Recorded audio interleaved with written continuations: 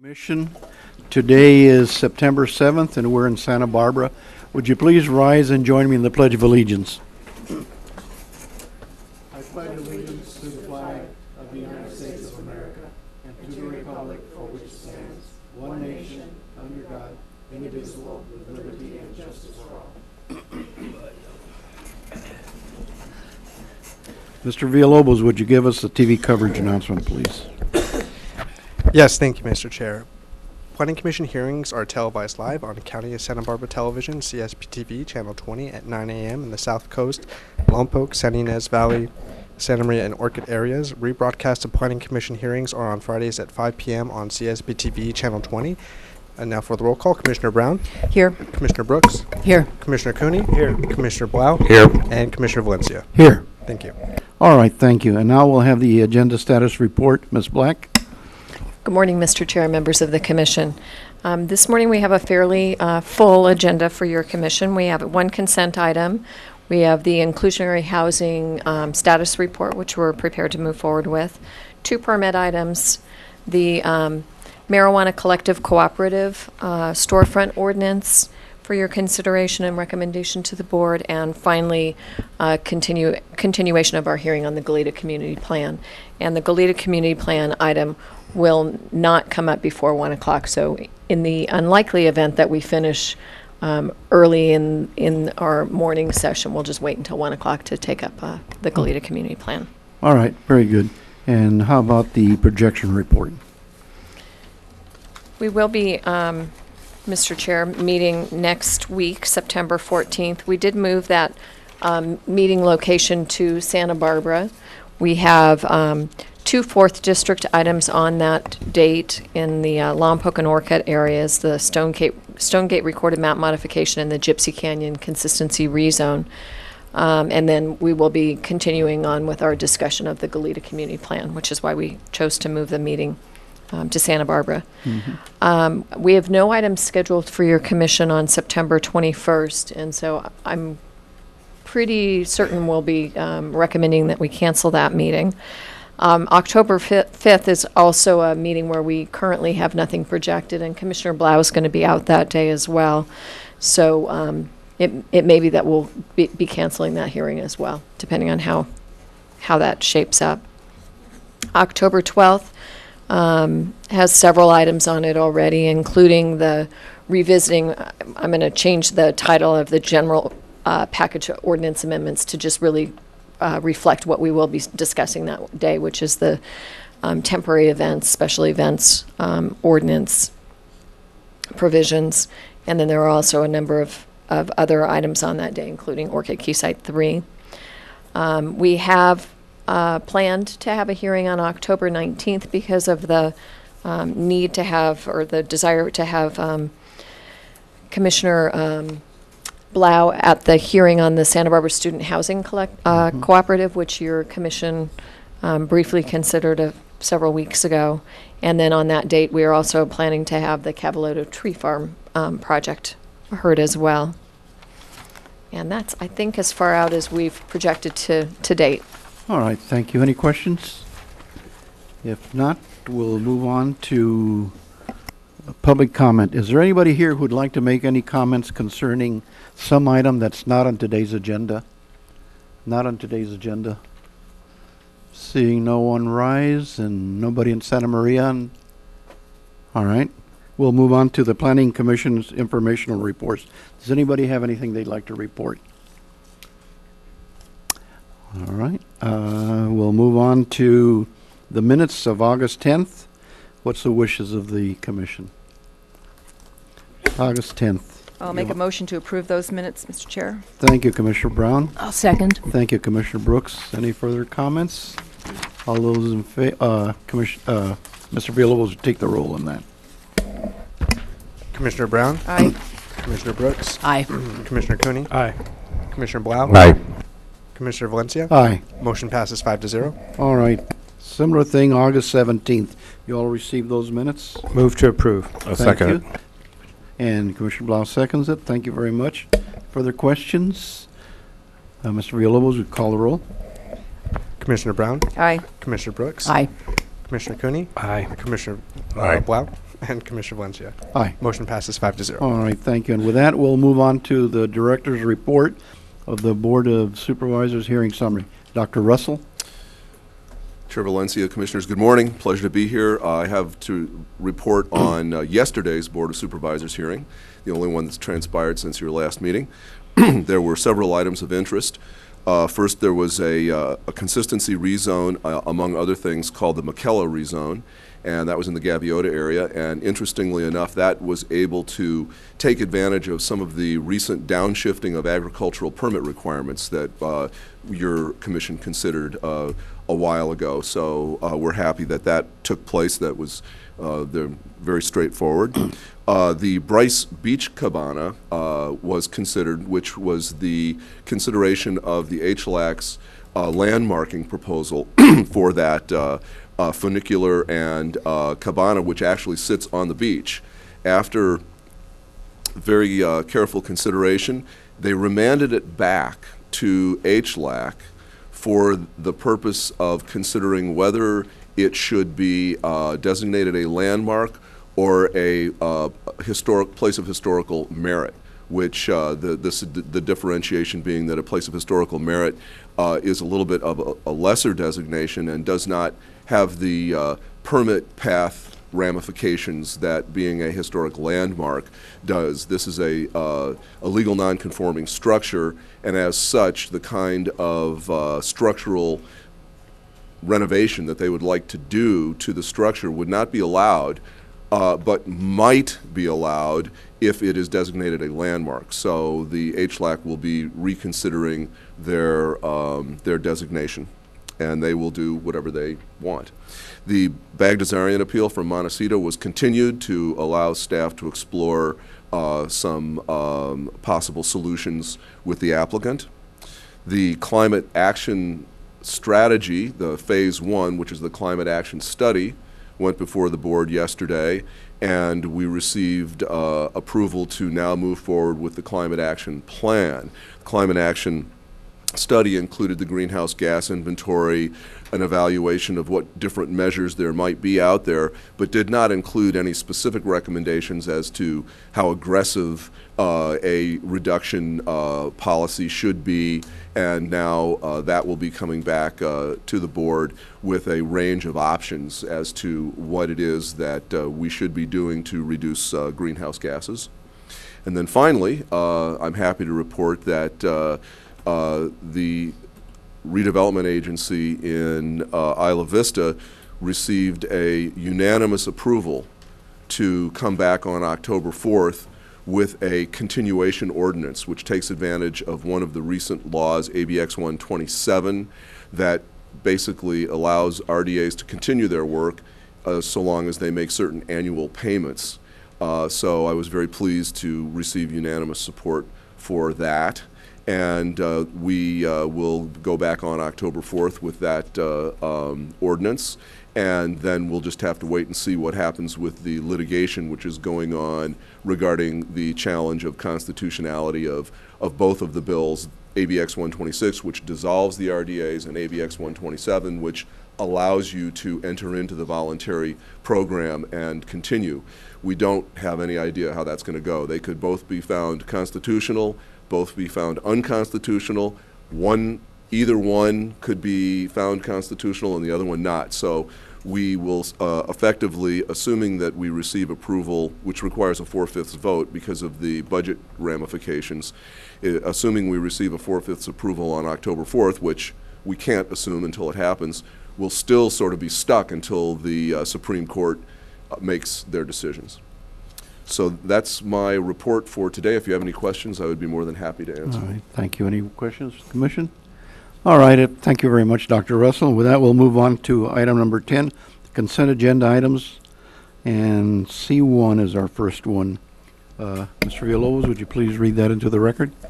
Yes, thank you, Mr. Chair. The following is a hearing on the request of Ron Carlantini, Agent for General Services Department, Office of Real Estate Services, to consider case number 11, GOV 11, application filed on August 9, 2011, for a determination that the acquisition of real property is consistent with the comprehensive plan of the County of Santa Barbara pursuant to Government Code Section 65402C.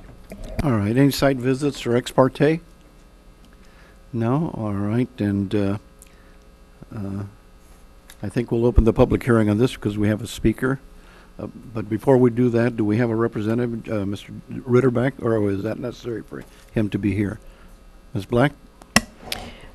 It depends, Well, Mr. Chair. what So happens why don't we during go the ahead and public take the hearing? public speaker, and then All right. Mr. Carlantini is We'll here. open the and- public hearing, and Brian Troutwine is our first speaker. Mr. Troutwine?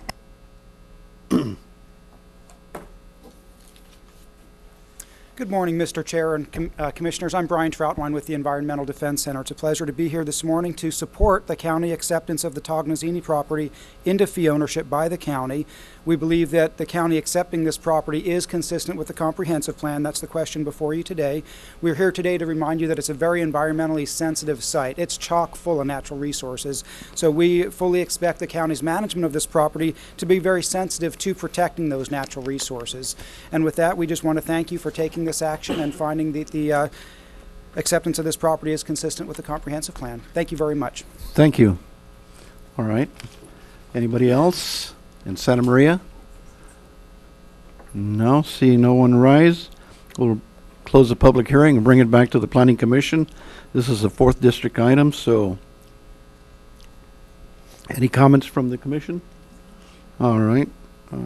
Well, the recommendation is that we determine that the proposed acceptance of fee ownership of the property is consistent with a comprehensive plan, and that transmit the consistency report required by Government Code Section 65402, Parent C, to Ron Carlantine, General Services Department, Office of Real Estate Services, and the Board of Supervisors. The memo dated August 9th, 2011, and the letter reflecting the Planning Commission's action shall constitute the required report. And that's a recommendation, I believe. Is there a second? Second. Commissioner Cooney had a light on, sorry.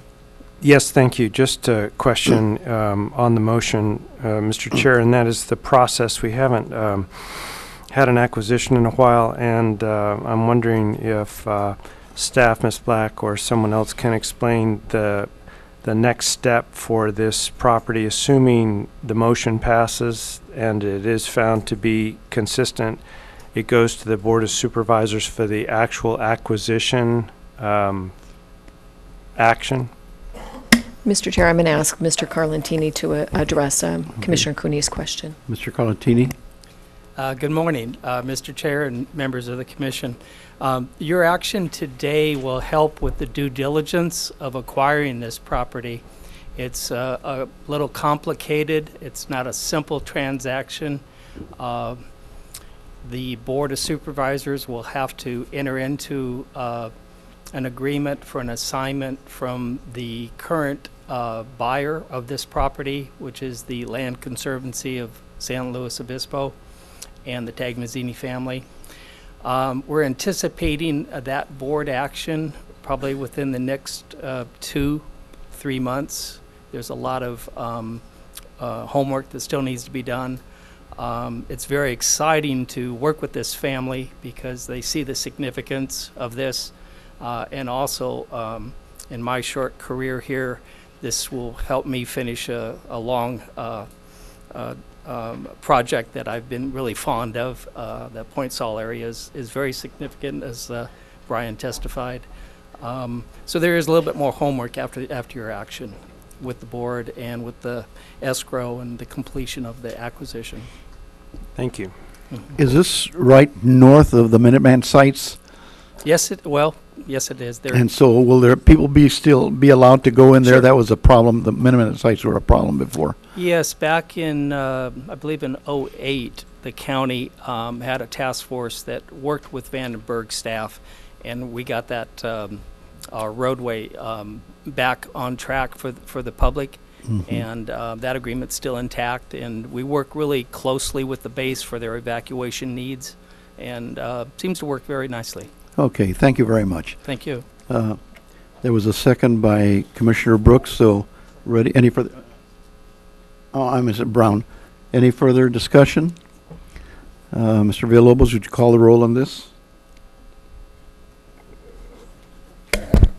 Commissioner Brown, Aye. Commissioner Brooks, Aye. Commissioner Cooney, Aye. Commissioner Blau, Aye. Commissioner Valencia. Aye. Motion passes 5-0. All right, and with that, we'll move on to the standard agenda, item number 1. Do we have need a little time, Jeff, to set up? We'll take a 2-minute break to set up. Thank you. Record. Yes, thank you, Mr. Chair. The Long Range Planning Division will provide a status report on the current project, excuse me, to update the inclusionary housing program. Mr. Hunt? Good morning, Mr. Chairman and Commissioners. The inclusionary housing program is intended to provide for affordable housing units in lieu fees or land donations. The IHP, as we refer to it, is within the housing element of our comprehensive plan, and an update of the IHP is actually listed as an implementation item within an implementation program within our housing element. Because the IHP is within the county comprehensive plan, if we update the IHP, it requires amending our comprehensive plan, which amending the housing element is not an easy task.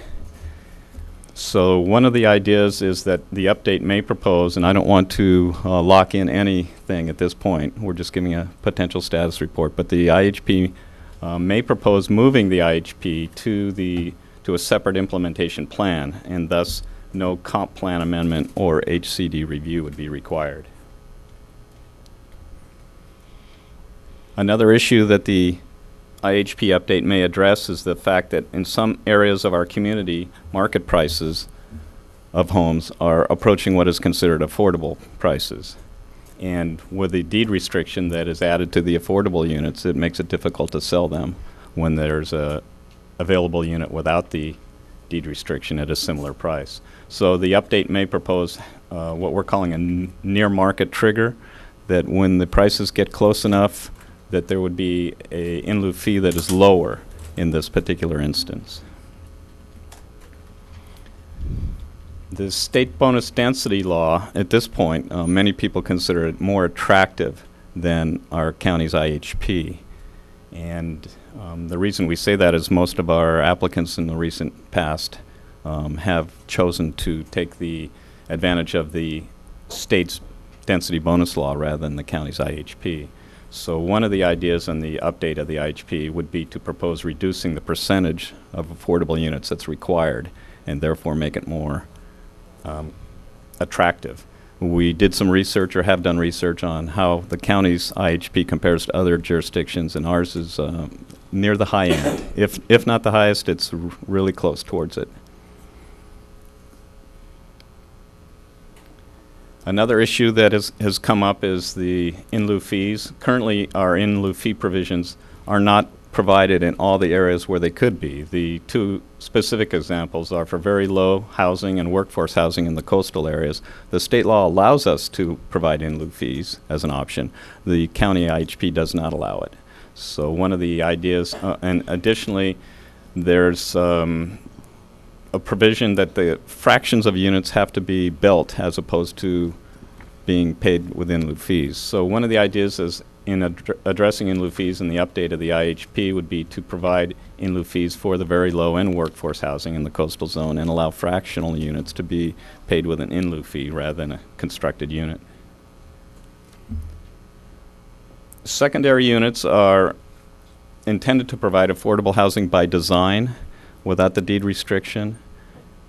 There's some consensus in our community that we should encourage more RSUs, and the update may propose that projects that provide a certain amount of RSUs would then be exempt from the affordable housing requirements, in theory, because they are providing affordable housing by design.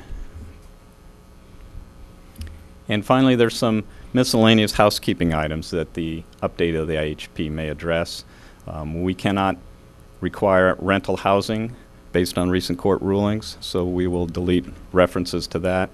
The Los Alamos community really is more similar or connected to the Santa Maria housing metro area. When you look at what an HMA is, it speaks to providing social economic services to that community, and really that is Santa Maria for Los Alamos.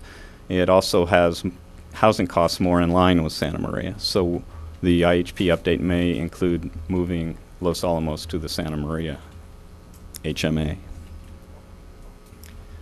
The process at this time is we have an internal draft. We're nearing consensus with County HCD. Next would be legal review, and then we would take it out for public review, including stakeholders.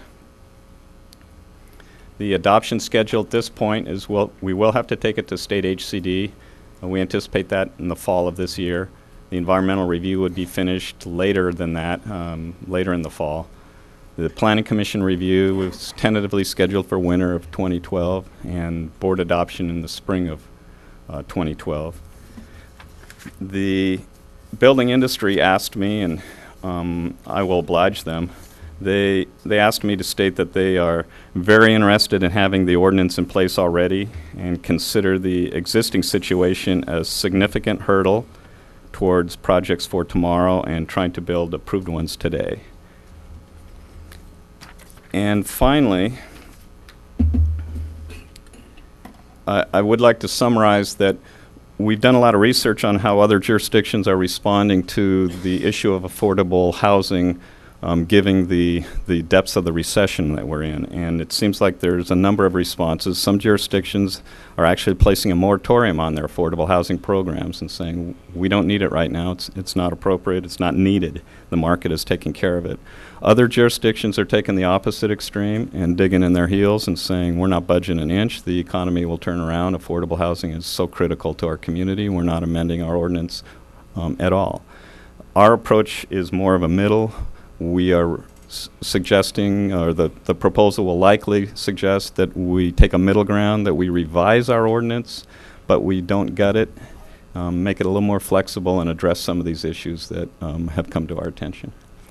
And with that, I'd be happy to answer any questions. The allocations by SB-CAG, are they still have to be completed by a certain year? We have 8 years or 6 years or whatever. What is the allocate? Yes, that's correct. This would not affect the timeline of the RENA allocations. When is the end date of the timeline? We anticipate getting new RENA numbers as late as July of 2012. SB-CAG is asking state HCD to move up that release of those numbers so that we can get a quicker start on the next RENA cycle. So there could be a different allocation that was previously allocated by SB-CAG? It would, as I understand it, it would be an allocation built on the existing allocation. Oh, there might be some relief, or? I think It's that hard would be to tell. hopeful thinking. I think if anything, it would be an added burden is how I would address it. Commissioner describe Blau. it. Yeah, I guess nearly 5 years ago, the board appointed a committee of 5 people to make, and they made 13 or 14 recommendations to the board, which the board, if I believe I state this correctly, gave direction to the staff to implement those 13 recommendations. Not I'm- to split hairs, there was 13 recommendations. The board directed us to implement 11, to study 1, and to ignore 1. So I'm not seeing anything where those are being addressed necessarily in your program here. Maybe it's something you're doing, we're just not seeing it here today. Is that correct? Yeah, that's a good question. We are addressing a number of the items in that report. Some of them are out of our hands or not appropriate in inclusionary housing update, such as education, providing education to the public regarding home ownership. That would be something that I would believe is more under the purview of HCD, county HCD. But a number of the issues, such as the in-lieu fees and reducing the requirements, a lot of the issues that I went over, residential second units, I believe it describes also, are addressed. So we believe we are addressing virtually all of the recommendations that the board directed that are within the planning department's purview and appropriate in the IHP. All right. Thank you very much. That will, Commissioner Brown. Yeah, thank you. A question for you on RSUs, which you've characterized as being affordable by design. Do you have any data on whether or not they do provide affordable housing? And the reason I ask that is because the few that I have in my neighborhood, they are purely market rate. They are not affordable in any sort of stretch of that imagination. So I'm wondering, have you done any data gathering to ascertain whether or not they are? I'm not sure if we have data, but staff shares your concern that they may be affordable by design in some cases and not in others. If there's a percentage set, the discussions at this time is, well, maybe it should be a little bit higher than what the standard requirement is to account for what's being called as leakage, or that they're really not providing for affordable housing. So that issue will be, and we're still, frankly, we're still wrestling with what is the right number, and that'll be an interesting discussion. All right, thank you. Commissioner Brooks. Yes, what I'd like to ask Mr. Hunt, you mentioned that it's the state is saying that under this ordinance there is no rental housing allowed, but yet that seems to fly in the face of what we're reading in the newspapers, that because of the tight money, the banks making it very difficult for especially first-time people to get into the housing market, that maybe we should be having more rental housing. So could you explain to me maybe how the state came to this decision not to allow rental housing? I'll take a stab at it, and then Rachel's right here to correct me if I misstate anything. As I understand it, it's a court ruling that says we cannot control rent. It's a rent control issue, and so then by providing requiring rental housing, I think it starts to get into that area. We can still require in lieu fees, which are then used to construct rental housing. But did I get that right, Rachel? County Council. Ms. Van Moolen. Mr. Chair and Commissioner Brooks, that's generally correct. I mean, it's just addresses how rental housing relates to the inclusionary housing requirements. So rental housing would still be allowed, and it's just the connection within this ordinance that will be changing. All right, thank you. With that, any more questions? All right, we'll open the public hearing. Our first speaker will be Jeff Nelson. Mr. Nelson, haven't seen you in a long time. Good morning, Chairman Valencia and members of the Commission. I'm Jeff Nelson. I've been working on housing projects in Eastern Galeta for many years, and one of the first things you have to deal with is the affordable housing requirement, and it's not easy, and obviously the downturn in the market has made it more challenging. And what happened historically is in 2004, the county radically ramped up the inclusionary requirement, where it used to be you had to provide some very low or moderate, and then they said, well, gee whiz, this is so good, we're going to make you require you to provide very low and moderate and workforce, so that is now a 30% requirement on the South Coast, which is twice as high as that statutorily required for redevelopment agencies, which is one of the agencies that's created to help engender more affordable housing. So it's a very, very high inclusionary requirement. So it forces you into the arms of someone else you don't want to be in the arms of, and it's either a bonus density project or an in lieu fee. So how do the in lieu fees work? Well, I'm working on a project that was supposed to be here today that has been stuck since 1997 when they first applied. The in lieu fee was going to be $95,077, and they stayed stuck because they couldn't get on track because one reason or another. They got approved in 2007, and the in lieu fee at that point was $786,000 for the same property. And now, because the calculation floats, it's now $1.1 to $1.3 million for this same property that to pay in lieu fees, and that's completely untenable because you got to pay that up front upon recording the map. You get nothing for it, so you're stuck with a bonus density project, and you are permitted to rent anything. One of your one of the fundamentals in the affordable housing law is a developer is entitled to rent property, and can't be forced to sell it except in limited circumstances. So that's one way you can keep control over a project and a unit so it doesn't run away from you in terms of aesthetics. So anyway, neighbors don't understand this whole housing element thing, and if you're down to one extra housing unit under a bonus density and one affordable on site, they still say, hey, that's nuts. We don't honor we don't recognize any housing element implication in our neighborhood. We don't get it. So all you can do is the best you can under these circumstances, and you're not going to always get community buy-in when something actually complies with the housing element, because you have to do things to satisfy the affordable housing requirement. And we're hoping to have things shake out favorably over here in the next few years, because ultimately, when push comes to shove, per a conference recently, it's questionable whether these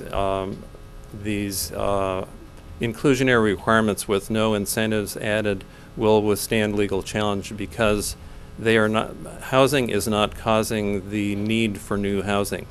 Housing is satisfying the need for housing. It's not causing the need for affordable housing. And so that's where one case has said an in lieu fee is illegal in that context. Thank you. Thank you, Mr. Nelson. Lori Tamura in Santa Maria. Lori, by remote testimony. Thank you. Good morning. Lori Tamura with Urban Planning Concepts. Here today to talk about the inclusionary in lieu program. As an active participant in the housing element over the years, we're anxiously looking forward to the release of the draft document. This was supposed to be released about a year ago, and staff has been evolving the program, and we're really looking forward to this. The economic situation for most projects, particularly in the North County, has been painful beyond belief. Many projects are literally holding on by their fingernails. The sales prices within the Santa Maria Valley are substantially below any of the sales prices in the housing program, depending on the bedroom count. And to hold these projects to the affordable housing program as they may have been approved many years ago basically has stopped the sale of many projects. Also, many of the developers would prefer to do an in lieu fee program, but again, it has to be proportional to what is happening in the market. To retain the in lieu fees as they are today, again, would stop most of the projects in the North County. We are, again, looking forward to seeing the version that staff is working on. The Home Builders Association has been actively participating in this, and it is long-awaited and desperately needed. So please release it as soon as possible. Thanks. You, Mr. Moore. Any questions? All right, thank you. Yes, Commissioner Blau. Yeah, I have a couple of comments, and this, it will lead to a question. One of the things that the committee recommended to the board was to encourage developers to pay an in lieu fee as opposed to having deed restricted properties. And one of the things that needs to happen in order for that to occur is the in lieu fee needs to be attractive to the developer builder. And as our first speaker pointed out, $1.4 million is not an attractive number where he's going to want to make that kind of payment to do an in lieu fee. My second comment is that I don't understand why we would want to hinder a development, especially in the North County, if their current market is below what would be a deed restricted price. Is there not some method that the board could make a determination that if you have a project where the market price is at or below the rate we now state for market rate, or that they can go ahead and have that have the inclusionary housing provision waived for that project? Do we need to wait till the spring of 12 before that can occur? Could they make a determination now, give a list of projects that are at or below the current rate, that they could be exempted from the fee? Can they make that determination without going through the whole process? Mr. Chair and Commissioner Blau, I think we addressed this issue when we talked about Rice Ranch before. Until we've amended the housing element, we can't waive the in lieu fee requirement or the inclusionary housing requirement, even in the situation that you've described. So the process that we're going through really would provide a path for doing that. I'll just take that makes no sense to me whatsoever. I mean, I'd understand why the board can't make a determination that the project meets the intent of the act, and therefore they don't have to have a deed restricted property. Well, Mr. Chair and Commissioner Blau, let me try one more time, and then I'll ask County Council too if it still doesn't make sense. In order to find a project, in order to approve a project, you have to find it consistent with the entire comprehensive plan, including the housing element. And as your commission's aware, the housing element goes through a certification process with state HCD. We don't have any process in our housing element that allows that type of finding to be made today. And that is one of the things that we're contemplating in the inclusionary housing ordinance that Mr. Hunt briefed the commission on today. So in order to find a project consistent with the comprehensive plan, including the housing element, that change would need to be in place. Then I'll just make the other comment. Don't understand why it takes 6 years to make this change when they were given direction 5 years ago to make it. Don't understand why it's going to take us until spring of 12 now to get this process completed. I mean, basically, you have a county that's not getting any fees for development because, and it's costing the taxpayer money, it's costing the developer money, it's not doing anything for the public. So is there anything we can do to make this occur long before the spring of 12? Mr. Chair, I'm really stepping in and answering these questions because Mr. Hunt wasn't here when not because he's not capable of answering. When the Board of Supervisors accepted the report, they generally directed the various departments responsible for implementing the proposed recommendations to do so. As your commission is aware, we have a comprehensive plan work program. That's where the board tells us exactly what they want us to do in any given year. And this has not risen to that level until this year. In terms of, so that's why it hasn't happened yet, because the board just simply hadn't made that a significant priority in the grand scheme of all of the things that we work on. In terms of whether or not we can speed this along, I think the schedule that we've provided to you today is really the most realistic schedule that we can maintain. We've had some staffing issues both within our department and within county HCD that have been challenging to move this project forward. We're pretty much on track with what we said we would do in the work plan, and I think it's really about the best we can do. Okay, thank you. All right, this is a status report, and we closed the public hearing. And are there any other comments, questions? If not, thank you very much for that housing report. There isn't any action on behalf of the commission on this item. And so we'll go on to item number 2, the Joseph recorded map modification. Mr. Villalobos, would you read that into the record? Yes, thank you, Mr. Chair.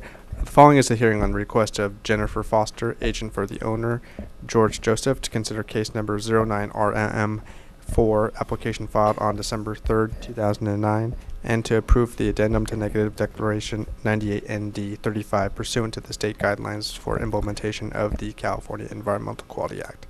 All right, thank you. Are there any site visits or ex parte on this? Commissioner Brooks. Yes, thank you, Chair Valencia. I made a site visit with Ms. Foster on Thursday. I went up to the site. I got to see the project, the land that's there. I got to see the old reservoir, but I did not get to see much as far as visual and aesthetic resources because the fog was very thick. So I'd have to go when the sun is out. But it was very helpful to see the site. All right, thank you, Commissioner Brooks. Commissioner Cooney. Yes, Mr. Chair. I met with Ms. Foster on the site yesterday morning. I am familiar with this site since its creation and the subdivision around it, and look forward to the Commission's discussion. Thank you. And I received a call from Ms. Foster also, and in previous times when we've dealt with that property, I've been there over the past few years. All right, and with that, Ms. Black, would you introduce our planner? Yes, Mr. Chair, members of the Commission. Nicole Liu will be making the staff presentation today. All right, thank you. Ms. Liu? Good morning, Mr. Chair, members of the Commission. I will be presenting the Joseph recorded map modification. The subject property is located at 915 Cima del Mundo Road and was created as a part of the Cima del Mundo lot line adjustment under case number 97 LA 34. This slide shows the entirety of that Cima del Mundo development, including the subject property highlighted in red. Also, as a part of that lot line adjustment, a development envelope was approved on the subject property. This orange line shows the boundaries of that development envelope. Within the development envelope, a building envelope was approved. Additionally, throughout much of the Cima del Mundo development, a conservation easement was approved, which is shown in green here. The purpose of the conservation easement is to protect biological resources, provide additional protection to that, and protect riparian resources. At the time of the lot line adjustment, this property included a reservoir on the northern portion of the site, which is shown here. That reservoir has since been removed. Additionally, at the hearing for the lot line adjustment, a condition was applied, condition 14. What this condition states in part is that the building envelope would need to be reduced such that no fuel modification fire clearance would extend outside of the development envelope. So effectively, what that resulted in is a reduction of more than half in the building envelope size, leaving the blue area that is shown on the screen. The proposed project proposes to shift the building envelope north. It's shown in blue on the slide here, and it proposes to reduce the building envelope by about half. The proposed project also proposes a change to condition 14 that would allow clearance outside of the building on not the building envelope, but the development envelope. Specifically, that would occur in 3 zones. Zone A, shown here in red, the type of treatment that occurs is in Zone A is what needs to be in Zone A is clearance for the most part and irrigated landscaping, and trees are to be limbed up so that they would not pull up ladder fuels from the ground.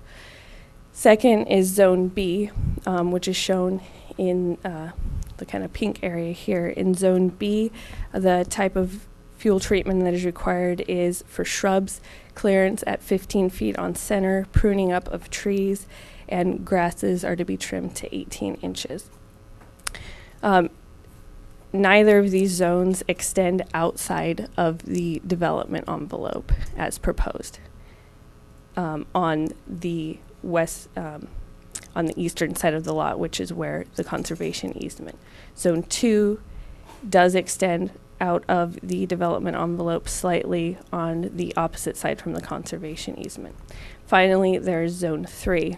Within Zone 3, at all times, at least 50% vegetation is maintained and within the conservation easement as proposed, it would result in removal of deadwood and of non-native species only. The negative declaration for the lot line adjustment found significant but mitigable impacts in the areas of geologic processes, water resources, air quality, transportation, biologic resources, noise, historic resources, cultural resources, fire protection, recreation, and visual resources. In the addendum that we prepared for the proposed project, we addressed changes in the areas of biological resources, visual resources, and cultural resources. And the measure for review under addendum is that the changes proposed as a part of the project would result in no new significant impacts and would not result in a substantial increase in the severity of an existing impact. So what my presentation goes over primarily are the changes in those identified impact areas. So within biological resources, the negative declaration that was prepared for the existing project found significant but mitigable impacts due to vegetation clearance. And we found that the proposed project would continue to have significant but mitigable impacts due to vegetation clearance. The proposed project does include clearance outside of the development envelope and within the conservation easement. However, the ND did already analyze vegetation clearance outside of the envelope, including some fuel management. In addition, clearance within the conservation easement as proposed out as a part of the project is consistent with the habitat management plan that was prepared as a mitigation measure under the existing negative declaration. So more specifically, the way in which fuel modification would occur under the proposed project asks for removal of deadwood and removal of non-native and invasive species, and that is consistent with an existing habitat management plan that was prepared under the negative declaration as a mitigation measure. Therefore, we found that there wouldn't be a new significant impact as a result of the project, and that there would not be a substantial increase in the severity of an impact. In the area of cultural resources, the negative declaration included a phase 1 archaeological survey of the building envelope and 45 feet from the edge of that building envelope. That's shown in this yellow area here. No historic site remains were found. The proposed project, the proposed building envelope is for the most part located within the area that was already surveyed as a part of the negative declaration. The portion of the envelope that, of the building envelope that extends outside of the already surveyed area is located entirely within the footprint of the previously existing reservoir. Now, because that reservoir was removed and fill has been placed partly in the area, it's highly disturbed, and based upon that and also discussion and consultation with our staff archaeologist, we don't believe that there's a likelihood that any resources will be found in that area, and we believe that the mitigation measure that's already on the project, namely that if resources are found, work will be stopped and additional study will occur, that is still adequate for the project. With regard to visual resources, the negative declaration found significant and mitigable impacts. The site, this slide is showing a view from the top of the site looking down towards the Cima del Mundo development and towards the ocean, kind of at the middle to back end of that previously existing reservoir. So the site is visible at points along roads below. And the ND also analyzed very large, quote unquote, very large structures for these lots. As discussed previously, the proposed building envelope would be reduced by almost half. This reduces the potential location for various structures on the site, and the site would continue to be visible and was already visible as analyzed under the ND. So I also found that those changes would not be significant. So with regard to environmental review, we found that the proposed project would again result in no new impacts and no substantial increase in an existing impact. The project, as discussed in the staff report, would be compliant with the requirements of the Land Use and Development Code, and would be consistent with the policies of the comprehensive plan, including the Toro Canyon Plan. Therefore, staff recommends that you make the required findings for the project, including CEQA findings, determine that the addendum to the to 98 ND 35 together with the original ND are adequate, and adopt the mitigation monitoring program and approve the project subject to conditions. That will conclude my presentation. Thank you. Thank you. Any questions? Commissioner Brown. Thank you. Ms. Liu, the habitat management plan, does it only extend on the one side of where the conservation easement, or does it extend around the entire property? Chair, Commissioner Brown, the habitat management plan applies only to the conservation easement area specifically. And so on this slide that I'm putting up right now, you can see the area that's highlighted in green is a conservation easement that kind of goes throughout the development. It does not extend around to the other side of the property. And do you know who holds the conservation easement? Mr. Chair, Commissioner Brown, I do not know. It is either the county or it is the Santa Barbara Land Trust, and I think the project agent might be able to answer that question. Okay, thank you. All right. Any other questions? Commissioner Cooney. Thank you, Mr. Chair. Ms. Liu, the part of the vegetation clearance, I believe you said it was Zone C, that extends outside the development envelope. It goes down a steep slope toward the creek on the northeast portion of the site. And the question is exactly what the owner would be able to do in that area. It is like most of the hillside, consisting of a lot of native chaparral. It is part of the habitat of a great many species, and I am concerned that we are very clear with the applicant as to what can be cleared and what cannot be cleared in the event we have a violation. It is also a matter of concern to the neighbors on the uphill side as to the need for clearance, and while they have no responsibility to protect this site, it is certainly adjacent, and in those hills we're all concerned about how vegetation is cleared and how it can impact the fire risk of building in that particular location. Mr. Chair, Commissioner Cooney, so a couple of items. One way in which we have addressed the issue of being very clear about what will occur and what will not occur in the conservation easement is that the applicant has prepared a biological assessment and fuel management plan combined document that describes exactly how fuel treatment will occur in all zones, and specifically how fuel treatment will occur within the conservation easement.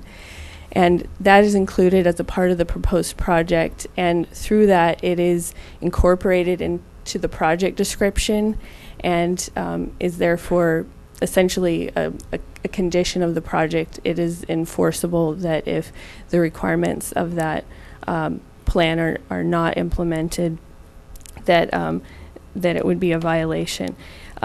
Additionally, we have had consultation with the fire department to review this plan and to review the fuel management to ensure that it'll be consistent with what they're going to require on the site. I'll show you a little bit of, I have some pictures. This slide here and the next slide are within the conservation easement and are representative of certain portions of the conservation easement.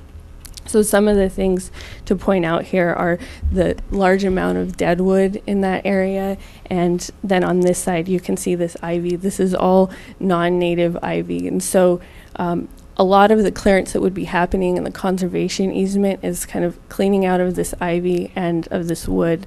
And in talking with the biologist preparing the fuel management plan and our biologist, this is the reason that it's consistent with that habitat management plan from the previous lot line adjustment is because things such as that were called out because they'll improve the biological productivity of the area. So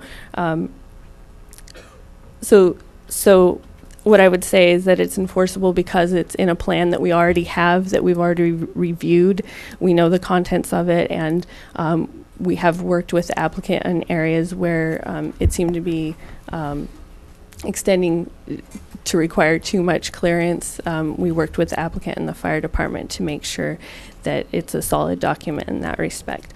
And I know you were asking about the conservation easement specifically, but I did want to point out for clearance on the opposite side from the conservation easement over in this area, that's where the steepest slopes are found, and up to 30% slopes. And one of the other things that we worked with applicant on was to ensure that none of the fire, that the zone B fire clearance would not extend onto 30% slopes and the zone A wouldn't, because those are the areas where greater vegetation would be removed, and we did that in order to avoid concerns with erosion. With regard to the neighbor to the north, the project also has been redesigned in the past to show that it at one point the fire clearance zones extended onto that property, and the envelope has been scooted down so that there would be no fire clearance on that property. We have a letter from the fire department stating that they require 100 feet clearance so that it wouldn't need to go off of the property. I also called the fire department just to confirm that yesterday. So I would say that we're pretty confident that that neighbor would not be impacted on their property as a part of the fire clearance. Just if I could Yes, ask one quick certainly. clarification. This is a small point, but what I understood you to say is that from the structures as presently planned within the building envelope, you have 100 feet of clearance inside the property line, on this applicant's property line. Is that what you're saying? In other words, the fire department isn't going to require the applicant to extend the fire clearance zone off the property onto the neighbor's property. Mr. Chair, Commissioner Cooney, that is correct. Okay, thank you. All right, thank you. Commissioner Brooks. Yes, I'm just like a clarification on the description of in condition 14, there's a mention of a lot 4 or configuration of lot 4, and then in F, eliminate the secondary building in lot 5. I'm assuming this is from the prior lot line, and that's just included here because that was part of the original condition 14, or is that Mr. Chair, Commissioner Brooks, relevant today? That is correct. That this is the exact language of the condition modified as proposed. So that is a carryover from the original lot line adjustment. Commissioner Brown. Yeah, thank you. Is it the case that sometime in the future the fire department may require larger, bigger clearance zones, and therefore it affect? I mean, I know that's something we can't forecast, but I'm wondering if that's something that's happened in the past, and now that they go forth and say, no, you've got to do 150 feet or something, that it would in fact impact adjacent property. Mr. Chair and Commissioner Brown, I think there's two questions there. One is, could the fire department change their clearance standards? And I think the answer is yes, they could.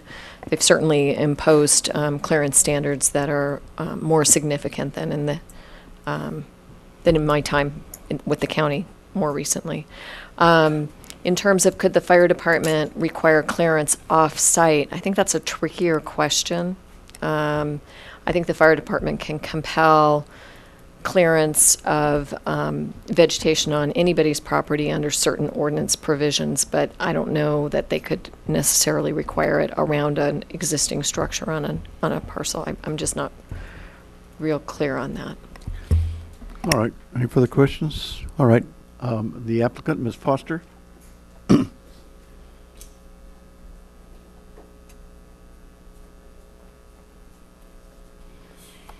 Good morning, Commissioners. I'm Jennifer Foster, the land use agent for George and Vicki Joseph, the owners. And once again, Nicole did a great, thorough job with the presentation, so I don't have a lot of new information to add. I just wanted to stress a couple of things. You know, as Nicole mentioned, when the Josephs bought this property, it showed that they had over a 38,000 square foot envelope. And then after they retained my services and I did the research for them and I looked at all these conflicting conditions, and I realized that that condition 14B that was added at the hearing, it was not analyzed in advance of the hearing. So they added 14B, and it reduced the envelope by actually about 80%. So what it gave the Josephs was about an 8,000 square foot envelope that's in a kind of a funky triangular shape at the bottom of their parcel, which really is not a great place to build on this parcel for site planning and just in general to be congruent with the neighborhood.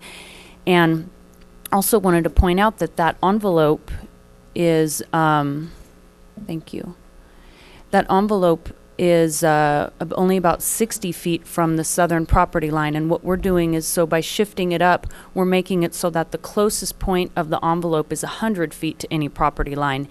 And most of the other building envelopes on Cima del Mundo are actually about 20 feet from property lines. So we're really squeezed in on this parcel in a good way. And then, so as we were working on this, we realized that even if the Josephs wanted to build out the existing envelope that was recorded, we would still need a recorded map modification because the conditions conflict with that envelope. So, you know, with the reservoir being gone and that really being the most ideal place to build the house, the Josephs agreed to reduce the envelope by about 66%. So basically what we did is we drew a line around what, you know, our plans are still in concept phase, but what we thought we would be doing with the house up there and, you know, the accessory structures, we just drew a line around them so that we were squeezing the envelope in, so there's really very little, if any, room to build any more structures within the building envelope. And I think that's a big concession that the owners are making here to reduce the envelope so dramatically.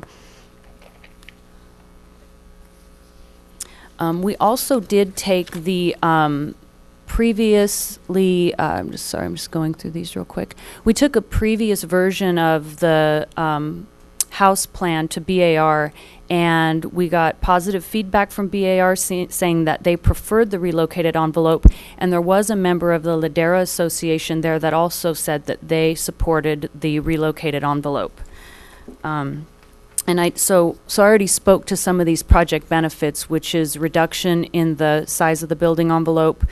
And actually there is a reduction in the area of fuel modification within the conservation easement with this envelope, and it's pretty dramatic. If you look at what was previously approved, the area of fuel modification that would have gone into the envelope was about 24,000, I'm sorry, into the conservation easement was about 24,000 square feet, but because we've squeezed in that envelope, we only have to do fuel modification in the easement, the conservation easement, about 9,000 square feet. And once again, that is all Zone C clearance, which is, removal of dead wood and invasive species for the most part, which is consistent with the habitat management plan. Another thing that we're doing is we're replacing some big pine trees with oak trees. That's desirable from the fire department's point of view, and that's also consistent with the habitat management plan.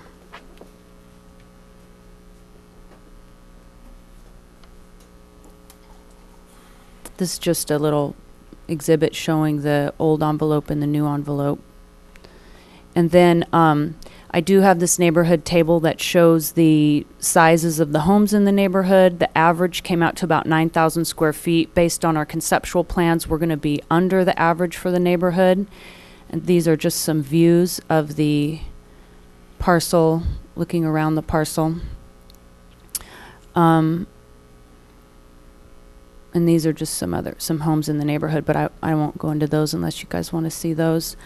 From a visibility standpoint, I do think that the new envelope is better in that on the lower envelope, if you look northward, there's a row of homes. Well, we're going to be completely out of that area with our structures so that we're moved up. So that row of homes will have no view of the house. And then as you move up, there are a couple of homes up there, but they're up so much higher that we will definitely not be obstructing their views, and there's a lot of big mature trees there too. From looking up to the site, it's really hard to see this this parcel because of the topography and the really tall trees along East Valley Road. It's very hard to see this. It's kind of tucked back. I was able to see it from Freehaven Road because that's up higher, kind of at this level. So I don't know that I have a lot more to say. I did want to point out, the owner did review the conditions. We agree with them. We agree with staff's conclusions. And the owner's here for questions. And the owner is actually the chairman of Mercury Insurance Group, so he's very knowledgeable about fire insurance. And so if you have any questions about that in terms of what's been brought up by the neighbor or anything like that, he's happy to address those questions. And we also have the architect here that's been working on the conceptual plans if you have any questions about that. All right, thank you very much. Any questions? I do. Commissioner Brown. Thank you. Ms. Foster, who holds the conservation easement? I believe that is the land trust. And they've been notified and they're aware of? I haven't notified them directly. I don't know if they've been notified. Perhaps they were notified before I came on board through the homeowners association or through the architect. But once again, we feel like we're being consistent with that plan. No, I understand, but I just wondered if there's some requirement in the easement that they be notified of any changes or that may be occurring. And I realize that may be consistent, but yeah, I'm just wondering if there's sort of that requirement, if you looked into that. That's, I realize, not under our purview, but that's a there's question I no do have. requirement that I know of in the conditions or in the easement, which Okay, I thank you. reviewed. Commissioner Cooney. Thank you, Mr. Chair. Ms. Foster, as I mentioned to you yesterday, my concern is the clearing project that the applicant is taking on down in the creek side. And, it's such a jungle now. And there is a conservation easement covering that land, but obviously no one is paying attention to preserving this beautiful natural draw, so these invasive species are taking over.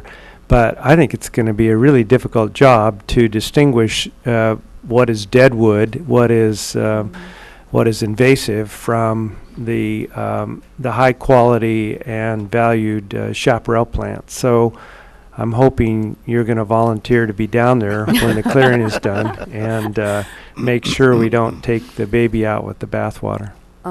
Chairman Blau, Commissioner Cooney, I'll do you one better than that because I don't know how much help I'd be there. But my vision was that our biologist would continue to be involved through that process. She's very familiar with projects like this. She's been down in that area many times. We've sent her down there to do the mapping and to accurately map what's down there, where the tributaries are versus where the creek actually starts. And she knows that area very well. And from my experience, when she works on a project like this, she's down there with her crew, directing them. She's knowledgeable.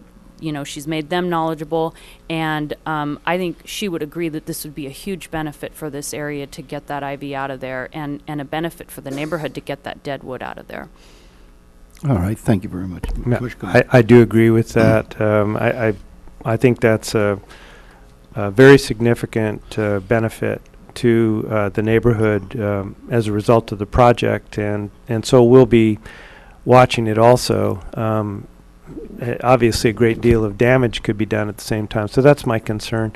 In terms of the location, I have had some concerns as to whether all the neighbors up on Bella Vista were notified. It turns out they were not, but in speaking with Ms. Liu about that yesterday, there was standard noticing 300 feet from the property boundaries takes in a half dozen parcels, but the distances are so significant that quite a few of those uphill neighbors were not. Some of the ones that you mentioned would be benefited by relocating the actual building envelope to the upper slope. They weren't notified. They might be positive about it. They might have had a chance to comment, but I did speak with Mr. Reese. You mentioned the representative of the Ladera Area Neighborhood Association. He was not notified, but when I talked to him yesterday and told him about it, he recalled the BAR meeting you mentioned and indicated at the time that his board and the association was favorable. So I think one way or another we've gotten the word out in the neighborhood, and while there's concern and there will be participation at the BAR stage when the buildings are coming forward for review, there doesn't appear to be neighborhood objection to the relocation of the building envelope. All right, thank you very much. Anything else? Just have Okay. Commissioner Brown. I just have one more question for staff. For the habitat management plan, there's no monitoring by the county in terms of any of the issues in terms of maintenance or fire clearance. I guess it's up to the fire department. Who does monitor it, or if there is any monitoring? Mr. Chair, Commissioner I didn't Brown, see. if you give me 1 second, I can look at the exact language. I believe there is permit compliance monitoring, but let me check. Yeah, any questions for Ms. Foster? Oh.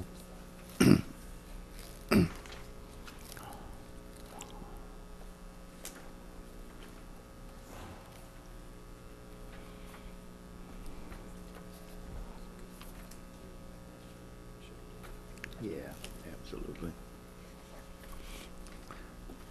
Thank you, Ms. Foster. Oh. I think this is just staff coming back to staff now.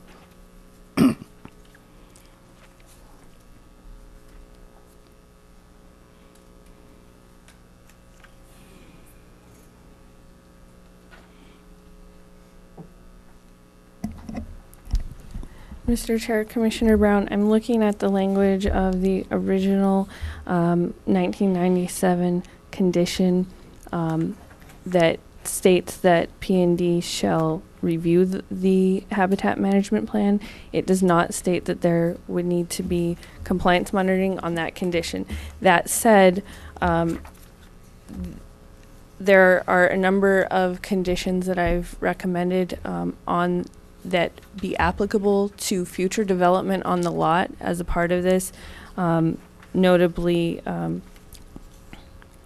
the addition of a survey for bird raptor species, and that condition that I wrote does require permit compliance monitoring.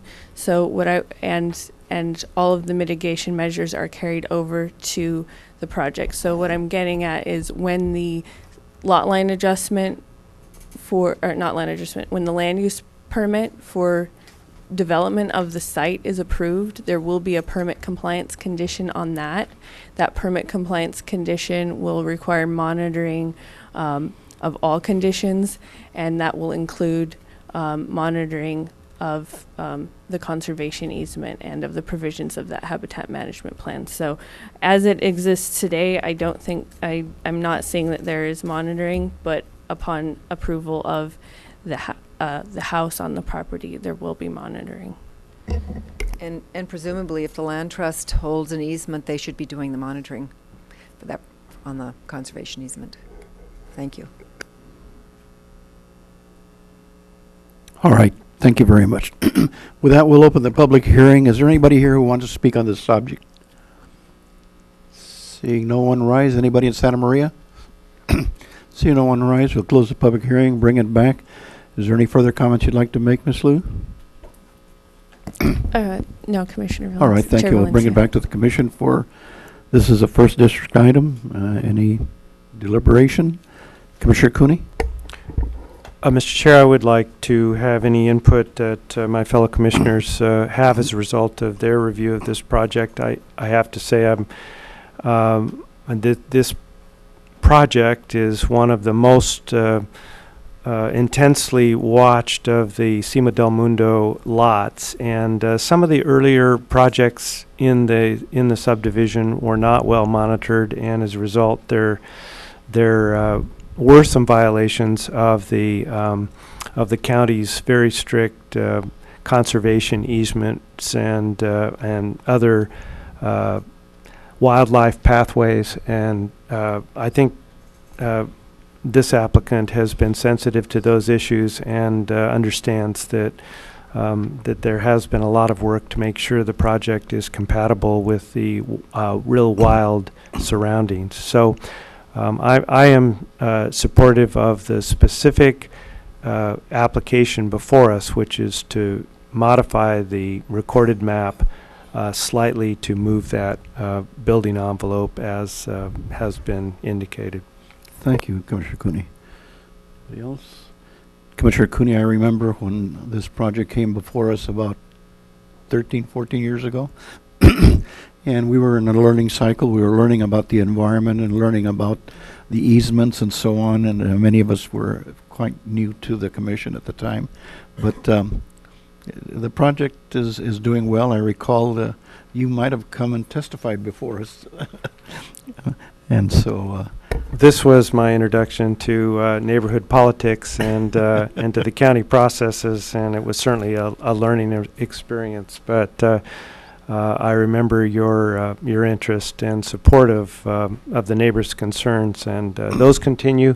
But I think largely there has been a very strong effort on behalf of staff.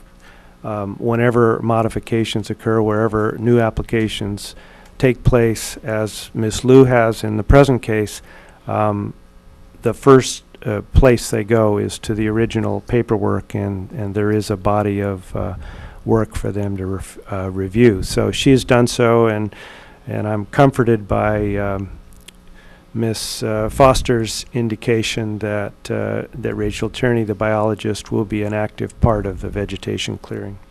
So with that, Mr. Chair, I would like to move that we approve the application as indicated by Ms. Liu in her staff report, subject to the comments and information today, but that we approve the project and also determine that the addendum to the original negative declaration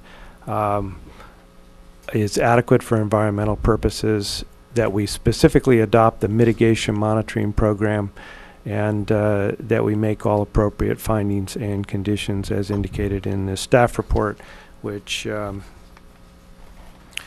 is dated, find it, September 7, 2011. Thank you, Commissioner Cooney. Is there a second? Second. Thank you, Commissioner Brown. And with that, Mr. Villalobos, would you call the roll? Commissioner Brown. Aye. Commissioner Brooks. Aye. Commissioner Cooney. Aye. Commissioner Blau. Aye. Commissioner Valencia. Aye. Motion passes 5-0. All right. And with that, we'll take a short 2-minute break to set up for the next item.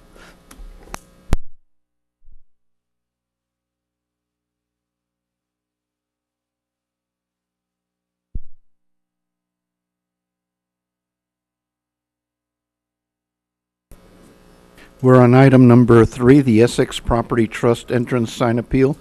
Mr. Villalobos, would you read that into the record, please? Yes, thank you, Mr. Chair. The following is a hearing on the request of Tracy Parker, agent for the property owner Essex Property Trust, to consider the following: 11 APL 4, 5, and 7 applications filed on March 15th, 2011 and April 20th, 2011, and to determine the project is exempt pursuant to Section 15270 of the state guidelines for implementation of the California Environmental Quality Act. All right, thank you. Any site visits or ex parte? Commissioner Brooks? Yes, I drove by the properties this morning. All right, thank you. Commissioner Brown? Thank you. I've driven by the property on other site visits to Isla Vista. All right, thank you very much. And with that, Ms. Helmy is not here, so Ms. Black, would you introduce planner? Mr. Chair, yes. Jay Ritterbeck will be making the staff presentation today. All right, Mr. Ritterbeck, thank you very much. Thank you, Mr. Chair.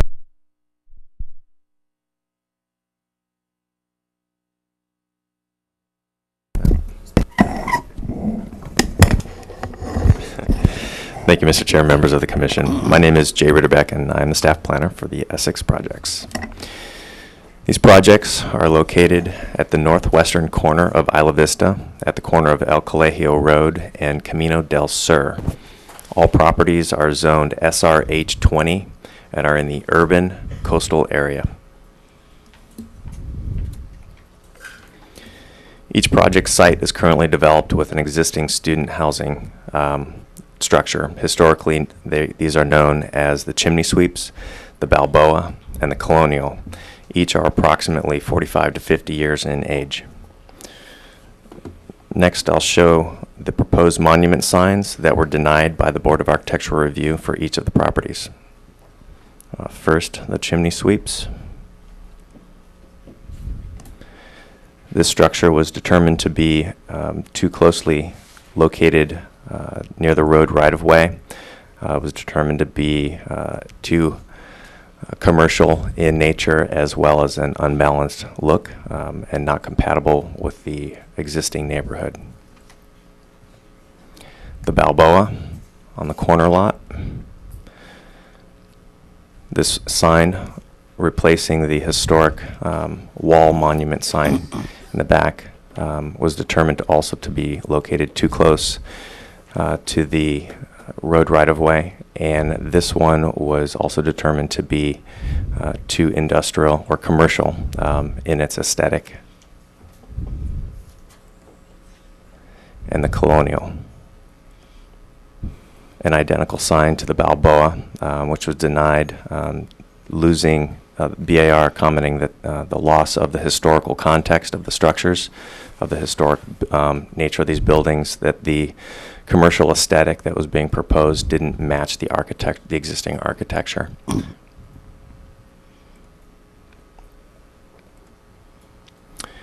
As previously stated, the project's denials are exempt from CEQA. As proposed, the project would not be consistent with the county's comprehensive plan, including the Goleta Community Plan and Article 2 zoning requirements for neighborhood compatibility. Commission's motion should include the following.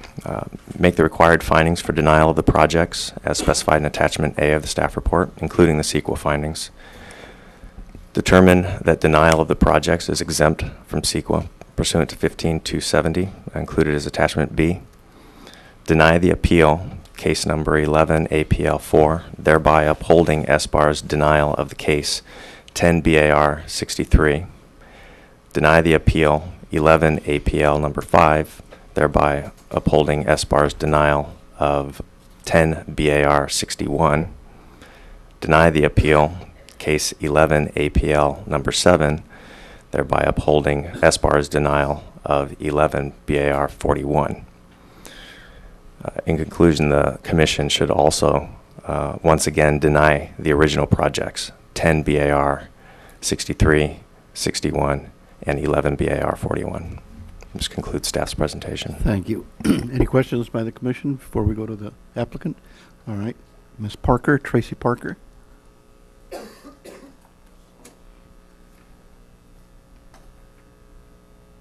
Are you Tracy Parker? No, my name's Ted Harrington. Tracy's at her home office in San Diego. I'm speaking on behalf of Essex Property Trust as their agent. I'm the director of sales for Wolfpack Sign Group. Could you give us your name again? Sorry, Ted Harrington. Ted? Okay. Yeah.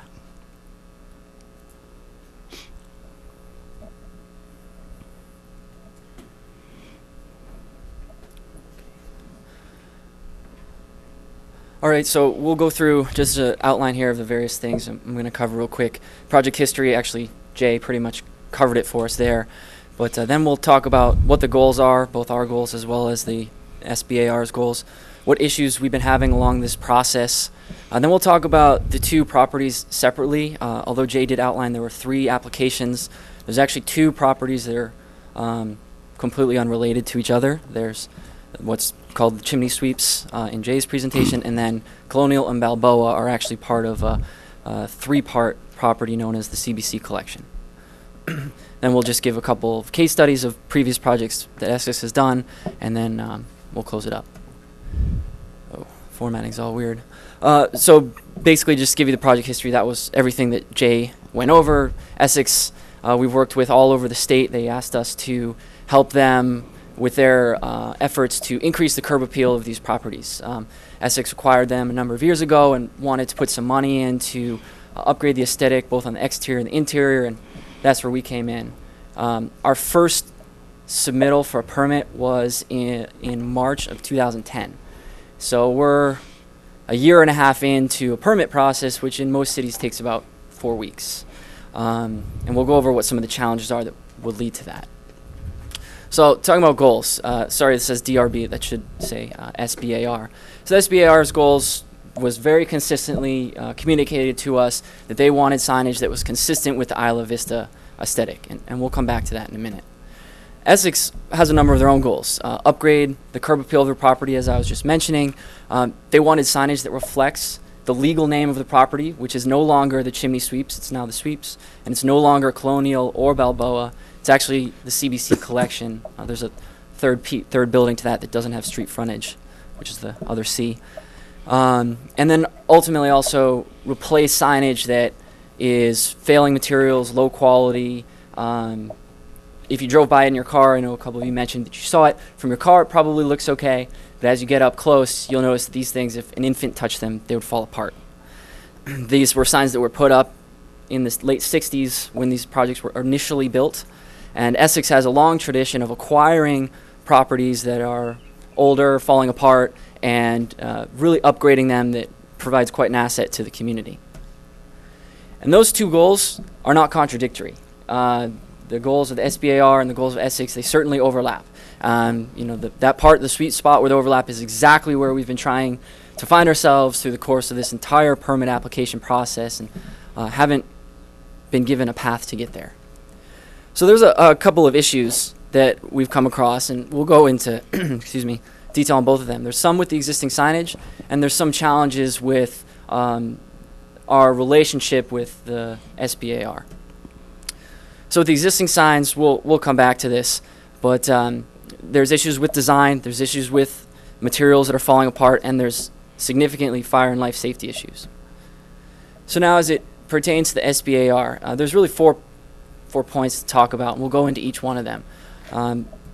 The first is that comment of consistent with Isla Vista. Now, I know that you mentioned you'd driven around, you've seen at least CBC and the sweeps. I don't know if you also drove around the rest of Isla Vista and noticed there really is no consistency. And the comment that was consistently made was, it's an eclectic place. Make it consistent with that eclectic nature. And this formatting issue is not what it looks like on my computer. So hopefully these play through, but we have a number of pictures. And so as you go through, you see everything from sandblasted post and panel signs to more modern, funky individual letters to some more basic signs installed into shrubbery to patinaed individual lettering to signs that don't have any building address at all, to really elaborate architectural signage, just like what we're proposing, to some things that are more in between with dimensional lettering.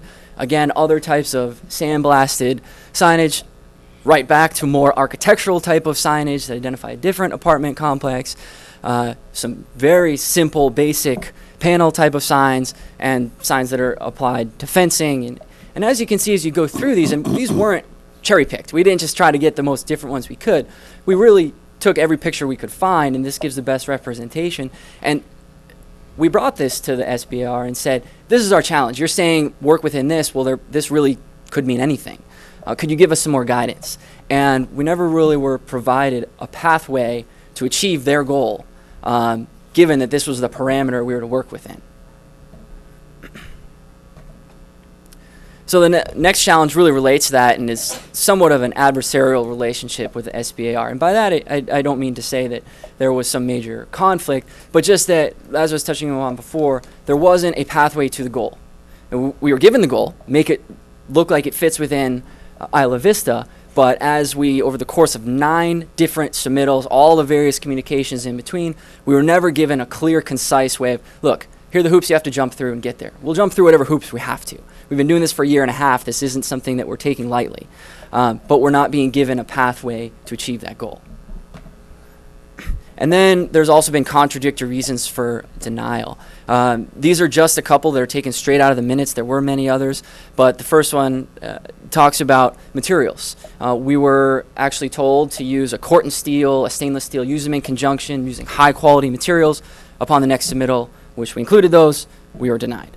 Another comment was made about illumination. Oh, here's a way we've illuminated it on a project in the past. Here's how you should do it with yours. Turns out that's not code compliant. So again, we've been getting this sort of direction that doesn't directly lead us to the end goal. And then the final challenge is this issue about the legal name versus the existing name. On Jay's presentation, he did mention the chimney sweeps, the Colonial de Balboa. The chimney sweeps is legally the sweeps. All the documents that tenants sign upon lease up say the sweeps. They write their checks to the sweeps. And then the same for Colonial Balboa and Cortez. Those were 3 properties that were acquired by Essex, have legally been combined into one property, which is CBC Collection. CBC obviously is a nod to their original name. And same thing. Legal documents say CBC Collection, checks are written to them. And this point was one where the SBAR actually resisted us on this and said, no, you have to keep the old name. And we said, well, legally, this is the name. We're putting up new signs. So that was a pretty significant point. So now we'll talk about each of the 2 properties separately, and they are separate properties. If you have reviewed any of the minutes over the course of the 9 submittals we've had for this, you'll notice that sometimes comments are made in the minutes for sweeps that are about CBC and vice versa. They're separate, they're unrelated, they don't share the same street frontage, etc. So there's a number of challenges to the sweeps. First, there's the outdated design. Now, for those of you who've driven by the project, you'll see this sign is actually not there anymore because the second issue, it's falling apart and falling down. This picture was taken a number of months ago. As you can see in the lower left-hand corner, it's installed using just wood for footings. There's no concrete. The way this sign is fabricated and installed would be, in today's standards, a temporary sign for about a 6 months usage. This has been up for decades. So this sign falls down, it leads to the third issue of fire and life safety. And Essex was actually cited by the fire department, who said, and I put it in red in case you couldn't read it there, the address numbers are not visible from the street and they need to add larger numbers to the sign that is in the driveway. And so this letter is from March of this year, and we're now in September. So in the last 6 months, not even counting the year prior to that, while we've been sorting out these various issues of design, a very serious fire and life safety issue is put on hold. And our proposed signage, it fits in. It is eclectic. It's neither exactly similar to everything else, nor is it a complete outlier. It enhances the curb appeal of these buildings, and one of the comments that Jay had mentioned was that the SBAR said, make signage that's more consistent with the architecture of the building. And they did make that comment to us throughout the process. And my response to that in one of our meetings, and it is in the minutes, was, well, these buildings are literally just squares. There's no architectural features to them. And their response was, right, so make it work with that. So, I mean, you're talking about literally a blank canvas. The signage is one of the few opportunities to enhance that curb appeal, and that's how we're relating to that architecture. Of course, it also meets the needs of the fire department, and the most recent submittal, we actually did submit one more recently than what Jay just showed, that actually brings a few of them down to within the code size requirements. Upon final verification, some of them were a little too large. Everything I'll show you in a minute is completely up to what the code would allow. And so these are just a number of our submittals. So the reason I included these was just to show you guys that this has been an effort that we've really been trying to work with SBAR. They've given us many different pieces of feedback. We provide many different looks at the idea. And what was interesting about the sweeps is up to the last meeting, we thought the sweeps was actually going to be approved because one of the members of the SBR explicitly told us he loved it. He thought it was exactly what he wanted. And then we get denied the next meeting. So this is what our current submittal looks like. Really the only difference is that we have confirmed everything meets 100% with code in terms of the allowable size requirements based on frontage. And then we did add the address number for the fire department. Also, the SBR did not make the comment to us about the proximity to public right-of-way. And the reason that it's designed the way that it is, where the vertical portion is higher, is to avoid any potential infringement on a vision triangle. So someone pulling out of here can see to the left, can see to the right. There's not going to be a traffic or safety hazard. So then on to the CBC collection. Now, again, these are two permit numbers, but they apply to the same property, totally separate from sweeps. So one of the challenges here, again, is outdated design. One is the Balboa, again, original lettering, and the other is colonial. The second point is that they're falling apart and they're having some issues. Now, I couldn't accurately capture in a picture what that looks like because, you know, they're painted, but they're rotting internally. They're just essentially painted plywood. And again, all the same points about what we would propose, that it fits in, it's within that eclectic nature, it enhances the curb appeal, it's an asset to the community, or at least that's what we're trying to make it to, and it does meet all those needs of the fire department. Oops, went one too fast. So we had even more submittals for this round, and there was, you'll see here as they go all the way through, everything from some really elaborate stack stone, redoing the entire wall, having an elevated monument. We even went through a period where we said, okay, if we were to use the same font, what are some ways we would illuminate it, and exploring that, just trying to get an understanding of the various elements of why we were being denied. And even with those, everything was constantly denied. And ultimately, what we wound up on, which we'll get to in a minute here, and as you can see, we're only up to December of last year, but we started to incorporate those elements of the stainless steel and the Corten as they requested, have something that's a little funkier. That the comment was made, I don't want it to look like it's at a tract home in Orange County. It certainly would not be that. We even have gone to the point of saying, hey, we'll identify the given buildings from the interior. We'll still call them Colonial, Balboa, Cortez if that's significant. So our current submittal, actually, as you can see from the one previously, it's quite a bit smaller. This fits within code. It has the address requirement. This would be the same sign that would be out front. Neither of these are anywhere near the right-of-way, so there's no issue there. That's a surprise to hear that comment. And we even on this added on this sign, Colonial Balboa Cortez, even though the legal name is CBC Collection. Again, we're trying to work with SBR. We're not trying to fight. We're trying to get to the end goal that works for both sides, and that's why we're ultimately here, is to try to find that pathway. So just really quickly, previous projects Essex has done in the past. Hope Ranch is another project in Santa Barbara that had a completely different architectural style and a different feel in a different neighborhood. So as you can see, they use a different type of sign design. Same thing with one in Playa Vista, where it had some different colors and everything. So what Essex is always trying to do with their various projects is be part of the community that they're in. And what we're not trying to do is fight against the community that we're in. So that's why we have these monuments that certainly look a little bit different to find that eclectic nature. So that pretty much sums it up. I mean, when you take all this in consideration, you step back from my presentation, you step back from Jay's, and you really analyze what we're trying to do here, all we're trying to do is put in nice looking signs. You know, we're not trying to do something that's going to fundamentally endanger anyone's lives or do anything about protected species or protected habitats. All we want to do is find a pathway to create signage that makes a neighborhood look nicer. All our proposals, they now meet code, they enhance the curb appeal, they fit an eclectic neighborhood, and we keep getting this contradictory reasons for why we're denied. And ultimately, it's my opinion that it comes down to a matter of personal preference, not as to whether or not it meets all the criteria we're being asked to meet. So that's it. All right, thank you very much. That's up here. We don't have any questions. All right, thank you. We'll open the public hearing. Is there anybody here that wants to speak on this item, here or in Santa Maria? Seeing no one rise, we'll close the public hearing and bring it back. This is a 3rd District item. Commissioner Brooks? Oh, Commissioner Blau. Yeah, I just had a question for staff. When I heard your earlier comment that it was too close to the right-of-way, my concern was I hate to see signs or anything built on corners of driveways that would cause me to not be able to see the traffic coming either direction. So if you could just tell me whether or not that sign is going to impede the sight view of the street for oncoming cars. Mr. Chair and Commissioner Bly, I've asked Jay to put up his presentation because I think his presentation actually shows the sign that was denied by the BAR.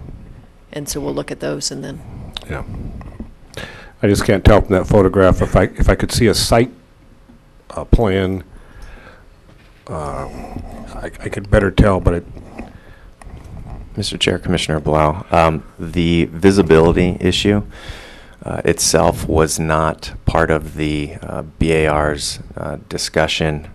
It was, in this particular case, it was, their comment was that it was unbalanced and that it projected forward into the that right-of-way area, and it dominated the overall streetscape. So that was this particular case.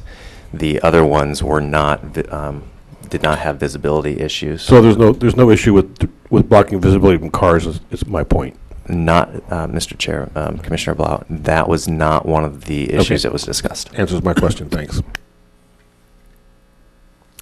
All right. Anybody else?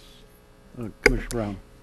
Yeah, I have a question concerning the sign ordinance, and I realize we have an outdated sign ordinance that's hasn't kept pace with contemporary standards in signage. But one of the things that's probably not allowed in the sign ordinance, this is just that I see applicants doing, is putting in their phone numbers and other information besides what is legally allowed in the sign ordinance. Now, that's not part of the appeal, but I'm just wondering if you have some information on that. When they put phone numbers and the other attempt to put, you know, the numbers of the individual apartment buildings. If you could address that, please. Excuse me, Mr. Chair and Commissioner Brown. I don't believe that the sign ordinance specifies what can and can't be on a commercial sign. It simply provides a copy area, so phone numbers are permitted. I think isn't it the name of the entity? It's not some alias. If it's again, Mr. Chair and Commissioner Brown, I don't believe the sign ordinance specifies what the content of the sign can be with respect to commercial signs. For other sort of real estate signs and other types of signs, there is some content dictated. All right, Commissioner Cooney. Just a question, I think, for Ms. Van Mullum. There was an indication by Mr. Harrington that part of the reason for denial was the new names did not relate to the old names, and that BAR was requiring that based on some county ordinance. And I didn't see in the, at least the meeting of April 15th, the last minutes we have in our packet, any reference to county ordinance. It appears there's an attempt to suggest that the building identities is part of the history and therefore should be tied to the sign. But is there any legal requirement that they stick with the former names of the buildings?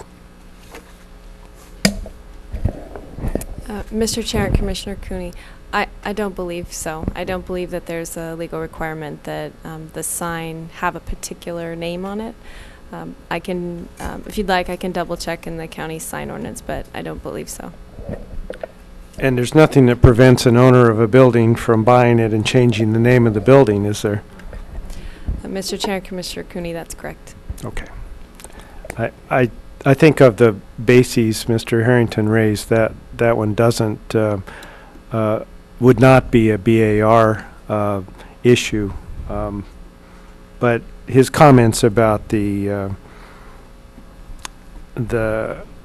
personal nature of the decision, the subjective decisions, appears to be borne out by the minutes, at least as I see it.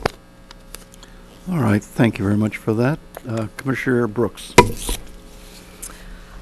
Yes, I went through all the BAR minutes, and I tried to find, what is the history, what went on, what was the progress made at each of the hearings, and it seemed that, after the first hearing, based on the first, there were quite a bit of detail given for each of the individual signs, and then I'm looking at, I think it was at the fourth hearing, the applicant came back with something quite different. And it seemed to, if there was progress being made, it seemed to, that movement, that forward movement was reversed. And ultimately, looking at the comments again from the minutes, BAR is saying they could not make the findings. And they have the findings that they were supposed to make in 2 and 10. New structures will be in conformance with the scale and character of the existing community, which I think they defended those issues, or the lack of those issues, in the minutes that I have before me. And then the other finding they could not make was that the signs, including the lighting, should be well-designed and shall be appropriate with the size and location. So I think those were the policies that the BAR honed in on, and that's what I'm trying to hone in on myself as I look at that. I can see the frustration of the applicant, but as I said, I think the BAR in the first hearing minutes, they did each one, they looked for this idea of branding. They talk about the branding, and I know that's a very modern concept and an important one. And they say straight off, the branding is okay as long as individual identifications of the buildings remain. Again, that might be legally impossible if they have legally changed the names of the buildings. When I drove by today,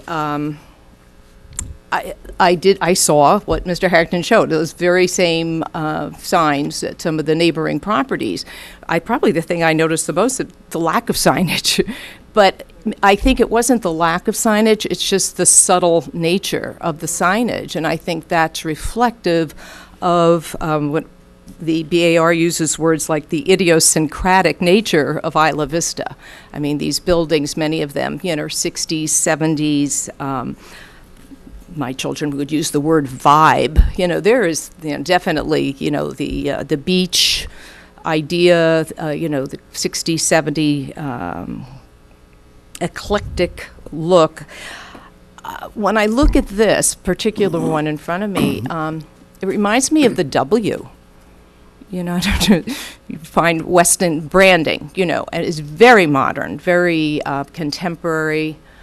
And then I tried to find something like that as I drove around, and I couldn't. And again, I'm thinking this is where the members of BAR, were also coming from. When I was driving back to the highway and I crossed into the more industrial campuses, then I saw some, monument type signs like this with the same fonts. Fonts are very important. This is a very, very modern font, but again, there's nothing out in Isla Vista right now, and I think if we look at, the signs according to their, their master plan, they want to keep this historic sense out in Isla Vista.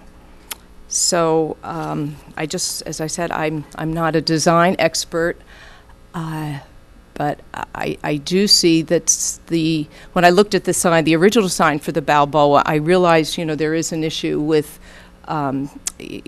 maintenance, and, the existing sign should be upgraded. But I think it could be done a little bit more subtly and in the spirit of this idiosyncratic nature of Isla Vista, versus something like this. So I'll hear more from my other commissioners and see where we could go with this. Thank you. I think you've heard pretty much from all of them, unless somebody else wants to comment. Commissioner Brown. Thank you, Mr. Chair. I think it's interesting, Commissioner Brooks' comment about her drive from Isla Vista into Goleta, into the industrial parks, where you do, in fact, see these monument signs, which tend to be more appropriate to that kind of area than to Isla Vista, because they are more commercial. They are more, they are more. They relate more to the size of the properties and to the buildings than what the applicant is proposing here. I totally support what the BAR has said about these signs and their need to reflect the character of Isla Vista. I don't think these do. I think they're of, as we like to say, they're from another place that isn't really sort of the funkiness of Isla Vista. And they're also too big. I mean, this one is way too big for the area. It needs to be reduced in size, and it needs to be more in scale with the neighborhoods. So, I'm always somewhat concerned about when applicants try to force, if you will, their own image onto a community that doesn't fit, and I feel that that's what's going on here, and I think that's the BAR's pushback, is that what is being presented is not about Isla Vista. It's about some notion from another area that, in fact, you saw the one from the applicant provided for Playa Vista. It just doesn't work here. That's not Isla Vista, and I think that something what the BAR envisions, and I think they've given, for me, pretty clear instructions about what they feel would be appropriate. So I support the denial of the appeal. All right. Thank you very much. Anybody else? Commissioner Blau. I'm not going to support the denial of the appeal. If we want to take the time to go back and redo the Isla Vista plan and create a whole new set of guidelines for signage and fonts and so forth, I think it's ridiculous that you have to go through 9 meetings with the BAR to try and get a sign approved and then ultimately unable to do it and have to come here. I don't think it's up to the commissioner to tell them that their font is the incorrect font. If they meet the size requirement that's allowed within the code, and we're not going to provide in advance separate direction as to the style and the type of font and location, I can't see where we can deny their ability to put the sign that they've designed. I'm also, one thing that hit it for me was the number of different signs that they presented to the BAR, and they could not get the BAR to choose one of them that works, or give them specific directions as to what the font should look like, or what the size should be, or where it should be placed. So I think the request is quite reasonable and meets the code, so I'm not going to support the denial. All right, thank you. Anybody else? Commissioner Cooney. Mr. Chair, as you know, I've been on the commission for 7+ years, and you have exceeded me by a number of years, and we have seen only a handful of appeals to the commission from the BARs, and we have BARs throughout the county. But the individuals who serve on those panels do so, I think, uniformly in a manner dedicated to coming out with the best result for the community. And when I review their actions for other projects, and in this case, I look I look admittedly with the idea that they are trying to coach applicants toward a particular result. And what I see in this case is an applicant that is uncomfortable moving in the direction in which they're being coached, and the Wolfpack Sign Group is probably charged with, in this case, and certainly interested in going in a different direction than the BAR. So really, it's up to us to decide: do we follow the lead of the Wolfpack Sign Group, or do we look at the long history of the goals, and in this particular case, the attempts by the BAR to come to a conclusion? And I'm just not in a position to say that the BAR is acting unreasonably here. If there have been many hearings, it's been an attempt to get a solution and keep it away from the appellate process, but the applicant's chosen to appeal, and I think they're entitled to do that. I'm not in a position to support the appeals over the efforts of the BARs. All right, thank you very much. Commissioner Brooks, this is a 3rd district item, so we're through deliberating. Are you ready for a motion? Yes, I am. As has been provided to us by our staff, I'm just going to move the staff's recommendation, for denial as listed and as given to us by Mr. Rittenbach. Thank you. I'll second that. Thank you, Commissioner Brown. Further discussion? All right, Mr. Villalobos, would you call the roll? Commissioner Brown? Aye. Commissioner Brooks? Aye. Commissioner Cooney? Aye. Commissioner Blau? No. Commissioner Valencia? Aye. Motion passes 4-1. All right. And we're on to the next item. Do you need a minute to set up? All right, we'll take 2 minutes to set up. Mr. Chair, can we little- take a, yes, like a 5-minute break? 5-minute break. The Marijuana Collective Cooperative Storefront Ordinance. Mr. Villalobos, would you read that into the record, please? Yes, thank you, Mr. Chair. The following is on the hearing on the request of the Planning and Development Department that the Planning Commission adopt a resolution recommending that the Board of Supervisors adopt an ordinance, case number 10 ORD 27. Adopt a resolution recommending that the Board of Supervisors adopt an ordinance, case number 11 ORD 21, and to determine that the project is exempt from CEQA pursuant to section 15061 B3 of the state guidelines for implementation of the California Environmental Quality Act. All right, thank you. Yes. Mr. Chair, just as a reminder, if anybody would like to speak to this item, there are speaker slips in the back of the room, and you can put those in the box right at the end of the dais here. All right, thank you very much. All right, and with that, was there any ex parte by any of the members? No? All right, Mr. Hunt, would you introduce your staff, please? Thank you, Mr. Chairman. Good morning, Mr. Chair and Commissioners. I'm Jeff Hunt, Director of Long Range Planning. With me today is June Peugeot, the Supervisor in Long Range Planning Division, and along with that is Holly Bradbury, our Project Manager for this project. There are 2 intentions of the ordinance before the Planning Commission today, and staff believes that both of these intentions need to be met.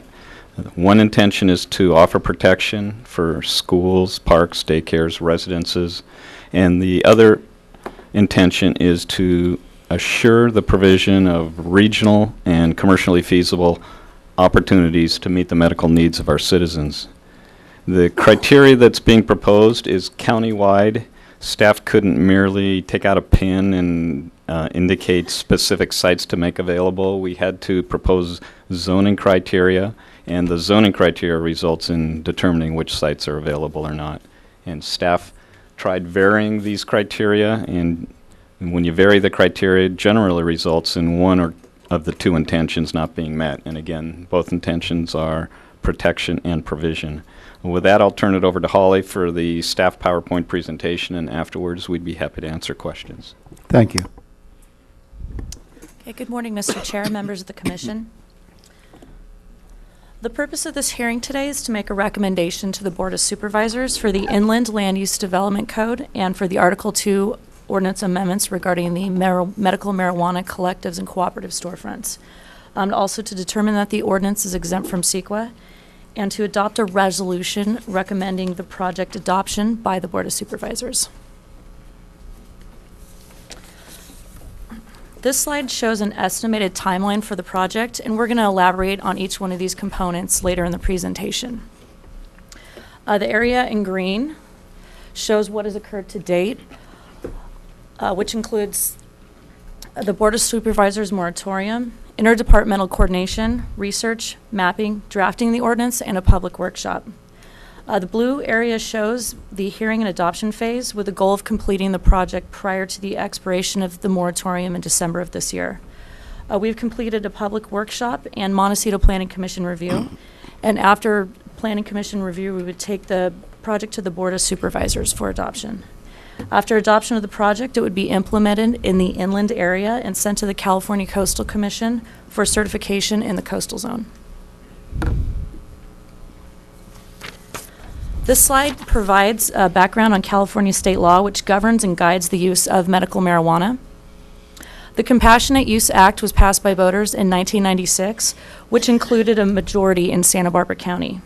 The Compassionate Use Act allows for the use of marijuana medicinally with a prescription from a doctor. SB 420 was passed by the California State Legislature in 2003. This established an ID card program, provided for access to collectives and cooperatives, and it also disallows marijuana smoking within 1,000 feet of a school or a youth center. Additionally, the Attorney General's guidelines were published in 2008 to provide law enforcement with guidance to further define terms including collective and cooperative, which is basically a group of people authorized under state law to use medical marijuana who share the responsibilities. The guidelines also provide guidance on the operation of collectives and cooperatives. So this slide just details the current storefront moratorium.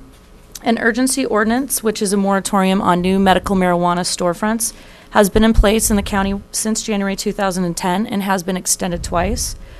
The urgency ordinance prohibits only new medical marijuana storefronts in commercial locations such as retail or medical offices and is specific to commercial storefronts. The moratorium is set to expire on December 6th of this year and cannot be extended since state law has a 2-year limit on moratoriums. We have a goal of completing the ordinance prior to the expiration so that we have a permanent ordinance in place to guide the development of storefronts. When the moratorium became effective in January of 2010, there were 4 storefronts operating in the unincorporated areas of the county. Zoning enforcement investigation cases were open for 2 storefronts, and 1 has been shut as a result of zoning enforcement action. During the moratorium, no new storefronts were allowed or began operating. 2 storefronts are currently operating in Summerlin. So this slide is a flow chart which shows the development of the ordinance and the process we went through. Since the moratorium in January 2010, we have held interdepartmental meetings with Environmental Health Services, the tax collector, the county sheriff, and county council. We've also conducted a site suitability analysis and CEQA research and are now in the public comment and public hearings phase. A public workshop was held in August, and the project was reviewed by the Montecito Planning Commission on August the 24th. The Montecito Planning Commission reviewed the project because the ordinance would apply countywide, including the Montecito Land Use Development Code. The next steps would be review by the Board of Supervisors and then implementation in the submittal to the California Coastal Commission for certification.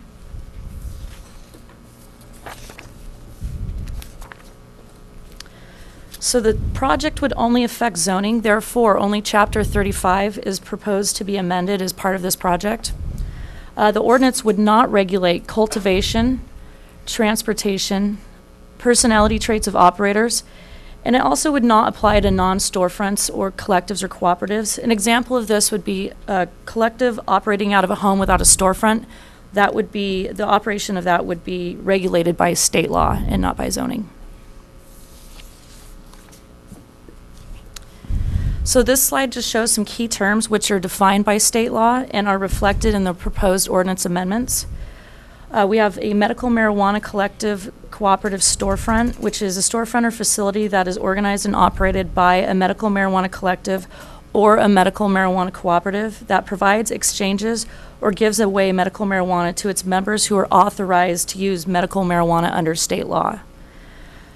Medical marijuana collectives and cooperatives are both nonprofit and democratically controlled by the members, and are generally entities where members pool resources for the production and distribution of medical marijuana. A cooperative must file for articles of incorporation with the state and is often concerned with the cultivation. A collective must have 5 or more members and exists to collaborate and coordinate transactions between members.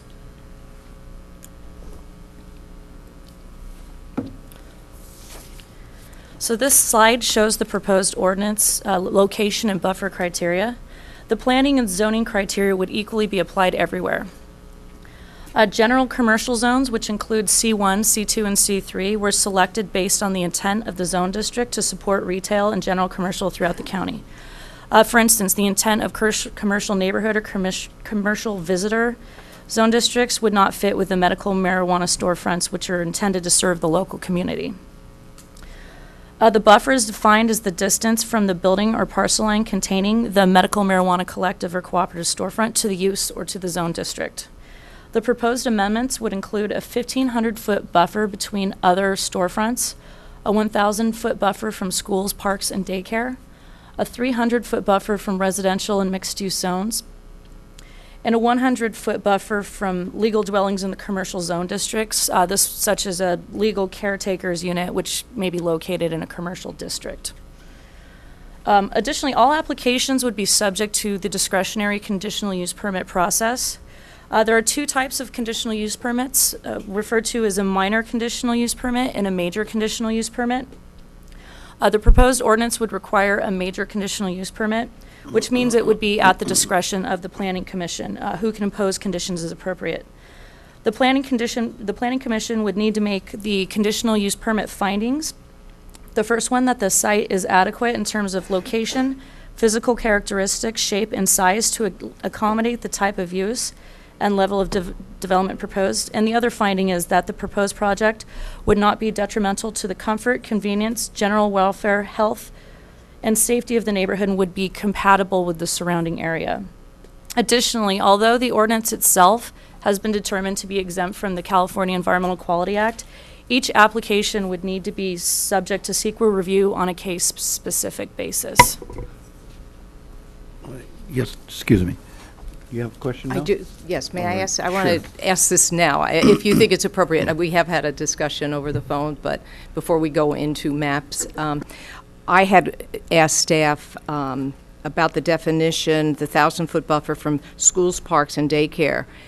And then in reading into the paragraph, I'm seeing that the word public facilities is used in several places, and I questioned libraries, public libraries. And I consider libraries public facilities. We can talk about it now or talk about it later, because there is an issue, with one of the maps and the proximity to a public library. Mr. Chair, I think my recommendation would be we let Holly get through the rest of her presentation, and then we'll take questions. All right, So if you fine. can just keep that in mind. All right, that in thank you very mind. much. So the intent of this slide is to show basically spatially how the recommendation would be distributed countywide into the unincorporated areas. And this map and chart does reflect our best estimate. This first column shows the approximate number of sites when we apply the schools, parks, and residential zone district buffers in the C1, C2, and C3 zone districts. The second column represents the estimated number of potential storefronts with the 1,500-foot buffer between each storefront applied, which we calculate by hand. And it could result in up to 7 storefront locations countywide, which is represented on the map above in blue. Unincorporated areas which would be eligible for a storefront include one in the unincorporated Santa Barbara area, the eastern Goleta Valley, Vandenberg Village near Lompoc, 3 sites in Orchid, and a site in New Coyama. The result is a regional distribution countywide. There are no known eligible sites in the coastal zone under the proposed ordinance, analyzed sites, including buffers. We looked at them, and they do appear to be commercially feasible by our best estimate. For example, we would remove a parcel where there would not be enough space for a storefront if there was not enough space outside the buffers. So over the next few slides, we are going to provide a more detailed colored map for each potential site that'll show the different buffers clearer than the black and white maps that are included in your staff report.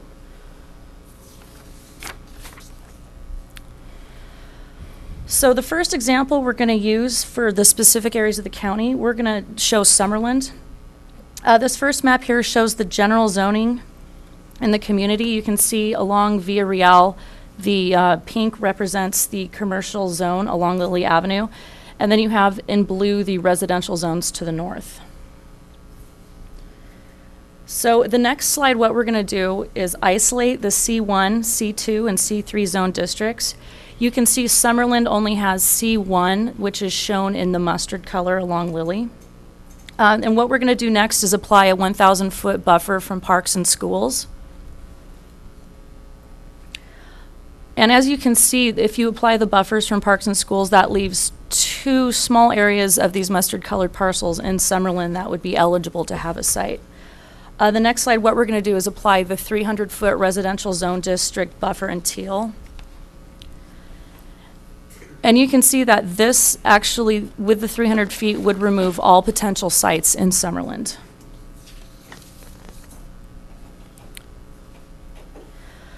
So the slides from now on are going to focus on areas where there are potentially viable commercial sites. They do not cover all of the county commercial areas, just those areas where there would be a potential site, which fits the criteria. This slide demonstrates how buffers would apply to the commercial area at Hollister in the base of the 154, which has lately been referred to as the bow tie. So the first map here shows the general zoning in the community. You can see the commercial zone along Hollister here, that is shown in pink, and then the residential areas shown in blue, and then the city of Santa Barbara is shown to the north as the white area. The next map is going to isolate the eligible zone districts, which include C1, C2, and C3. You can see there is a mix of yellow, which represents C1, red, which is C2, and blue, which represents C3. What we're going to do in the next slide is apply those 1,000-foot parks and schools buffers.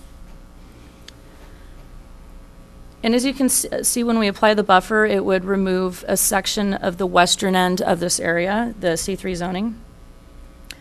The next slide that we're going to do is just apply the 300-foot residential buffer, which is going to be shown in teal.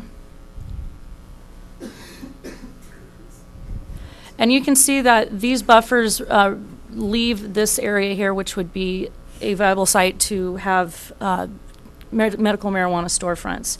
And again, that does show a mix of C1, C2, and C3 parcels. The next step that we're going to take is applying the 1,500-foot buffer between storefronts.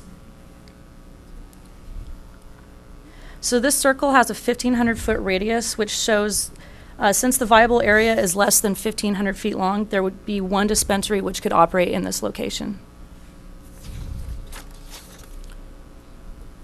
Oops. We're next going to incorporate we're going to look at the unincorporated Santa Barbara site. For those of you familiar with this area, this is Apple Grove Lane up here. The unincorporated areas are shown in color. This REC parcel is Earl Warren Showgrounds. The white areas are within the city of Santa Barbara. So as you can see, this area mostly consists of some islands within the county jurisdiction. We did not apply this shows the C3 zone district. This basically extracts all of the C1, C2, and C3 zoning. And as you can see, there's one C3 parcel in this area. The next slide is going to show the residential buffers. We did not apply a school or a parks buffer because these isolated islands of county jurisdiction do not have a school or park. Although it is important to note, this is Adams School up here. We are not actually doing buffers from areas that are not within our jurisdiction. However, this site is more than 1,000 feet from Adams School. As you can see, when we do apply the residential buffer, only part of this parcel would be eligible for a storefront. We have a question. Commissioner Blau. Just a clarification, you didn't, if the school's not in the county, you don't map it? Mr. Chair, Commissioner Blau, that is correct.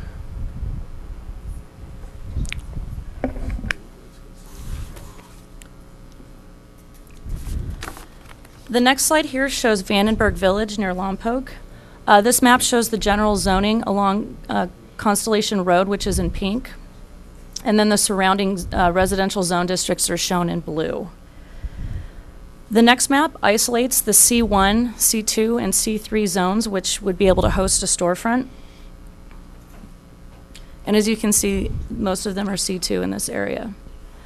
The next slide shows what happens when we apply school and parks buffers to this area of 1,000 feet. It would remove these areas along Constellation Road. And then the next slide shows the 300-foot buffers from residential zone districts.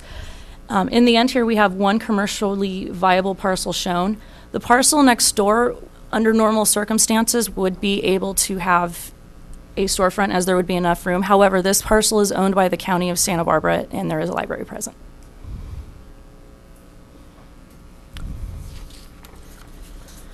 So moving on to Orchid, this map shows the general zoning of the community. You can see that the residential zones are shown in green on this map. The commercial areas are all shown in sort of a light salmon color. When we move to the next map, which isolates the C1, C2, and C3, you can see there's a couple sites here along Clark Avenue, a few sites along the Orchid Expressway, and then a site off of Black Road in Tanglewood. The next slide, we're going to show the 1,000-foot buffer from Parks and School in lavender and light green. The school buffers remove some of the areas along Orchid Expressway and along Clark Avenue. So the next slide, we're going to apply the 300-foot residential buffer. While you can't see it at this scale, there is some eligible land that is outside of the buffers on that parcel in Tanglewood. And it would leave a site along the Orchid Expressway and a site along Clark and 101. The next step in the process would be to apply the 1,500-foot buffer between storefronts. Each of these circles has a 1,500-foot radius. So as you can see, there would be a maximum of 3 would be allowed in Orchid, 1 still in that marketplace area along the Orchid Expressway and off of Black Road in Tanglewood. Excuse me, Mr. Yes, Chair, for interrupting, Commissioner but while we're at this slide, so the one parcel at the southeast corner, that's where the Orchid Marketplace project would have gone in. So it's basically a vacant lot. Yeah, Mr. Chair, Commissioner Brown, yes. Okay, thank you. The Orchid Expressway cluster of lots is vacant, as is the Orchid Marketplace lots, which I believe are currently for sale. Keyside 1. Okay, so then, because these storefronts can only go into a building, there's then only how many sites in the Orchid area? Just one? If the, that have an existing building, yes, there's one site that has an existing building. Okay. However, it's important to note that with that one site, part of the building is within the 300-foot buffer, so they would need to develop a separate building on that site in order to host a storefront. So then there would be no sites in the Orchid area? Is that? Mr. Chair, Commissioner Brown, they have plans to build a site there. So when they do build it, and they could lease it out to a storefront. Thank you. So we're going to show the last slide that we have, which is going to go through the mapping of each region, is New Cuyama. So here we have the base zone districts. We have the commercial areas shown in salmon along Cuyama Highway, and the residential zone districts shown in green. The eligible sites in Cuyama under zoning represent these C2 sites that are shown in red. When we apply the school and parks buffers, it would eliminate this particular area of Cuyama. This map shows what happens when you overlay with the 300-foot residential buffer. And that would leave approximately 5 sites. It would leave the portions of these commercial areas and this parcel. And when you apply the 1,500-foot setback between commercial storefronts, there would be 1 allowed in that area. We looked at many, many, many different buffer scenarios. As shown as attachment E of your staff report, in addition to the staff recommendation that we presented, we had another 2 options we wanted to show. Option 2 had more sites available with 86 total and 15 potential sites once you apply the setback between the storefronts. Option 3 would be more restrictive with 7 total and 4 potential sites when applying all setbacks. So this slide is just to remind you of what the buffer criteria is for the staff recommendation. C1, C2, C3 zone districts. The minimum buffer is 1,500 feet between storefronts, 1,000 between schools, parks, and daycare, 300 from residential and mixed-use zones, and 100 from legal dwellings. And additionally, it would be subject to the conditional use permit requirements under the Planning Commission jurisdiction and would be subject to CEQA on an individual application basis. So the intent of these ordinances is to protect sensitive uses such as schools, parks, and daycares, and also residences, and to provide for reasonable and realistic access for those in need of medical marijuana. So again, the number of sites is determined by location and buffer criteria, and modifying one criteria often affects the intents of the ordinance.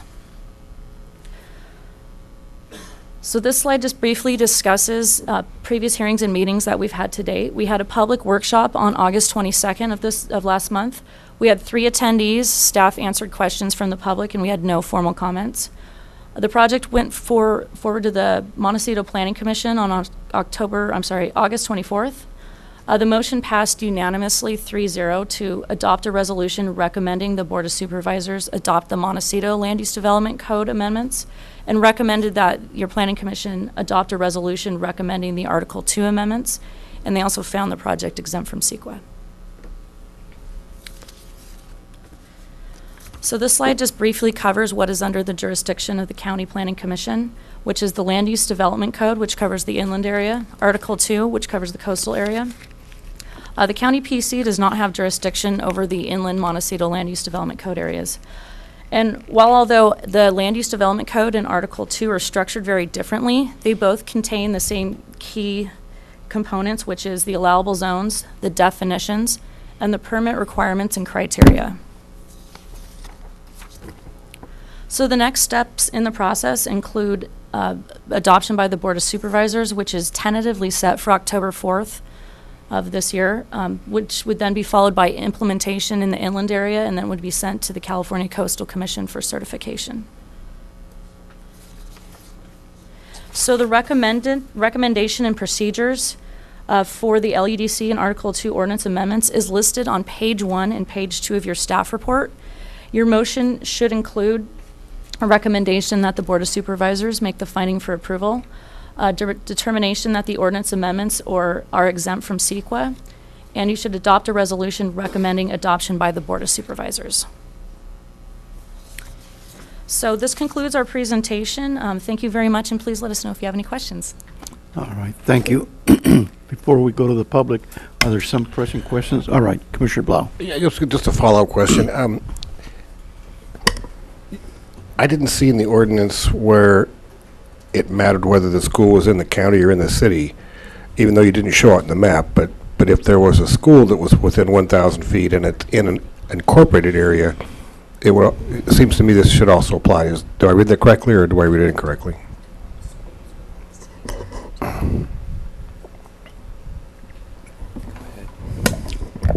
Mr. Chair and Commissioner Blau, under the current language of the ordinance, I believe it would apply to a school whether or not it's in the county or the city jurisdiction. State law regulates buffers already from schools, so no matter where it's located, there's a buffer that's fine. From a school and Right. from park. And my only other question is usually when I see those kinds of buffers, churches are also used that you would normally have a buffer around.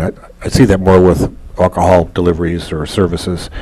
Did we purposely exempt churches as part of this, or did we just not think about it? Or maybe it doesn't apply, maybe it wouldn't change anything.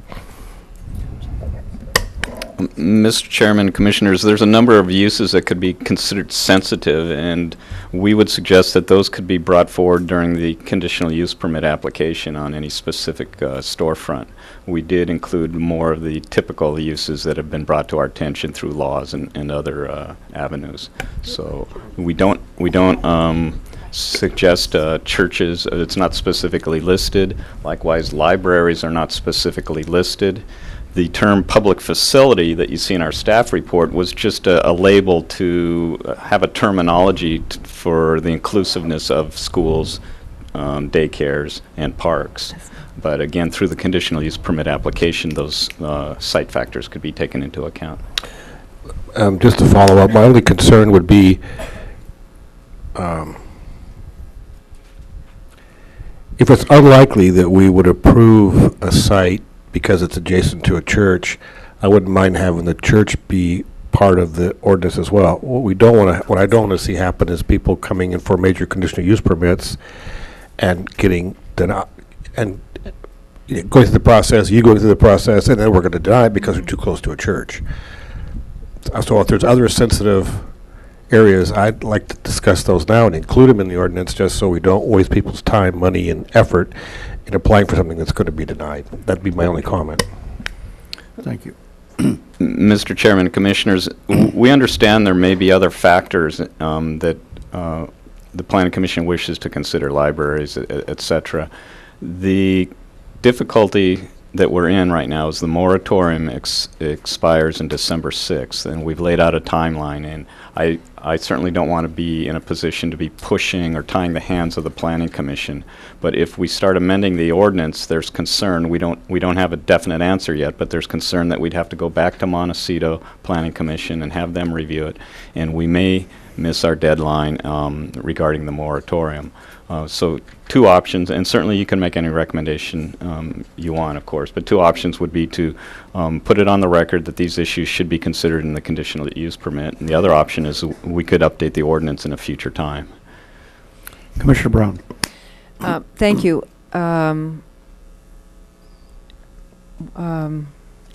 couple, just a thought to follow on from Commissioner Blau's comments. In the process of undergoing of an applicant seeking a conditional use permit, it would seem to me to be helpful to have some sort of development standards, if you will, that might list some of the issues that an applicant should be considering, like churches, perhaps alcohol and drug recovery facilities, such that if an applicant was looking at what the steps that they needed to go through, or the kinds of conditions that the Planning Commission might consider, they would see that these are some issues that the Planning Commission might be concerned about, or that needed to be addressed in the CUP, such that if there were churches or a drug recovery facility near these properties, they would know that, well, it might not be appropriate to proceed with that that application. And I'm just wondering what the process might be to include churches, drug recovery facilities, libraries in this process, I guess in a recommendation to the board that they be included, because the board then could rewrite the ordinance without having to go back to the Montecito Planning Commission, could they not? Thank you. Mr. Chair, Commissioners, Yes. if I could just respond to that for a moment. First of all, we do have some standards, operational standards, drafted into the ordinance that really have a bearing on some of the structural and operational requirements for medical marijuana storefronts. Those are very straightforward, and ones that we felt had clear, strong nexus to operating in a commercial zone. Beyond that, we do have the ability through our application process on conditional use permits to request additional information. And so in addition to asking an applicant, for example, to show us some mapping of where schools are located in relation to a proposed medical marijuana storefront, we could also request that they research and provide information on other sensitive uses that may be in the nearby area. And we could do that through our application process and forms without necessarily having to do that as a written item within the ordinance itself. Ms. Pujo, I have some concerns over ball fields. Sometimes they're independent and they're not part of the school system. And this is where they play Little League, soccer, Babe Ruth, football, and the parks, boys and girls clubs, you know. So these are not included. They could actually put one of these facilities right next to a boys and girls club, because there's retail right next to these things. Many of these clubs are right in the mainstream of the cities. So there's no provision to protect those areas, is there? Mr. Chair, in the underneath locations were allowed under B2C, it reads that a park or recreation center serving youths up to 18 years old owned or operated on land or facilities owned or operated by a government entity would need to have a 1,000-foot buffer. I see. All right. Commissioner Brown, you had another question? I just wanted to follow up, Mr. Chair, about this sensitive use issue. That what criteria does staff use to look at the sensitive use issue? I mean, how do you have a list? What kind of determination would you?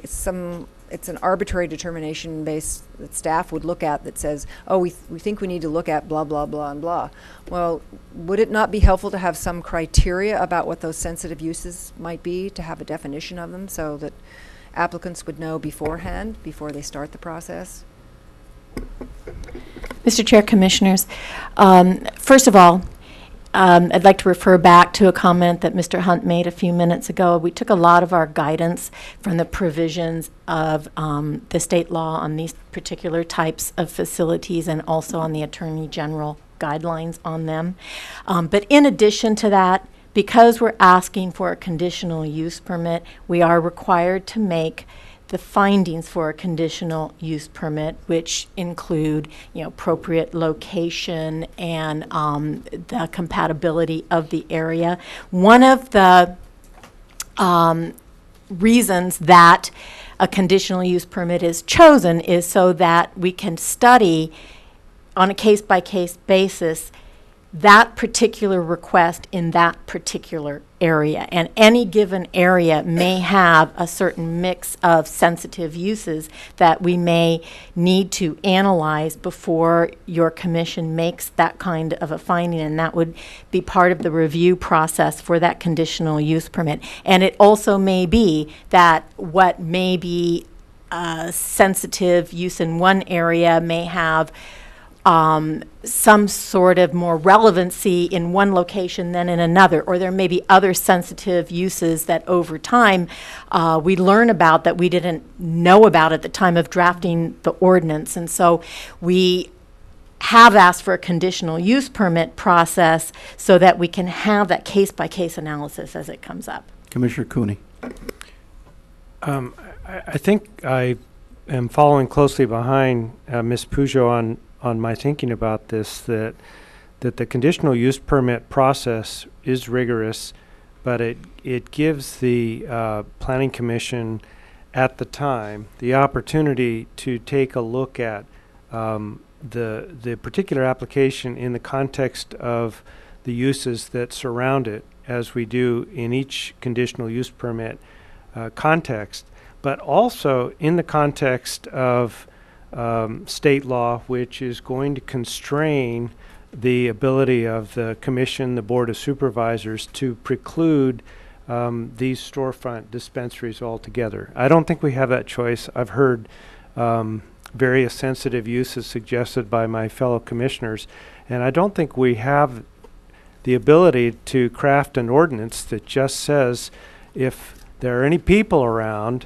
particularly if they're young people, we don't want to have a dispensary in that location. I'd be adverse to such a broad sweeping ordinance, and then I think the way to look at uses, other than the ones that have been selected for the proposed ordinance, would be case by case. So, I actually think staff has done a great job. I realize there's been public input in the process along the way, and so this is not being crafted on the fly. And I certainly support those efforts. It would be great if we could just all agree as to what's sensitive and put it in the ordinance, but I think we have a lot of disagreement on any given use on any given location. So if anything, staff has, with the exclusion criteria, shrunk the list of possibilities so much that that really the discretion of the decision makers is very limited. Thank you. Commissioner Brooks. Yes, I'm just going to go back to the one map that I saw that brought this to my attention. One of the 3 parcels that was shown on Constellation Road is actually our public library. And before you put in the last layer, that little corner, the front of that one parcel, that is our library. That's our public library. And right there. Yes. Well, actually, the third, this very small triangular part, yes. That is our public library, which I certainly consider in our community, since we have no parks, we have no recreation centers. That is our the center. It is a community center. When I pointed out the different definitions, and again, I'll go along, with the conditional use, but I think when people see that very possibly, next to our library where we have children, all the schools go there. I mean, that's where you can find young people, in the village community, because that is our center. And I'm just reading other places, recreation centers, daycare centers. Again, we don't want to. But I think a public library is very important to any community as far as, where children can be found. I mean, in our community, that's where you can find them. Schools, places where youth congregate. Schools, parks. Parks are already taken care of, but not to have a library. I guess if, will come up in the conditional use, but I really think, I don't think it would take that much. It is a public facility. Commissioner Brown. Staff indicated that there was a public hearing held and the ordinance was based upon public input. Can you tell me what public input you had?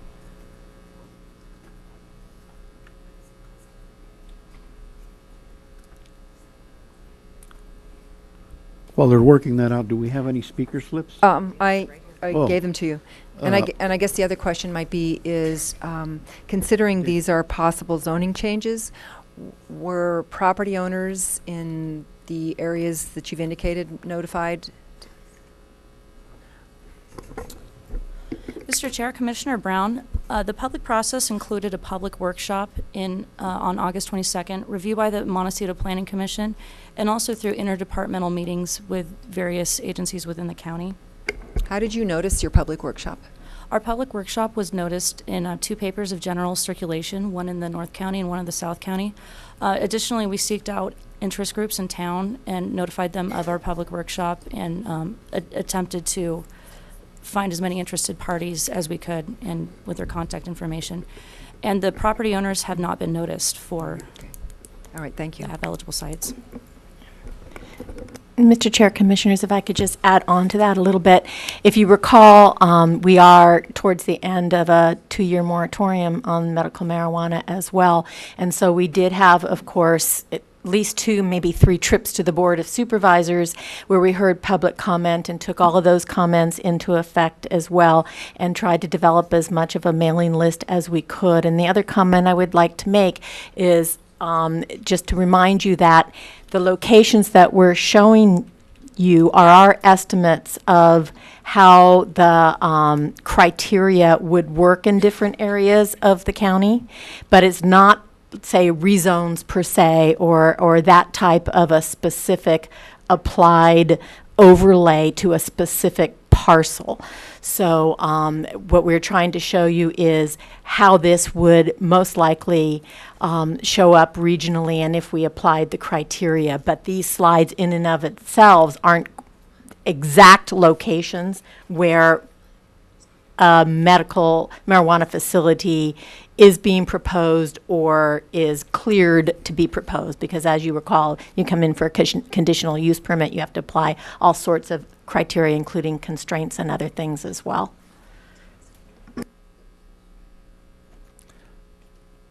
All right, at this time, we'll open the public hearing. First speaker will be Mark Russell, followed by Fred Kapp.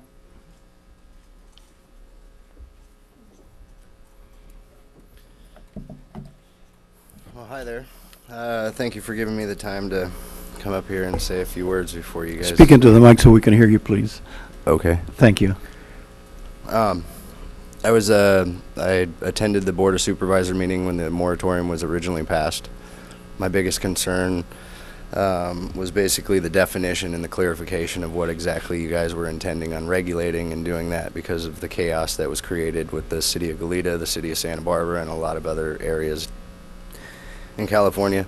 I think that this is probably the most well-written, direct to the point example of regulations that I've seen so far. I'm in favor of you guys passing the regulations. It doesn't have a bunch of unnecessary stuff in it. I think it's a good foundation to start from, and I think that it's a great example of staff doing their job. That's about it. Thank you. Thank you. Thank you, Mr. Russell. Fred Kapp.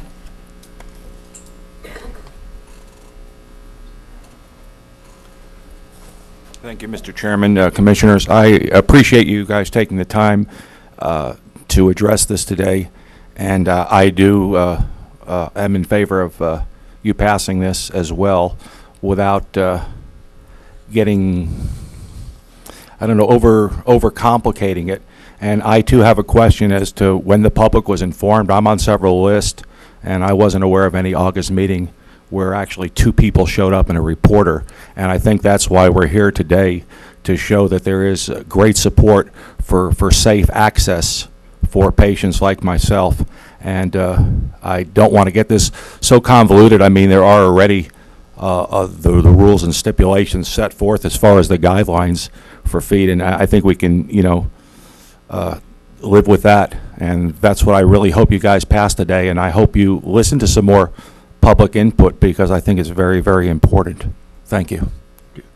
Simu Etheridge.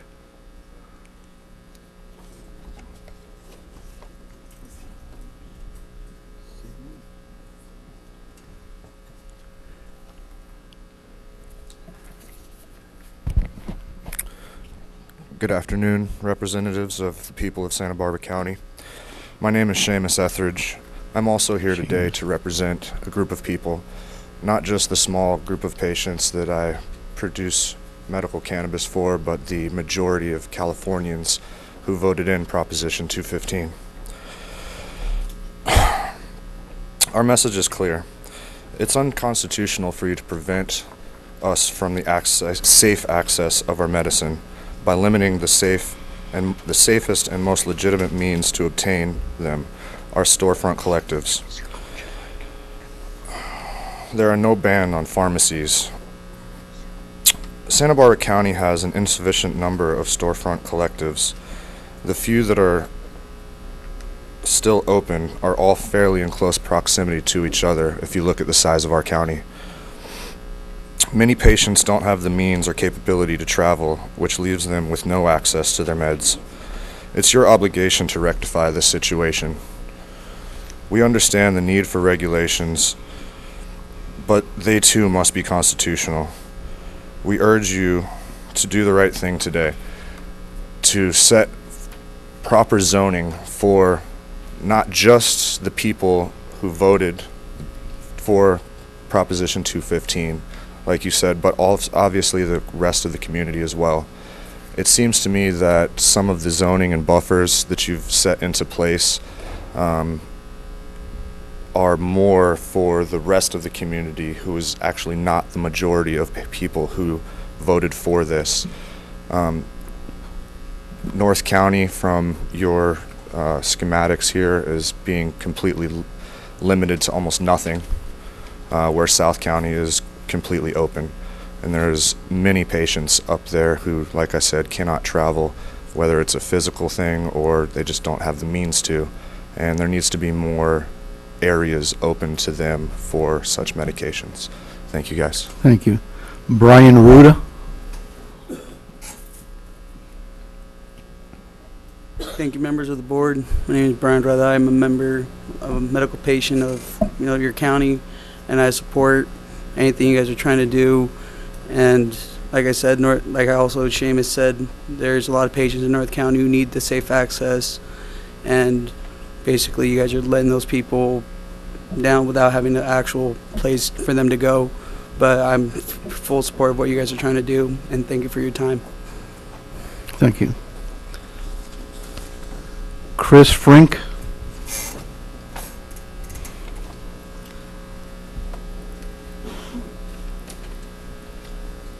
Thank you for the time, Chairman and members of the board.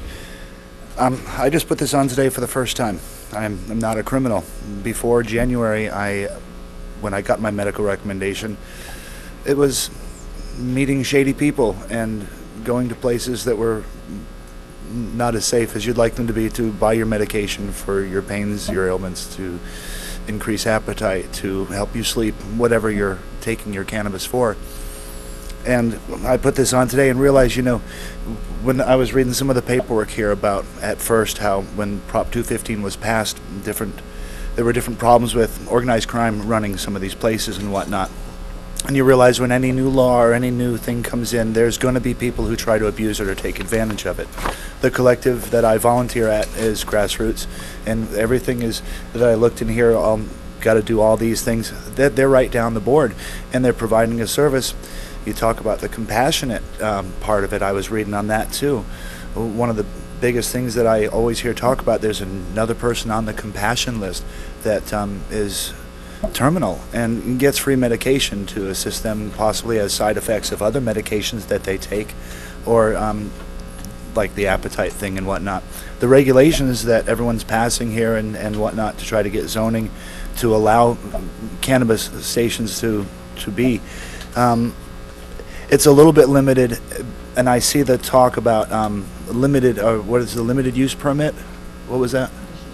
Conditional use permit. Yeah, those, that may be a little ambiguous as well and may convolute the matter.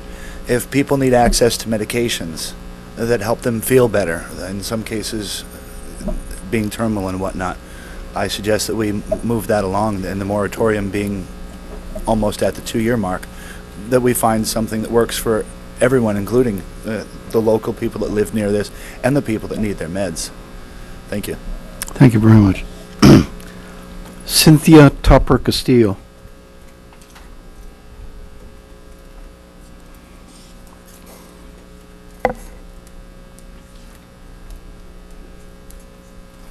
Sure, a little short for this.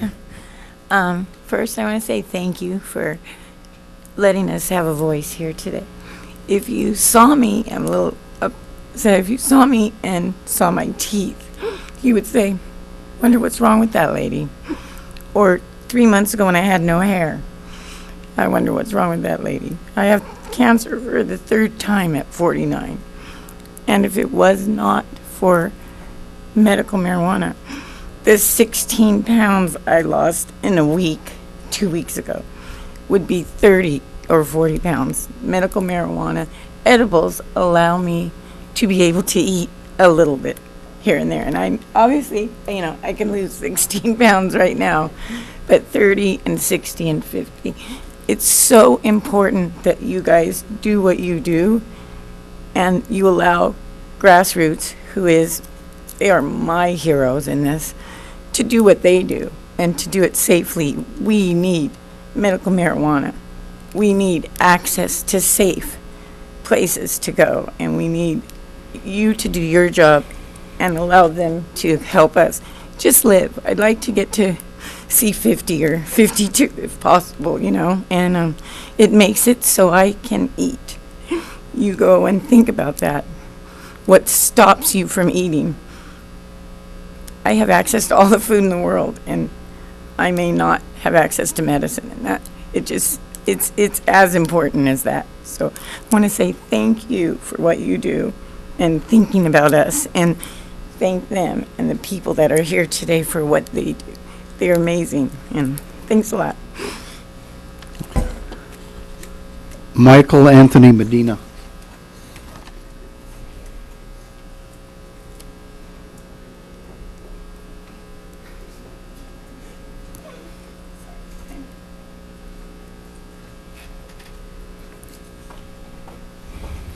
Good afternoon. Thank you for allowing me to have a voice in front of you. Thank you very much.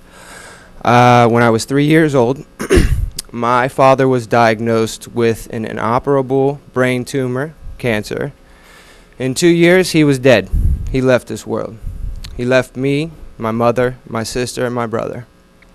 During that time, he went through chemotherapy and all the other medications that you could think of for his pain and suffering.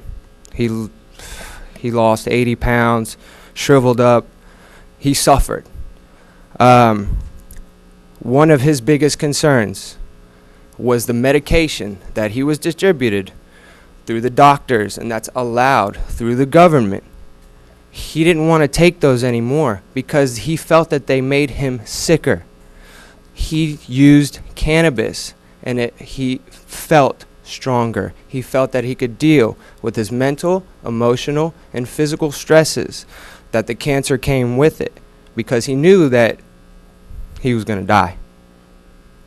You know, we all know that we're going to die, but I don't know how many of us standing here today, sitting here, have had a doctor sit there while you have children and family and tell you that you're going to die.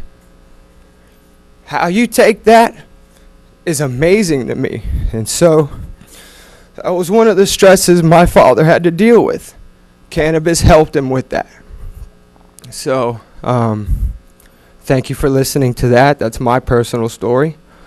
I feel that if it was, yes, indeed safer for everyone to access, but more so more accepted for people to access, and more compassionately, as we know, it's the Compassionate Use Act.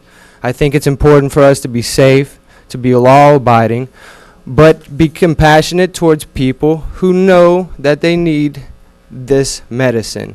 A lot of the zoning issues, in my opinion, are unfair, and they are fair law-abidingly, yes, because we want to keep the community safe.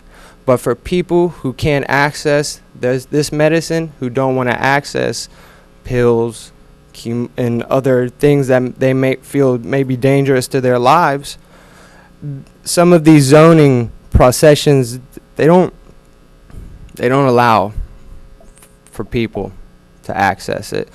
So I am for uplifting the moratorium, and I'm very thankful that you are considering allowing more collectives to be open.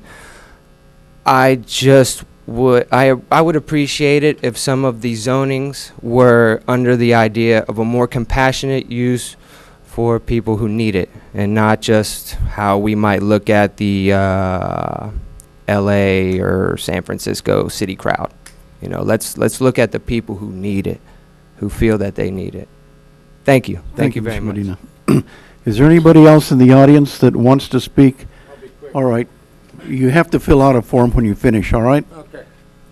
Thank you. My name is Eric Winter. I'm living with lung cancer 7 years now, thanks to marijuana oil. It killed and cured my cancer completely. I'm cancer-free. The main issue I wanted to get at today was the Department of Justice said something that bothered me a couple weeks ago. 80% of all crime is fueled by alcohol. Oops. And what is there next to every park, every school, every beach, every church, every library? There's a liquor store. What we do know about the liquor stores around here, they've created more crime and violence than any medical marijuana dispensaries ever created here. What we have found out about medical marijuana is we do know it helps cure cancer. We do know that it cures skin cancer in a week if you put the oil on your skin cancer. We know that for a fact. We do know through studies that from 1840 to 1940, we prescribed it to the American public for 100 years and we killed nobody. The drugs today say possible side effects could cause death. When did they ever say that about marijuana? They say that about alcohol. You drink too much, you can drink yourself to death. Okay. If it's such a problem next to all these schools and all these other people, how come we haven't noticed an increase in younger people using in Santa Barbara? We haven't. How come we haven't seen more crime go up around the institutions that dispense the marijuana? We haven't. It's all made up. I haven't seen any of it. I go around, I drive by these dispensaries every day. I don't see kids hanging out. I don't see problems happening. It's been for years now. I'm not getting the whole regulating where the place can be. They put Bevmo right next to Peabody, and guess what? Peabody students are drinking more now thanks to Bevmo. And you will notice a more increase in traffic, more increase in noise, more increase in people hanging out. But when you ask the neighborhood about that, about Bevmo, they came with their input, and Santa Barbara said, okay, we're going to put it there anyway. So what's the difference? You know, I mean, how are people being affected by this usage near a school? I don't see it. Every collective I've ever been to, you got to have a recommendation. You got to have an ID to go with it.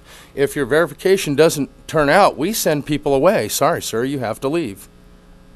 You know, I don't get this whole people are getting in with recommendations. How in the hell are they doing that? Not where I'm at.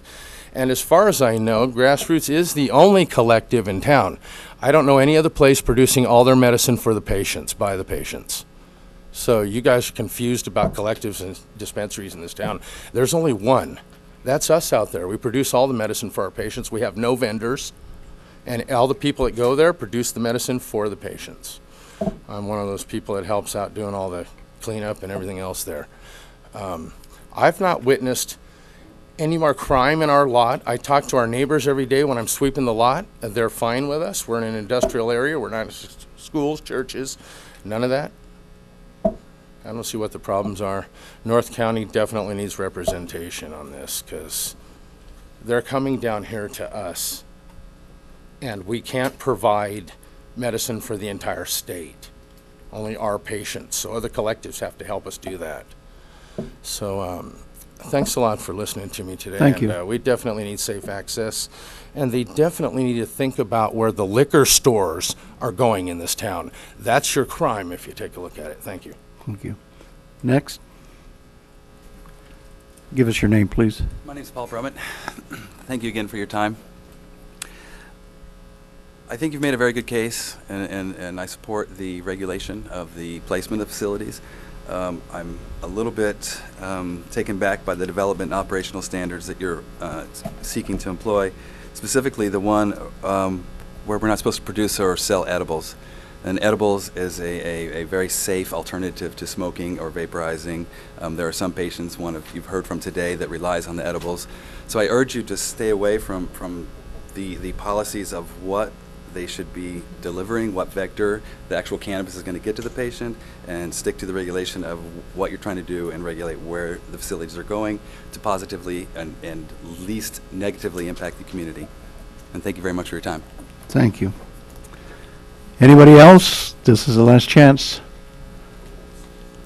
All right, is there anybody in Santa Maria that wants to speak?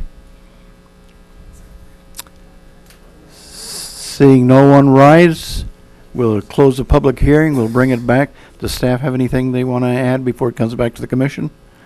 No? All right, we'll bring it back to the commission. This is a county-wide ordinance, so who would like to go first? Commissioner Brown. Thank you, Mr. Chair. I just have a few more questions. What is the status of what is allowed in the city of Goleta and City Santa Barbara, just out of curiosity? Mr. Chair, Commissioner Brown, the City of Santa Barbara has passed an ordinance which allows for dispensaries in 5 locations for a maximum of 3 new dispensaries within the city. Okay. And I believe currently the city of Goleta has a moratorium, and they are exploring an ordinance. Okay. The second question I have is about the current storefront in Summerland. What is going to happen to them once this, let's say the ordinance is passed? How will that affect them? Commissioner Brown, there are currently 2 storefronts in Summerland, one of which has an open zoning enforcement case. They would need to come in and would be subject to the county-wide legal nonconforming standards. We would not have any legal nonconforming standards particular to this ordinance. So they have to, Ms. Black, would you just clarify that, please? Madam Chair, it's my Mr. Chair and Commissioner Brown, it's my understanding that both of those locations would not be permittable under the current standards. So with the one collective that's under, or storefront that's under zoning enforcement investigation, we will continue to pursue that. And at the direction of the Planning Commission or Board of Supervisors, we will pursue the other as well, since we typically respond to complaints and we don't go out and independently investigate. But it's my understanding neither one could remain. So if they consistent with the ordinance. Okay. And the issue that the last gentleman brought up about the edible, can you just tell me something about that, why it's not allowed? Mr. Chair, Commissioner Brown, I'll relay what we learned through our research on the law and this process going through the ordinance. I don't, council may want to make a statement too, I'm not sure. But what we learned in talking with environmental health and the sheriff is that whereas there's specificity about what a collective is, what medical marijuana is in the state law, it's very much a gray area in terms of edibles once you change it from its natural state per se. For example, we learned that some of the edibles actually aren't classified as a food product, and since there's no other classification, in some situations are also considered to be a narcotic, not necessarily because it's been defined as a narcotic, but because the lack of defining what it is can fall into that group. So environmental health regulations don't apply clearly. Their enforcement abilities and their definitions really don't apply very clearly to edibles. So because it's so unclear and such a gray area, we thought it would be prudent to not include edibles into our ordinance as an allowable, say, accessory product.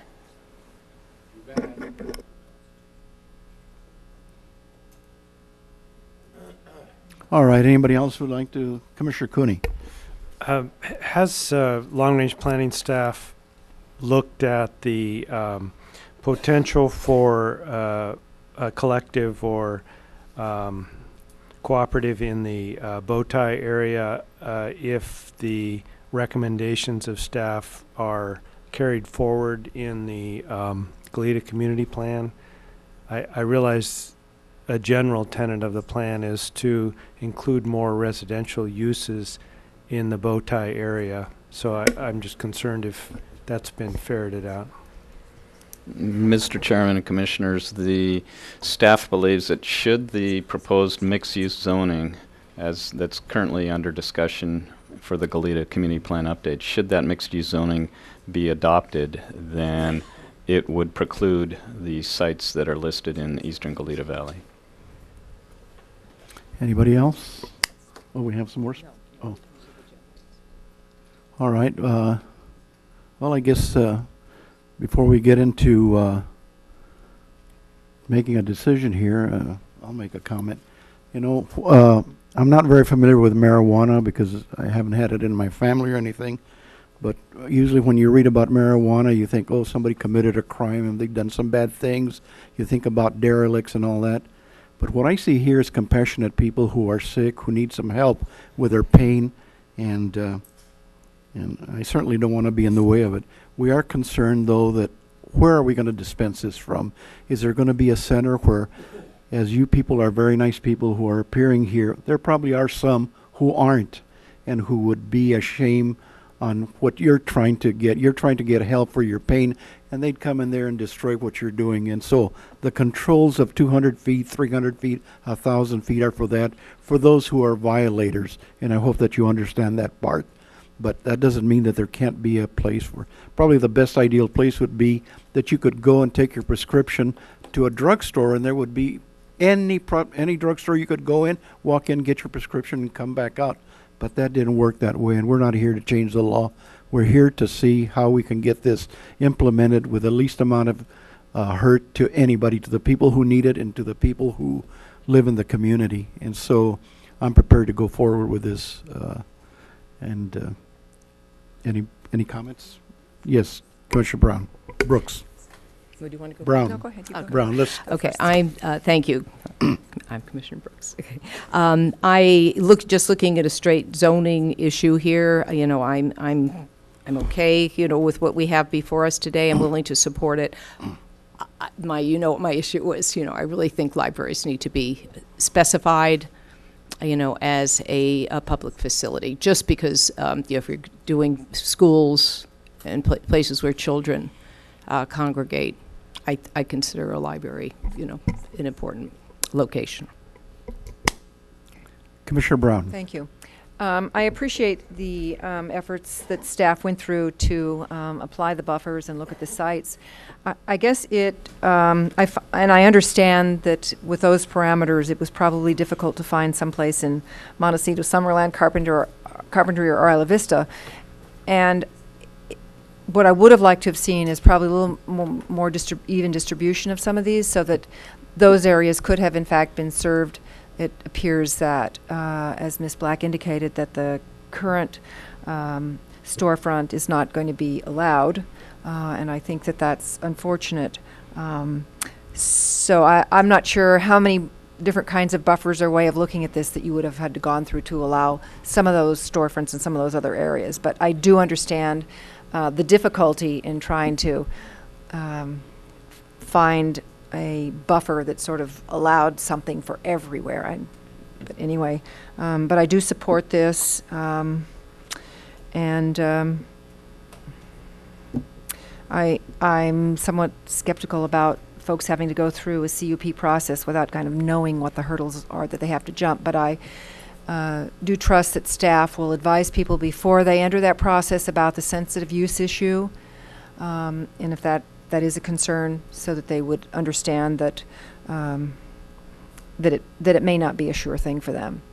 But anyway, I do support this and what it's trying to achieve. Thank you. All right, thank you. Anybody else? Commissioner Cooney.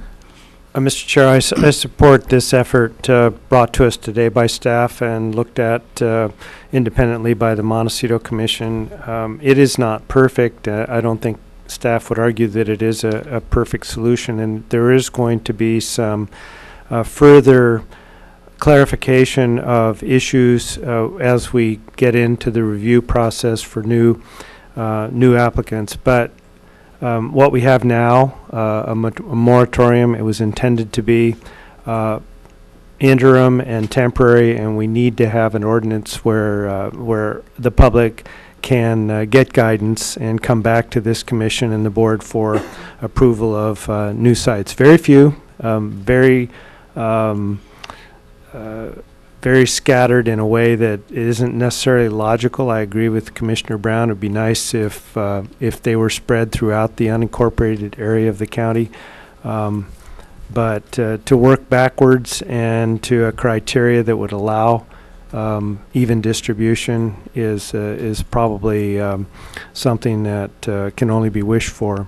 So I'm prepared to vote in favor. In fact, subject to any comments Commissioner Blau has, I'd be prepared to make the motion. All right, thank you very much. Commissioner Blau. Having had several friends have cancer, and most of them didn't survive, I understand the need for the medical marijuana. There's a couple of them legitimately couldn't eat without it. I mean, it's just not possible. So I'm prepared to go forward with the ordinance as well. I would like to see staff bring this back sometime next year and try and think through the other issues that Commissioner Brown and I've talked about related to churches and also Commissioner Brooks for the parks issue. I'm just concerned that I don't want people coming in making applications for locations that are not going to be approved by this commission. I hate to see that occur. That's not a fair thing to do to the public. So if we could think about those other comments we made today and bring the ordinance back for a change in the future so that there's more certainty as to the locations that are possible. All right, thank you very much, Commissioner Blau. Did you want to make a final comment, Commissioner Brooks? No? All right, finally. Commissioner Cooney? Thank you, Mr. Chair. I would offer the motion that is set forth in, beginning on page 1 of our staff report dated September 7, 2011, and summarized in the presentation today as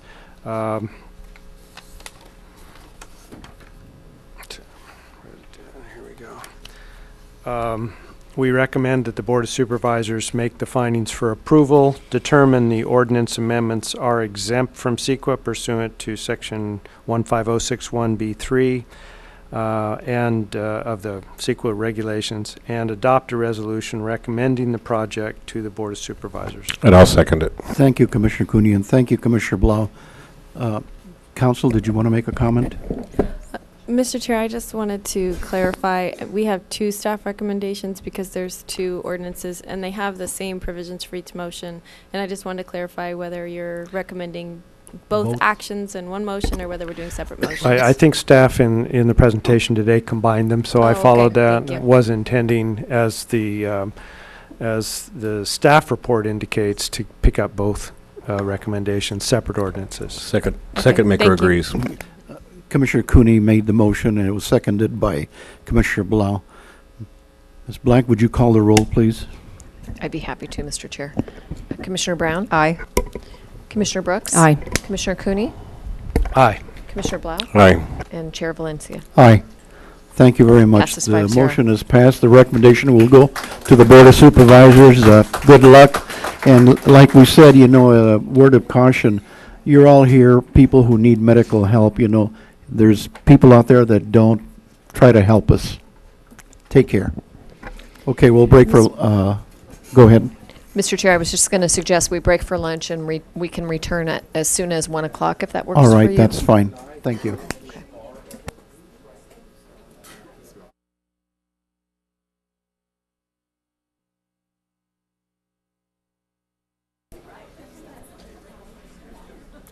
Testing. Would you please take your seats now? We're getting ready to start. Planning Commission will resume. We're at Santa Barbara, and this is item number 5, the draft Goleta Community Plan for Eastern Goleta Valley. Initiation of a recommended project description for environmental review. I see we hardly have anybody interested in this subject, but we'll try to proceed. Okay, Mr. Villalobos, would you please read that into the record? Yes, thank you, Mr. Chair. The following is a hearing on the request of the Planning and Development Department to the Planning Commission to review and comment on the initiation draft Goleta Valley Community Plan for Eastern Goleta Valley and recommend that the Board of Supervisors initiate environmental review per CEQA for the draft Goleta Valley Community Plan for Eastern Goleta Valley as the project description. All right, thank you. We're going to have a lot of people that want to speak, and we want to listen to you. So I want to ask the Commission to hold off on the questions, and hopefully the staff report will be quick and concise so we can get to the public. All right, and with that, Mr. Hunt, would you please identify your staff? Thank you, Mr. Chairman and Commissioners. I'm Jeff Hunt. I'm the Director of Long Range Planning. With me today is June Peugeot, a supervisor with Long Range Planning, and Erica Leachman, who is the project manager for the Goleta update. I'm going to start out with a few general comments, and then I'll turn it over to Erica. First, today's hearing is a continuation of the Planning Commission review and comment. We recommend that we're trying to get the recommendation to the board to initiate the project description for environmental review. The meeting on August 17th was regarding the environmental resources and public facilities chapter, and the Commission did get a little bit into land use, but we anticipate continuing land use today and then likely continue it to September 14th. We have tentatively, or at one time we had tentatively scheduled a meeting on October 19th. That agenda is rather full. We will be talking about this more at your next meeting on September 14th. We may ask for a special meeting, so keep that in mind. We can talk about this later, or November 2nd, or if something frees up on October 19th.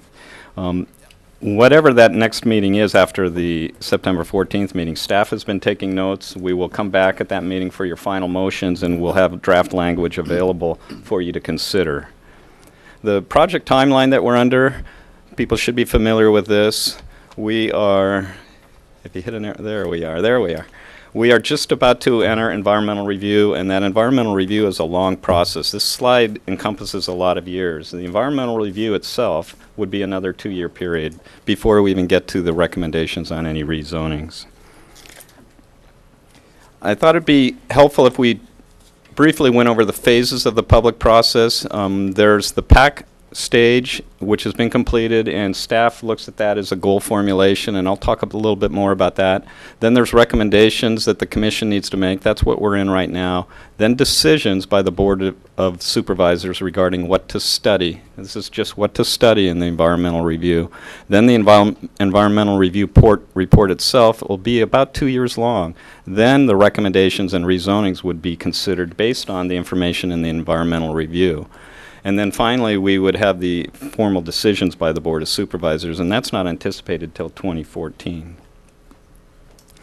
I also thought it would be beneficial to review the roles in the public process. There seems to be some, maybe not disagreement, but different perceptions on what these roles are, and this is causing a little consternation in our community. If we look at the GPAC guidelines, which were adopted in 1991, they speak to these PACs as being advisory in nature and assisting and advising staff in staff's drafting of the plan. The Goleta PAC resolution itself, which was specifically adopted for the Goleta PAC, speaks again to advisory body to the county and developing community goals and reviewing and commenting on the draft Goleta plan.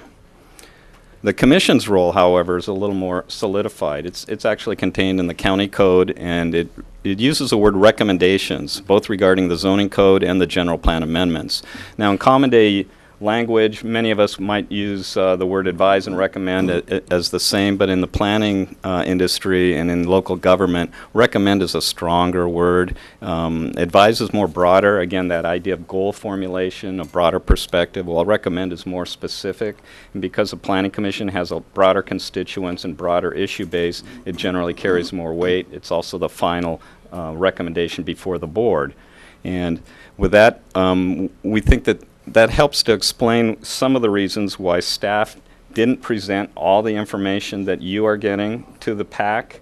The PAC was viewed by staff, and as even my predecessor, so it wasn't necessarily me, but this idea that the PAC was more conceptual in nature, broader issues, goal formulation, and then now we get more into refinement and specific issues and recommendations with the Planning Commission.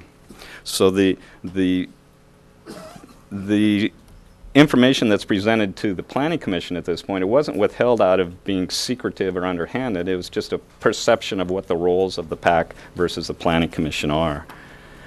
And then finally, let's talk about the staff roles, and there's actually several of them. First, we were to assist the PAC, and the PAC deserves a lot of credit, by the way. 40 meetings plus, that's a lot of time, and they really deserve a lot of credit. The plan really reflects their recommendations, and though the plan will change throughout the public process, I'm confident in saying that the final product will be very reflective of the PAC's input. But our role now is to assist the Planning Commission and to consider your recommendations, and likewise we will then be going forward to assist the board in making their decisions.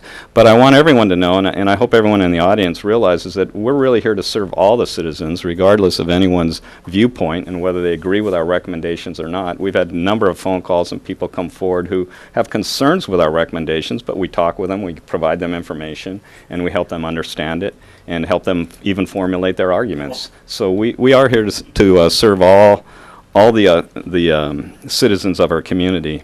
And the plan itself, some people have alluded to it, well, it's staff's plan or it's Erica's plan. And as much as Erica's very talented, it's not Erica's plan. The plan has many sources. it comes from a number of ideas, and while you may not disagree with the ideas in the plan, we welcome attacking the ideas, but it's not necessarily to attack staff in order to attack an idea. And finally, one of those sources that the plan is based on, next slide, as noted in your staff memo, is a letter from the State Housing and Community Development Department. And the letter from the HCD, as they're commonly referred to, states that the Goleta Community Plan as presently proposed would not allow them to find our housing element, which is an element of our comprehensive plan, would not allow them to find it any longer in compliance with state law or consistent with state law. Now, staff doesn't necessarily agree with all the statements in that letter, but we do want to emphasize that the consequences of the state no longer finding our housing element consistent with state law would be severe. And as a result, staff is recommending that the Planning Commission study, and I emphasize that word study, 20 units per acre on 2 or more sites. The final outcome of that study, the environmental review, may or may not recommend those densities on those sites, and that would be, again, further on down the road, as I mentioned in the timeline. So with that, I'll turn it over to Erica for the more detailed staff presentation. Thank you, Mr. Hunt. Chairman and Commissioners, thank you so much for having us back today. I want to bring our attention back to the draft at hand, the staff's recommendation, and the work that we've done so far. We've had 2 meetings so far on August 3rd and August 17th. This is our 3rd meeting to take a look at the proposed draft plan and the project description for environmental review upon initiation. Today's objective is to take a look at Section 2 of the plan, specifically the Community Development and Land Use section. This section, like others, is composed of policies, objectives, development standards, action items, as well as a series of maps. However, the unique aspect of this chapter is that not only are policies, objectives, and development standards proposed for the plan, but there's also land use maps proposed as well. As a complement to the proposed land use map, there's also draft zoning maps included in the plan as a starting point to discuss how the policies, objectives, and development standards of the plan are implemented on the land use map for the county. So in terms of Section 2 of the draft plan, as I mentioned, it contains policy for general land use and development, as well as specific policies for residential, commercial, and agricultural land uses within this planning area only. It also contains proposed land use maps and the implementing zoning maps for those land use maps. It is important to remember that in general planning, the land use map, which delineates how and where land is used in a planning area, is determined by the goals and objectives for the area. Outreach to the Eastern Goleta Valley community and the advice of the GVPAC developed the following goals and objectives for long-term community development and land use over the next 20 years or so. The first overriding goal demonstrates that land uses are all interrelated, residential, commercial, and agricultural, and describe an outcome of the land use map and development patterns for the community. Clearly, in 10 to 20 years, the community should be balanced and sustainable, which means a mix of housing types to meet local needs, a local economy that is thriving and neighborhood-focused, and agricultural operations that are self-sustaining. While these land uses and development patterns determine the shape of the community in the future, development should also occur preserving the natural environment, and this is encompassed in this overriding goal for the section. With this overarching community development goal, and consistent with the county land use element, specific objectives for specific land use types were derived and recommended as well. In Section 2C, Residential Land Use, the draft plan recommends the following objectives and principles driving the update of the plan.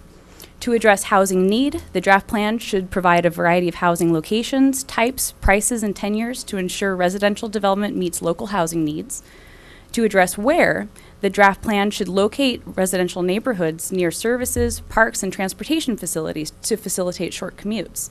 And to address how, the draft plan should enhance the physical structure, connectivity, and character of existing residential neighborhoods of the community while optimizing areas designated for agriculture, areas for conservation of the natural environment, and public open spaces. In Section 2D, commercial land use, the draft plan recommends the following objectives and principles to drive the update of the plan and the land use map. To address how the draft plan should provide local mixed-use commercial services, employment, and business opportunities with compatible residential uses, and to address where the draft plan should use land use policies and mapping to promote and maintain a vibrant and diverse economy and support local businesses. And finally, in Section 2E, agricultural land use, the draft plan recommends the following: to address how the draft plan should sustain and enhance agricultural land and operations and the characteristics in the Eastern Galita Valley, and to address where the draft plan should support farms and agricultural business as a vital element in a sustainable mix of economic activity. Taken together, these objectives drive not only the policies and action items for residential, commercial, and agricultural land uses in the planning area, but also the design of the land use map itself to determine how and where the community develops over the next 10 to 20 years. Throughout the process, this set of goals for community development have acted as a touchstone for the components of the project description. Ideas and land use map scenarios that met these long-term objectives are included for your consideration. Ideas and scenarios that did not achieve these objectives were not included at this point, even though we acknowledge that there are alternate ideas and scenarios to consider as part of this process. However, we've seen this before, but here is the proposed land use map that staff recommends to achieve the goals and objectives of the plan over the next 10 to 20 years. This map represents the basic design of the community between the city of Santa Barbara and the city of Goleta. Some key features include a strong delineation between the urban and rural areas and uses to protect watershed headwaters, enhance rural agricultural operations and viability, preserve habitat area and wildlife corridors, and implement the county's land use element by ensuring urban uses are contained in serviceable urban areas. Within the urban area, delineated by the pink line on the map, the residential, commercial, and urban agricultural lands are provided as well. The planning area is largely residential, already served by a few small commercial nodes in the core areas of the planning area. 2 urban agricultural areas are delineated where agricultural resources are sustained. Given that much of the planning area is built out with existing development patterns, land use and community development decisions for the future of the community must find opportunities within the existing built environment for small-scale change to accommodate the needs of future decades. This map combines existing land use with recommended land use changes to either clean up inconsistencies that have occurred since the last comprehensive plan update, or strategically change land use and zoning to achieve the objectives of the draft plan over the long term of future land use and development decisions. So the following recommended changes to the land use and/or zoning maps were strategically developed and reviewed by the community and our advisory committee to best achieve the objectives of the plan and the values of the community at large. Please recall from our last hearing on the 17th, the focus areas of the plan. 5 general locations were identified as areas in need of planning, including land use planning, infrastructure planning, and environmental resources planning. Namely, number 1, the San Marcos foothills. Number 2, the State Street Bowtie. Number 3, the San Marcos neighborhood. Number 4, Kyriel corridor. And number 5, the South Patterson agricultural area, including the sub-areas of the Mesa and the Flatlands. So we wanted to bring back a few more details. I realized from our last meeting we gave a brief overview of these areas, and there were some questions about actual data and information about land use changes and the ramifications of the impacts of those changes. So we wanted to quickly go through these 5 focus areas and provide those details to you. First of all, in the San Marcos foothills, the main objective of the recommended land use changes is to legitimize the Preserve at San Marcos development plan and limit the residential development capacity to that which was approved as part of the project, so 20 dwelling units total, and legitimize the county park's own designated remainder property as public open space. Selected properties remaining large lot residential with no change. You'll see those either in red or taupe. The result of this land use scenario would be the reduction in development capacity of 55 dwelling units over the 379-acre area with a land use designation of Plan Development 20 and open land with a Plan Development 20 and Resource Management zoning designation. In the State Street Bowtie area, the main objective of the Bowtie area is actually twofold. Number 1, allow for mixed-use redevelopment of the existing commercial areas. And number 2, allow for small-scale residential infill in the adjacent existing neighborhoods within walking distance of the commercial destinations to allow for additional compatible residential uses. This planning strategy was proposed in response to the community's goals for a range of housing types, strong neighborhoods, and revitalization of the Bowtie area as a walkable destination and neighborhood commercial node. This strategy provides for low-impact infill opportunities to increase the availability of houses for rental or ownership to meet local housing needs that are compatible with the existing neighborhood, improve property value, improve housing stock and property condition, and make legal existing non-conforming properties. Also, as part of this strategy, the land use changes would allow us to reevaluate the infrastructure improvements needed to complete the existing Bowtie neighborhoods and slowly increase the residential population near the Bowtie's mixed-use commercial areas to follow market fluctuations and support economic viability and vitality of the future neighborhoods serving commercial projects. Consistent with the feedback from the community, in no place does the proposed land use allow for future development greater in density of structures than 8 units per acre, as you can see in the land use recommendations. Unless the changes are proposed as corrections for consistency with previously developed property. This is something that we wanted to clarify, as I think it came across quite clearly last time, that where land use changes are made for consistency, you'll see something different than 8 units an acre. For example, if a property was developed at a certain land use density, we wanted to reflect that on the land use map so as not to be inconsistent with the use that's already on the ground. The proposed zoning designations implement and must be consistent with the land use map and the draft plan's policies and objectives. Specifically, the recommended zoning would allow existing property owners to, where space allows of course, build additional houses on their existing lots. Currently, 2 zoning districts are recommended to implement the draft plan. However, this is as implementation up for discussion. Number 1 is an R2 zone. The R2 zone, according to our land use development code, is applied to areas appropriate for residential development in the form of 2-family dwellings and to maintain a residential character similar to that of one-family neighborhoods. The zone is intended to ensure the compatibility of duplex development with surrounding multiple and one-family dwellings and neighborhoods. And also consider the design residential zone, as the design residential zone is applied to areas appropriate for 1-family, 2-family, and multifamily dwellings. This zone is intended to ensure comprehensively planned and well-designed residential development while allowing flexibility and encouraging innovation and diverse design, and requiring that substantial open space be maintained within new residential developments. Each of these zoning districts are already applied in these areas with the existing land use map and developed successfully, which led to this recommendation as something that would be compatible for the neighborhood.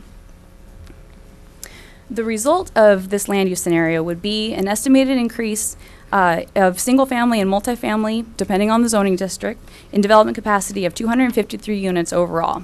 177 dwelling units in mixed-use commercial areas, so those areas that were currently designated commercial, and 77 dwelling units in residential infill forms. And as part of this, also a transference of about 160,000 square feet of commercial development to residential uses over the 77-acre area. The land use designations proposed include general commercial and residential 8, which is 8 units per acre at a maximum, and R2 or DR zoning to complement and improve the area over the next 10 to 20 years. Jumping now to the San Marcos neighborhood, the main objective of this neighborhood involves expanding the utility of the Turnpike Shopping Center to serve as a primary commercial hub for the community, completing the neighborhood on the Tatum property to the north of the shopping center to meet local need and provide recreational resources south of Highway 101, and retaining urban agricultural uses as part of the mix of uses in the neighborhood. We'll come back to discuss urban agriculture. So at this point, UAEG, of course, indicates urban agricultural uses in this planning area only. The result of this scenario would be an estimated increase of 109 dwelling units over the 101-acre area, with land use designations of general commercial, Res 8, and urban agriculture, with C2 and DR zoning, and a new urban agricultural zoning designation, which, as I mentioned, we'll come back to revisit. Our fourth sub-area is the Cayreal corridor. The main objective of the Cayreal corridor involves expanding the utility of the highway commercial areas, similar to the strategy for the Turnpike Shopping Center, to better serve as a neighborhood-focused commercial area as opposed to a highway-serving commercial node. In fact, as a general approach to the land use map, highway commercial has been eliminated as the land use in this area to maximize the utility of our existing commercial areas to better serve the community as it is now. Also, as part of this area, the strategy recommends completing the neighborhood on MTD adjacent to county campus to meet local housing needs and provide recreational resources north of 101. The result of this land use scenario would be an estimated increase of about 120 dwelling units at maximum over the 44-acre area, with land use designations of general commercial and planned development 120, which would cap the total number of units on the MTD properties at 120. This would be complemented with C2 zoning designation to change the range of uses available to the highway commercial areas, and apply a planned development zoning code on the MTD properties. And last but not least, the main objective for the South Patterson area involves sustaining and enhancing urban agricultural operations in the urban area of eastern Galeta Valley. The county proposes to retain urban agricultural land use designations and develop a new ordinance and definition to allow for a range of sustainable agriculture and agricultural-based commercial uses in the urban area only of eastern Galeta Valley. The urban agricultural designation is intended to retain agriculture and farmland in the urban area of eastern Galeta Valley and support agricultural-related businesses without impairing the function or character of on-site and adjacent land uses. The result of this land use scenario would be an estimated increase in development capacity of 28 single-family dwelling units over the 458-acre area, assuming, of course, that the minimum parcel size would be no smaller than 5-acre minimum, consistent with the land use element, and that each property could have at least one single-family house by right. If this action item for urban agriculture is initiated, the next step will be to develop the land use definition more clearly and zoning for urban agriculture in eastern Galeta Valley to address these very unique areas. So taken together, the proposed map has a potential for 1,941 additional dwelling units. That's 1,281 single-family units and 660 multifamily units, and about 1.3 million additional gross square footage. Of course, these are ballpark estimated worst-case scenario numbers simply for environmental review purposes so that we have a level of development, a level of build-out to study in terms of impacts analysis. It does not incorporate any constraints to development, environmentally sensitive habitat, any sort of site. It also isn't related to any property rights or development rights. It's simply an equation that's a maximum capacity equation to understand where the impacts would be and to what extent. And more importantly for environmental review, the delta between the existing adopted map and the proposed will be studied as part of the environmental review process. As proposed, the difference is an additional 443 dwelling units, 507 increase in the urban area, and 64 decrease in the rural area, consistent with that, with the approach to reduce the development capacity in the rural area. And in terms of commercial, a reduction in about 144,000 gross square footage, which is largely associated with a transference of square footage from commercial capacity to residential capacity instead in the mixed-use areas. We'd also like to introduce an exciting proposal for the unique urban agricultural areas of eastern Galeta Valley, the San Marcos Ag Area and the South Patterson Ag Area. With the objective to sustain and enhance agricultural operations, the draft plan includes a 3-step approach. Number 1, determine where urban ag is and map it based on the criteria of the agricultural element of the county. Number 2, develop and apply an urban agricultural zoning and land use definition to enhance agriculture as a viable business enterprise in the eastern Galeta Valley urban area with compatible and subordinate commercial uses to supplement the economic viability of the operations. In the staff report from August 3rd, preliminary assumptions are outlined for which uses and parcel sizes and other restrictions would be studied as part of the EIR's assumptions to inform the development of the ordinance over the next year or two. And last but not least, step 3 is refine the existing policies addressing potential conversions of agriculturally designated properties over the life of the plan to provide a more consistent approach. Lastly, for the purposes of CEQA, there are 2 action items proposed in the draft plan to develop new ordinances prior to adoption of the plan to implement the plan. Number 1, the mixed-use code for the commercial components of the bow tie, And number 2, the urban ag zoning for the urban ag blocks, South Patterson and San Marcos. While details and language of these ordinances have not been developed yet, the purpose and intent is contained in the action items of the plan and will guide the development of those ordinances in the future as follows. In terms of urban agricultural areas, the intent is to allow and determine a range of permitted or conditionally permitted development types and uses that are compatible with and supportive of long-term urban agriculture for use exclusively in the Eastern Goleta Valley. And in terms of the mixed-use code proposed to be developed, the intent is to transform the State Street Bowtie corridor sub-area here in Bowtie into an attractive, safe, and pedestrian-oriented mixed-use destination for goods and services through long-term redevelopment and revitalization, paired with multimodal transportation system planning and streetscape improvements, as we discussed in our prior meetings.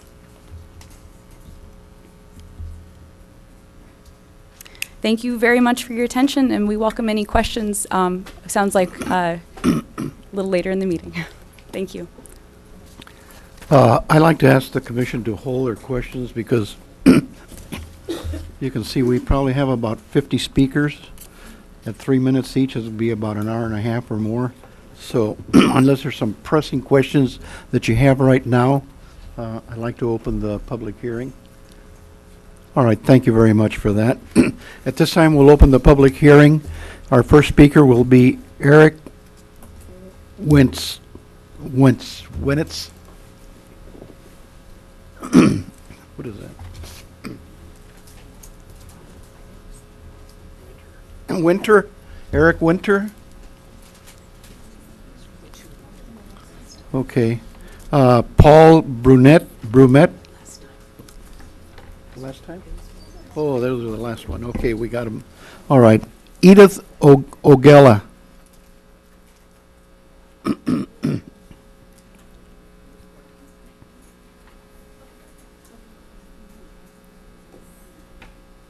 Thank you for letting me speak.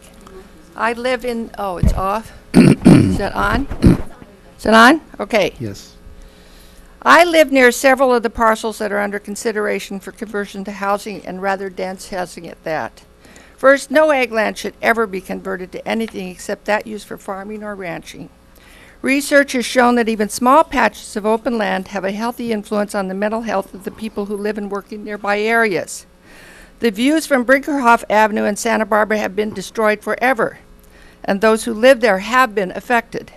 Worse, many of the units built on Chapala still lack occupancy, adding to the anger of all those who live in the immediate western edge of those large buildings.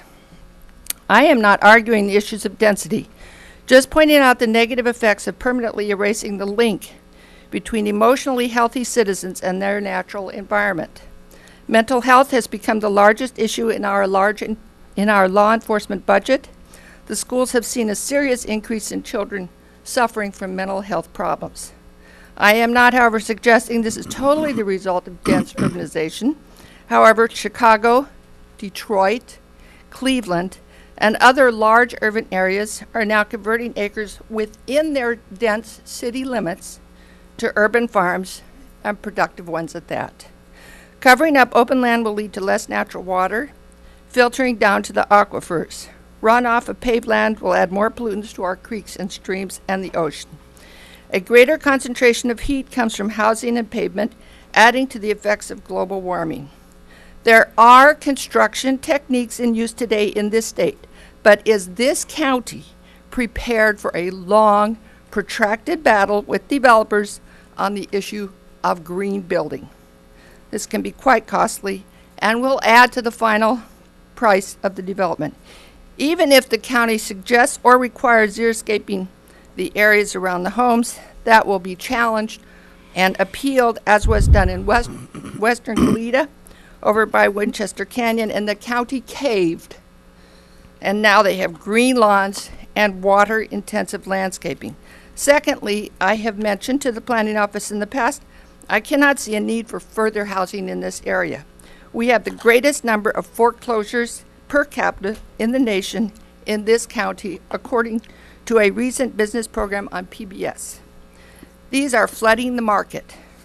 Rentals were allowed to become condo conversions, thereby limiting rental housing, which most working people in this area can only aspire to while working and living here. The county needs to survey its own population and growth projections and not rely on state figures. Thirdly, I have also pointed out in the past to planning at meetings like this that at least a third of all the homes in the area bordered by Hollister Avenue, Turnpike, Patterson, and Atascadero Creek have at least one illegal dwelling unit, sometimes more. They're not just families renting out a room to get a little extra money. I'd like to ask you to wrap up. Yeah. Some of these units are plainly visible to the street, but the county does not investigate it. Lastly, spending emotional and intellectual currency on the destruction of tropical rainforests in developing nations will not allay your and our culpability in the destruction of our own open land. Thank you very much. Oscar Carmona. No clapping, please. This isn't a popularity thing. We want to listen to you. No clapping. Oscar Carmona, followed by Pete Giordano. And I'd like to ask you to keep to 3 minutes so that everybody gets a chance to speak. Please. All right. Mr. Carmona. Thank you so much. It's a pleasure to be here in front of you. I was part of the GPAC, one of the earlier formations of that committee, representing ag land. I happen to live in the 2nd District. I've lived most of my 30 years in this area in the Goleta Valley. I have a nursery business in the 3rd District in a wonderful Elwood area, tremendously rich area. And I'm very encouraged by some of the how all of this has played out and what was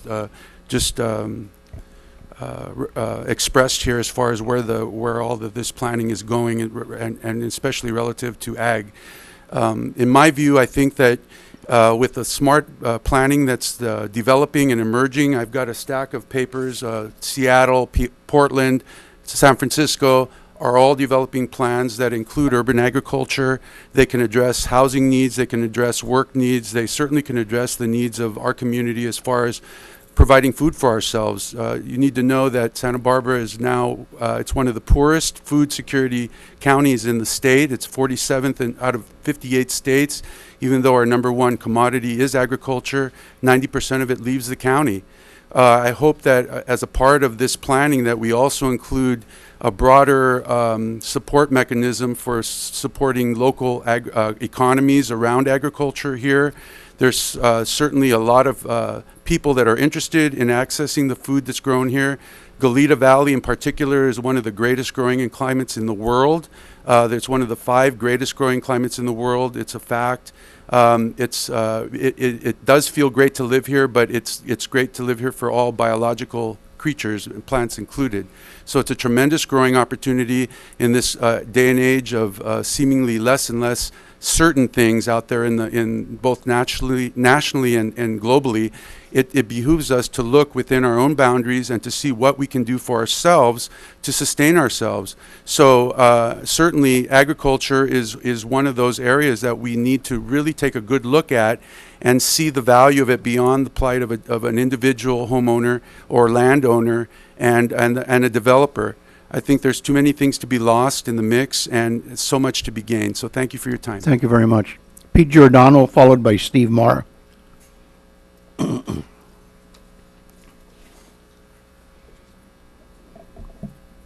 My name is Peter Giordano. I'm a 3rd-generation Goletan. I run a business. We have roughly 250 people employed on Patterson Avenue.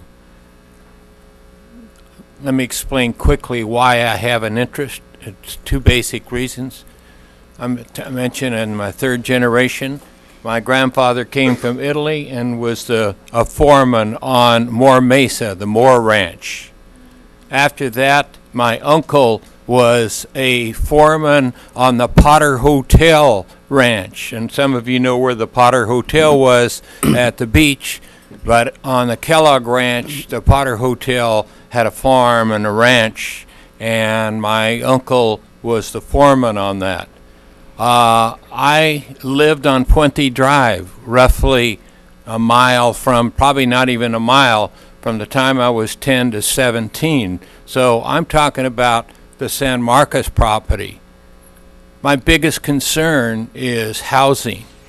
And I think this is a logical place for high-density housing, workplace housing.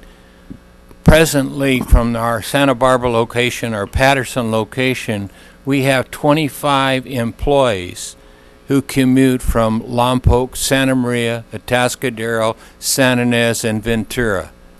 You know, I'm concerned, obviously, about the environment.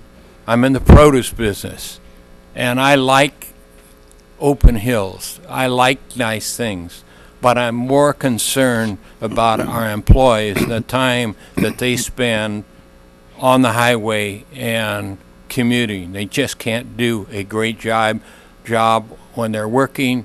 And I have wonderful people, and I would love to see housing close by on the San Marcos property. So please consider that. We need a balance. And I guess I can say right across the street from our warehouse on Patterson, the Caird property, he has a hard time getting employees. About, I think it's 6 acres right across the street from us. He put in gladiolas. And farming is wonderful, but he had to stop farming gladiolas because he had to fumigate. And the neighbors complained about the fumigation. We need a balance. And my biggest concern is my employees and having workforce housing that they can afford, and that can only be in high density. Thank you. Thank you, Mr. Giordano. Steve Moss, followed by Barbara Kloss. Thanks.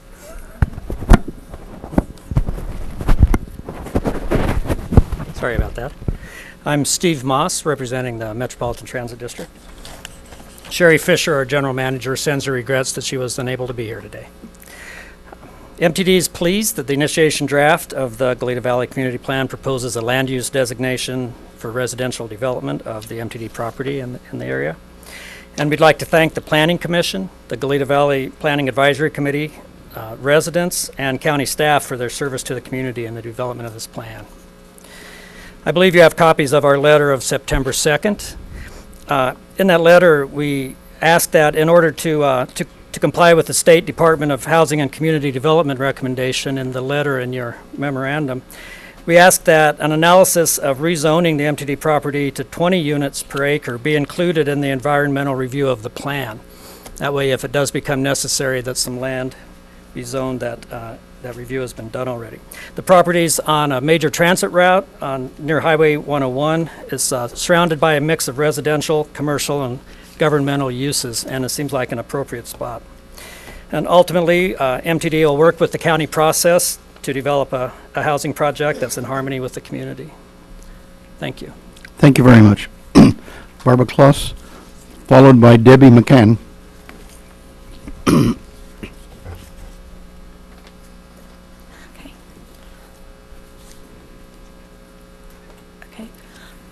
I think I should let Debbie go because I have a slide that is not ready.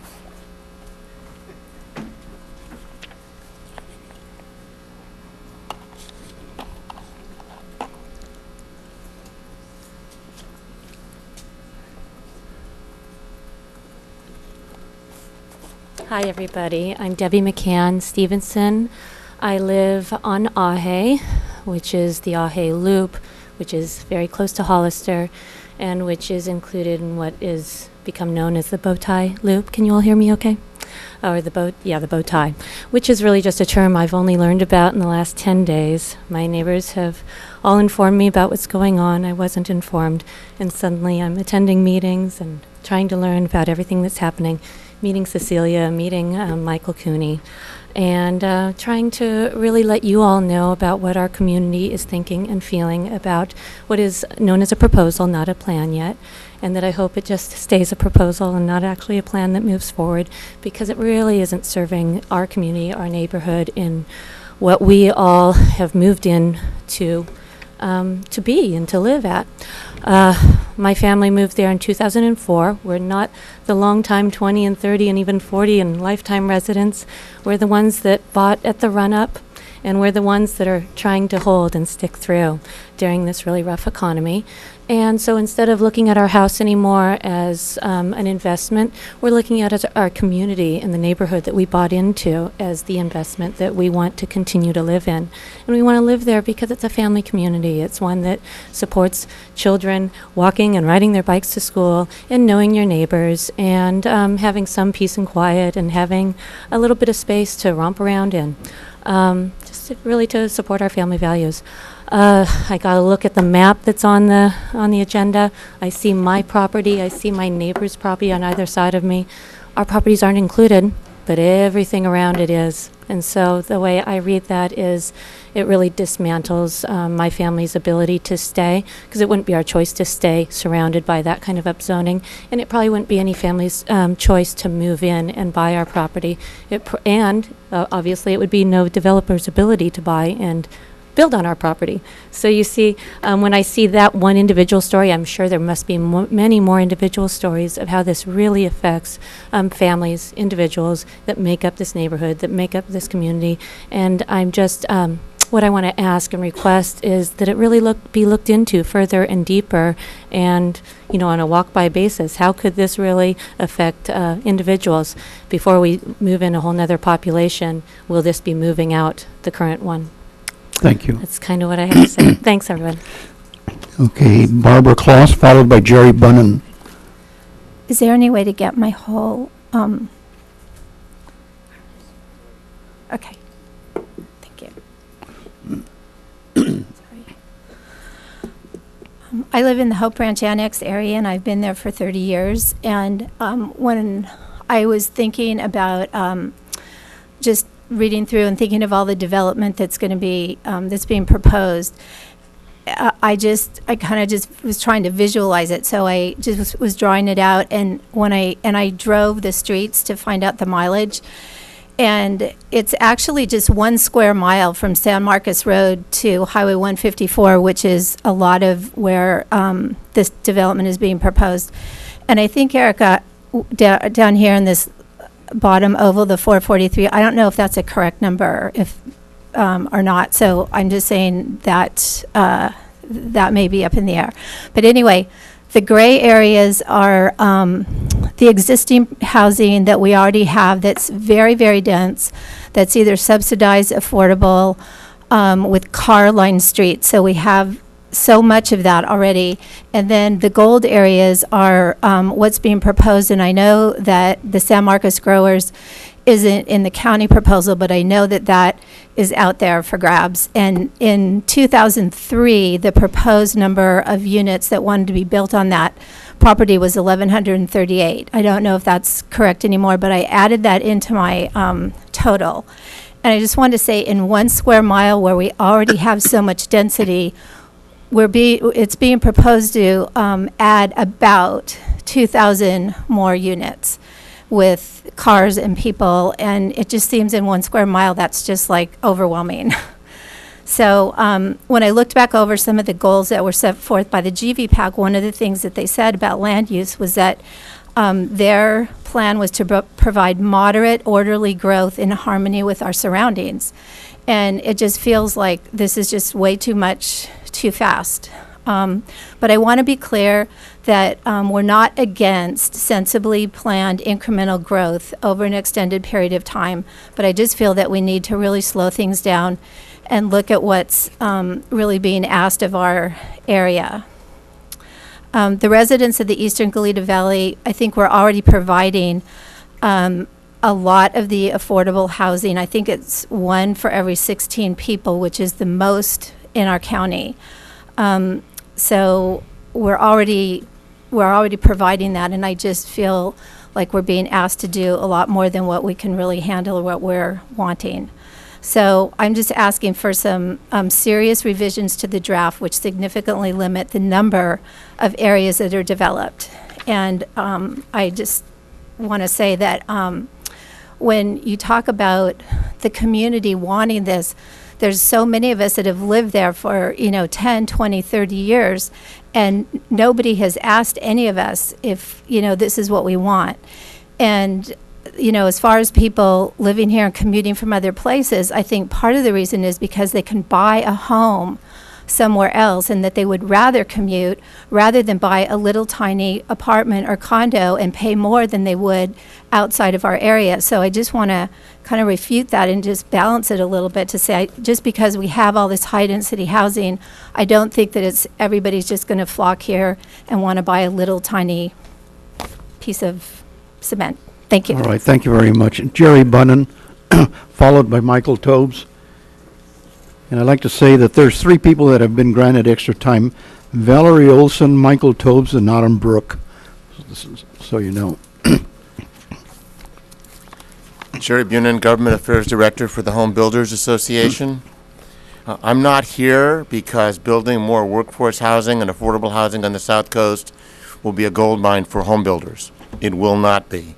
But it will be the right thing for Santa Barbara County to do. It'll be good for you as a means of meeting your climate action goals. It will be good for allowing families that work in the community to actually be part of the community, spending their free time as coaches and volunteering instead of driving 50 and 100-mile round trips. And it will help prevent the state from decertifying your housing element.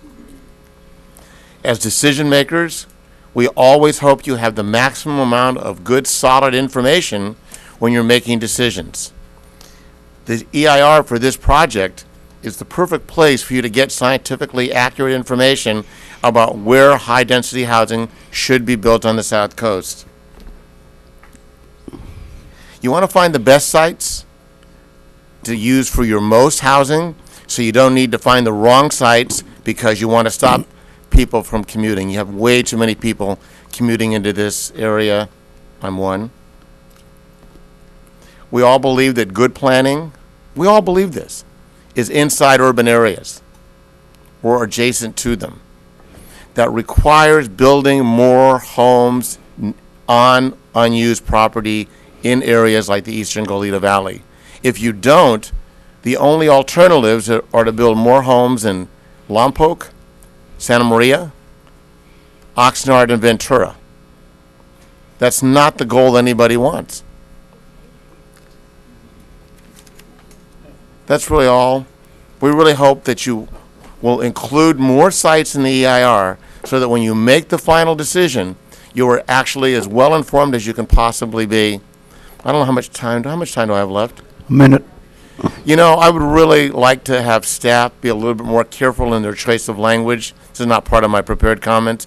But when I see a number up there on the maximum number of housing units, and it's referred to as a worst-case scenario, I don't think housing your workforce is ever a worst-case scenario. I think making people not commute, not contribute greenhouse gases, that's the right thing to do. Thank you. Thank you. Michael Tobes, followed by Mary Lehman. Thank you, Mr. Chair. I have some slides that hopefully will get up on the screen.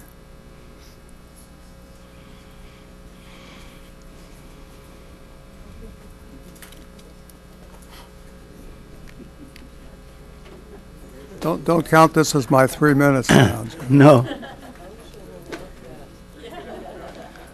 I just hope Mr. Villalobos doesn't dance up there.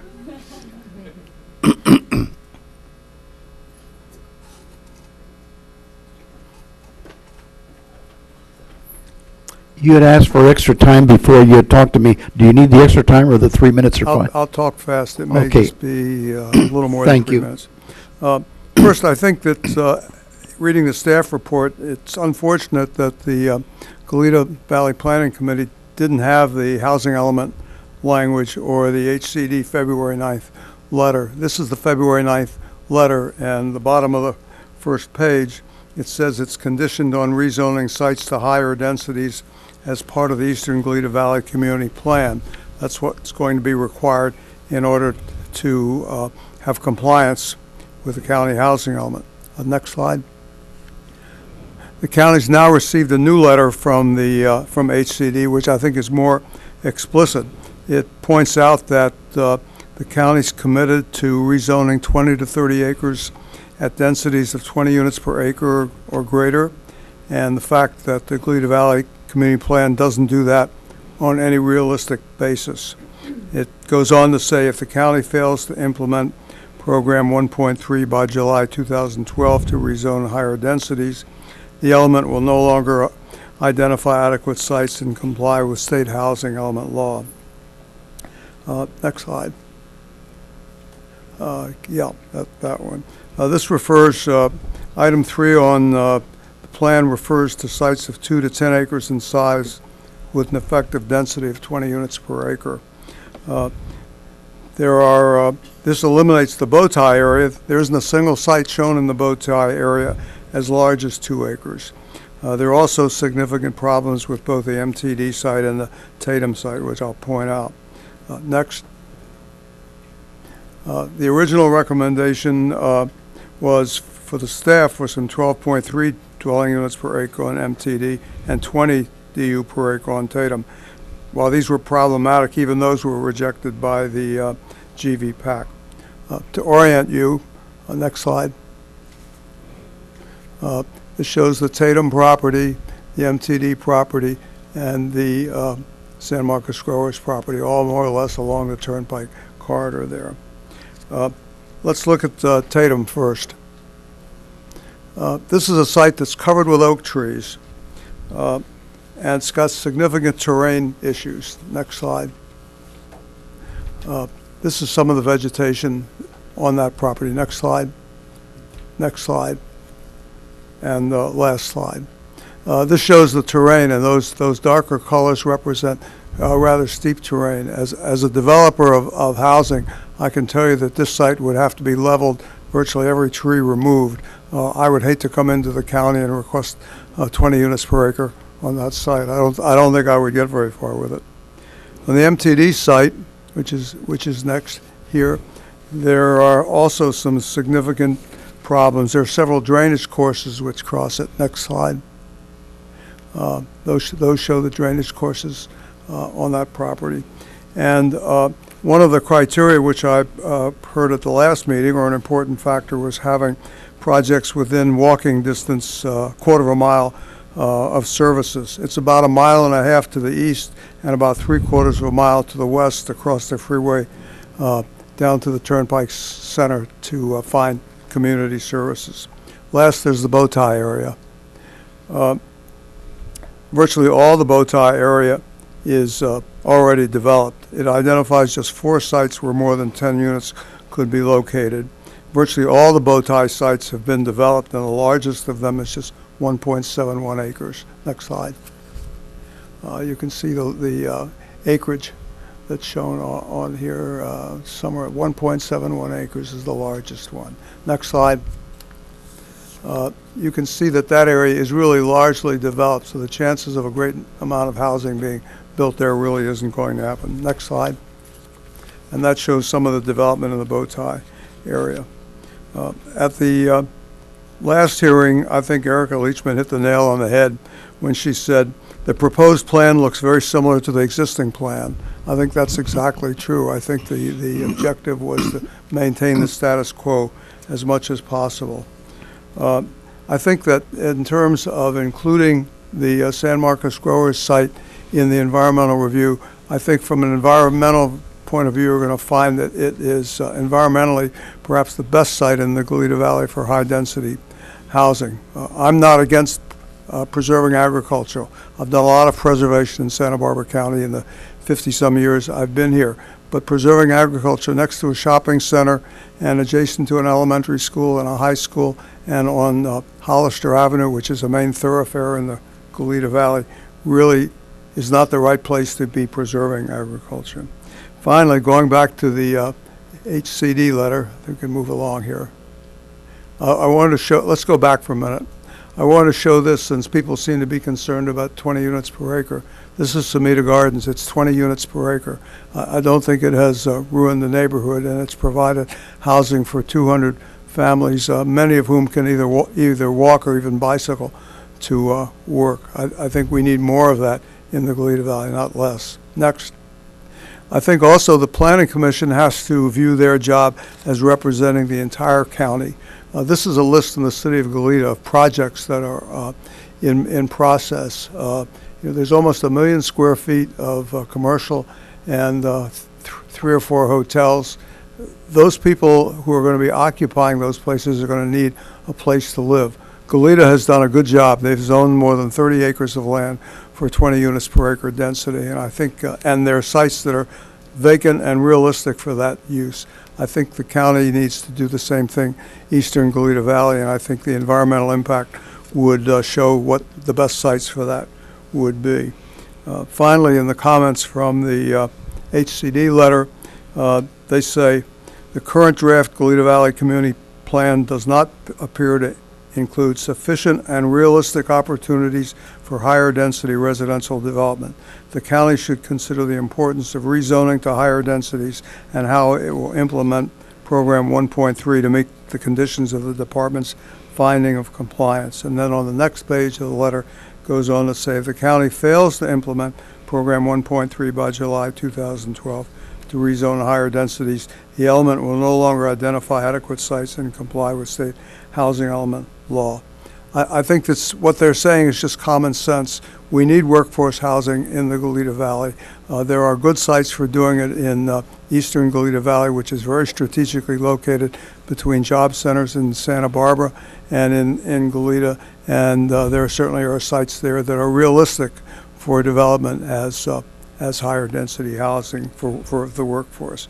So I just ask that the Planning Commission recommend to the board that the environmental impact report for the plan include the San Marcos Grower site and maybe even a couple other sites so that you can get an objective view as to what sites are the right sites for higher density housing in the Goleta Valley. Thank you very much, Thank and I you. appreciate the additional time. Mary Lehman, followed by Lisa Fleischer. Hi, good afternoon. I'm Mary Lehman. I'm an owner in the Hope Ranch Annex. My husband and I have a parcel that's 2 acres, and we're very near the Bow Tie area development. I also sell real estate for Prudential, California, so in case you want to buy a house.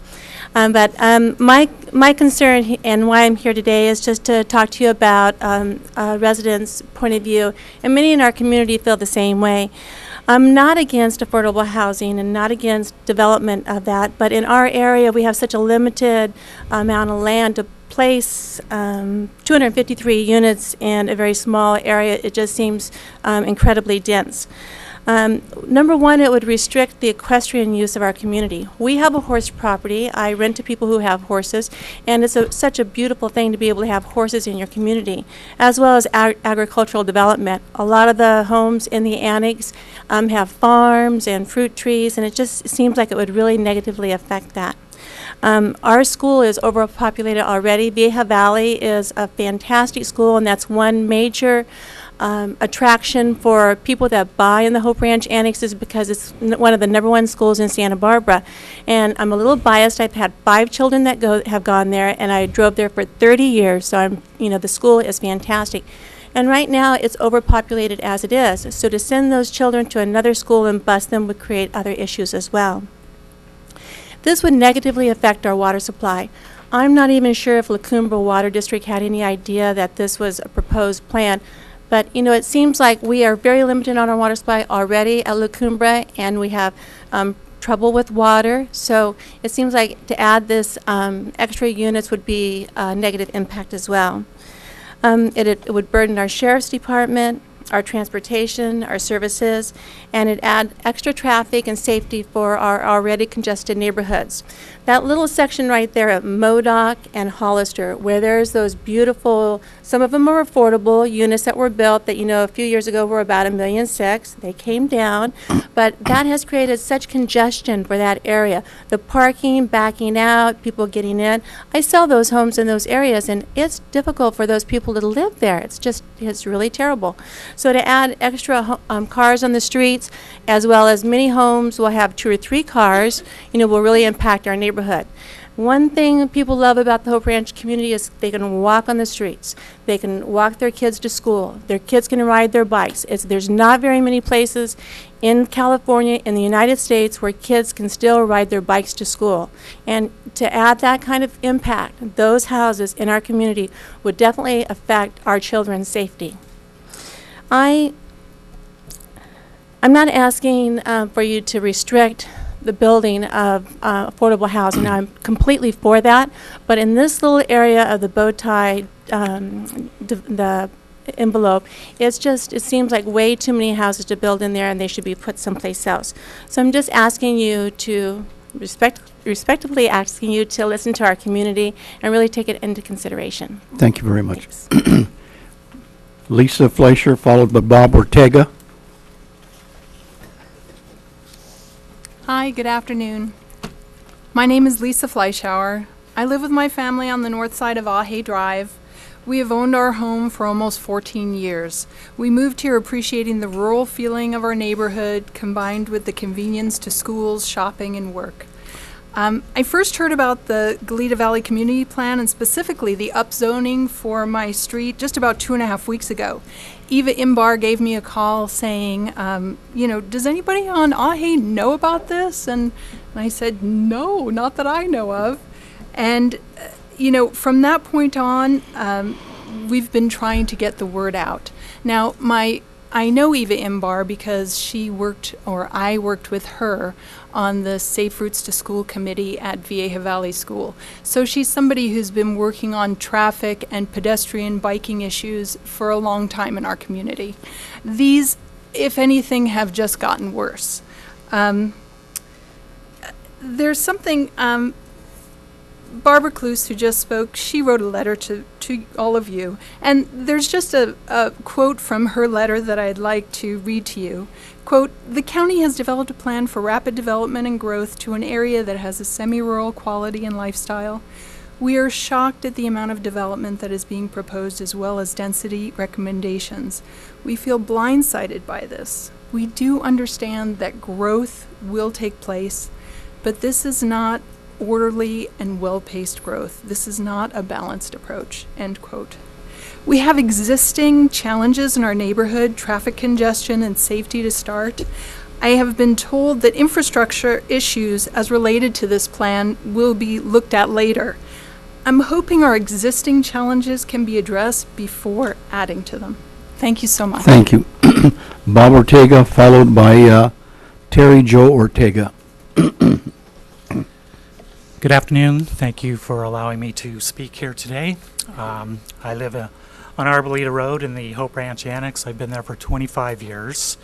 I've been through a few natural disasters that have occurred in our area, and I'm speaking here in opposition of the high density for the area, specifically the area between Bowtie and Turnpike Road. I'm a firm believer that our community needs to have development, needs to have growth. I've worked at the university for nearly 25 years, and I know the housing needs of faculty and staff there are critical. So I'm not opposed to seeing development and growth in our county. I just feel that the density issue within that Bowtie area and to San Marcos High School, for any of you who travel that time when school's letting in or out, or it's rush hour, you'll see that it's pretty severe at times. I also want to state that on my own street, where we're not a high-density neighborhood, you can drive down that road most any time and you can find most residents will have at least one, sometimes several cars parked in the street, which seems to me that our community in that particular neighborhood is already at its maximum density and we should not allow any further growth for that particular area. For the sake of others who will speak on my behalf in their PowerPoint presentations, I'd like to just say thank you, and I know you'll do your diligence on this. Thank you. Terry Jo Ortega, followed by Penny Wardlaw. Thank you very much for allowing us to speak today. I've lived in the area since the early 70s. I actually grew up there and raised my family there, and we currently have one of the larger parcels, and one of the things that's so amazing about that area is the multi-generational nature of it. Currently, my mom, who's 83, is still on the property. My husband and I live on the property. I raised my kids there. They went to Vieja Valley. We looked long and hard before moving to that area because we do have large animals, horses, goats. We have a pretty big garden. And, I feel like currently I take my life in my hands about 5 mornings a week when I ride my horse at 7:30, and I try to get there before the school rush at Vieja Valley. But it's a challenge. The bike path goes through there, which I absolutely love because it allows people on that thoroughfare to get to the university and downtown. But it is a challenge, and as my husband said before me, sometimes when we have, there's occasions and there's cars parked there, it's interesting to try to get down there. We live through the Painted Cave, T-Fire, Jesusuta, all of those, and out of the Painted Cave came an organization that's attached to the Humane Society.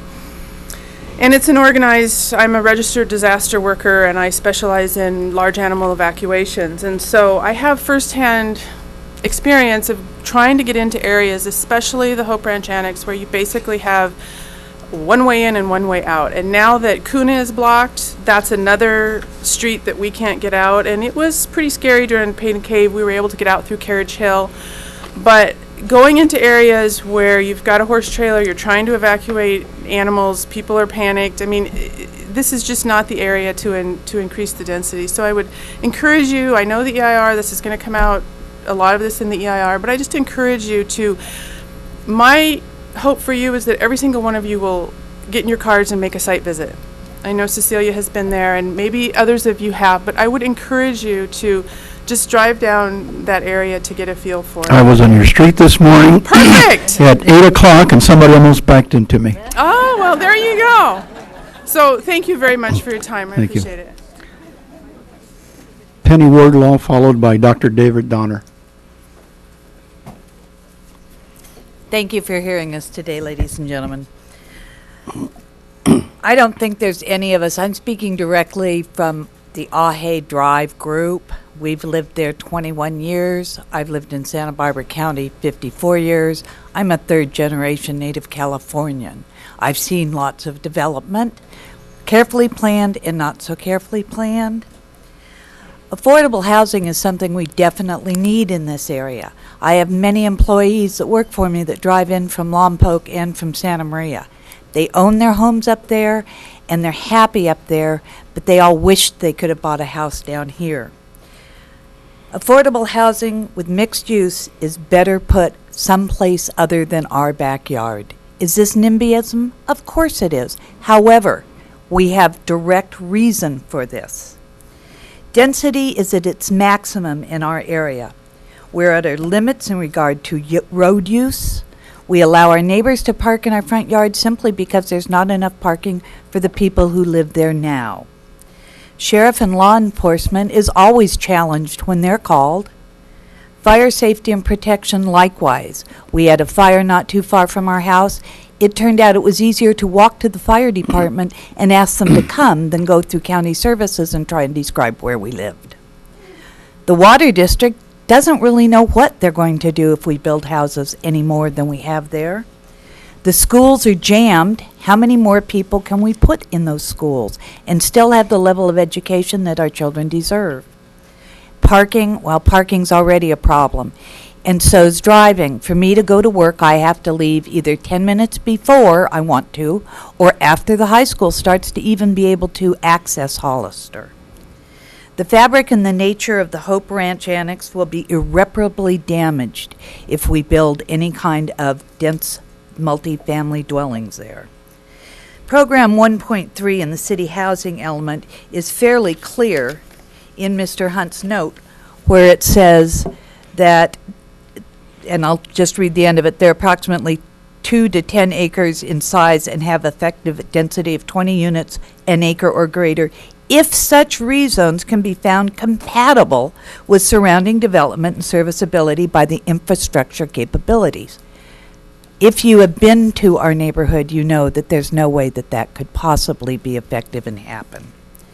While I understand Mr. Giordano's point about being able to have your workers close at hand, I ran horse farms in San Ynez Valley for 41 years. And while those people were very definitely part of our family up there, I'm not so sure I want them living in my backyard. It will destroy the property values, and they have an entirely different view of where they live than the homeowners that live on Ahe Drive. please consider this. Visit our neighborhood. There are lots of areas that would be better suited for this kind of development. Thank you. Thank you. Dr. David Donor, followed by Susan Bork. Good afternoon. Can you hear me all right? I sure can. My name is Dr. David Donor. I've been in Santa Barbara since 1978. I bought a home at 404 South San Marcos Road near Hollister, and I've been living there since 1985, where I raised 2 children. I still live there. 2 years ago, I've been fortunate enough to retire, but I'm still concerned about the health of our community. And unlike a lot of other people, I used to drive to Lompoc at least once a week, often twice a week. And I did that for nearly 15 years, up there to serve people on a dialysis unit. So I've cared for very sick people. One of the joys I used to have was traveling that road because it's open space. It reminded me of the opportunity and the reason why I chose to live here. I came to live here because it did not have high density. I chose not to live in Orange County, nor in San Diego or San Francisco. I chose to come here because this was a healthy community, because people had space. You could walk around without being worried about who you're going to run into. So I really ask the Commission to really save the space, save the opportunity for people to grow organic, nourishing, supporting, and healthy food. The loss of agricultural land is rarely ever recaptured, even if they're trying in Detroit. So I really ask the Commission to look at how to keep our community healthy so that my children will want to stay here, and I'll want to stay here until I pass away. Dr. Donor, thank you for the dialysis center in Lompoc. You're welcome. Thank you very much. Susan Bork, followed by Kendra Epley. My name is Susan Bjork. I live at 4609 Vista Buena Road. We live on what was originally a 1-acre lot that over time has been developed through the individual enterprise of the homeowners to 6 diverse residences. I'd like to address the issue of proposed further increases in population density in our area. And my remarks are prompted in part by my experience of the impact of the high-density development in our area that was situated at Turnpike, close to the 101 freeway, maybe 5 years ago. This is not Phoenix, nor even Sacramento. The city of Santa Barbara is located on a long, narrow strip of land confined by the mountains to the north and the ocean to the south. There's no room for expansion, especially in regard to transportation. 2 realities of our location are earthquakes and fires. A neighbor who resides on Ahe Drive described to me her family's hopeless attempt to evacuate their home at the time of the Painted Cave fire, which swept from the San Marcos Hill Pass across the freeway to Hope Ranch, destroying the buildings in its path. Planning for all eventualities, as the recent tsunami in Japan has shown all too tragically, is the paramount responsibility our community should address. As a result of the current economic situation, neighboring cities like Santa Maria offer opportunities for housing that should be occupied to help out an ailing community, while avoiding wasting resources in new building and degrading established and flourishing neighborhoods here. We should offer a helping hand by avoiding the creation of new, competitive housing options in this city. It seems to me that from both an ethical and practical point of view, the only high-density or low-cost development that would be acceptable or could defensibly be imposed on almost any neighborhood would be one that was dedicated to occupancy by workers in essential services such as teaching, medical care, or other emergency services.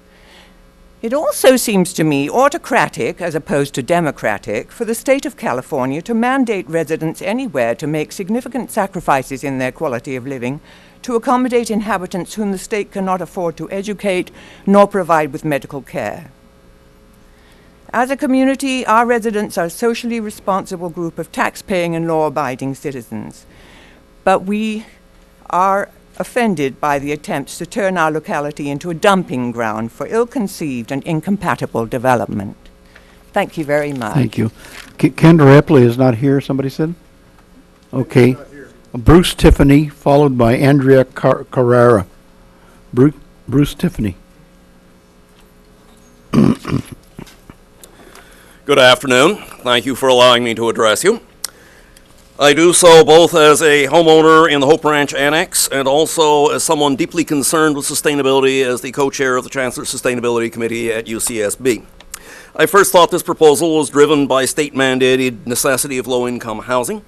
I now understand that, in fact, while this is a part of this, the upzonings in much of the eastern Goleta Valley generally stand separate from the state requirements and represent the vision of non-elected county employees who have minimally circulated this in the public vision. Like many in this room, I found out about this roughly 2 weeks ago. This vision was created with no attempt to understand our or any other neighborhood. Living in the bow tie, we purchased our property in full knowledge of the restrictions upon it. They were imposed for the common good of our community. They guaranteed that our neighbors and we all lived in this place, understanding the sustainable number of units per acre for our neighborhood and its lifestyle. We accepted that the dust and the smell of manure from the nearby stables or the crow of roosters would be part of our life.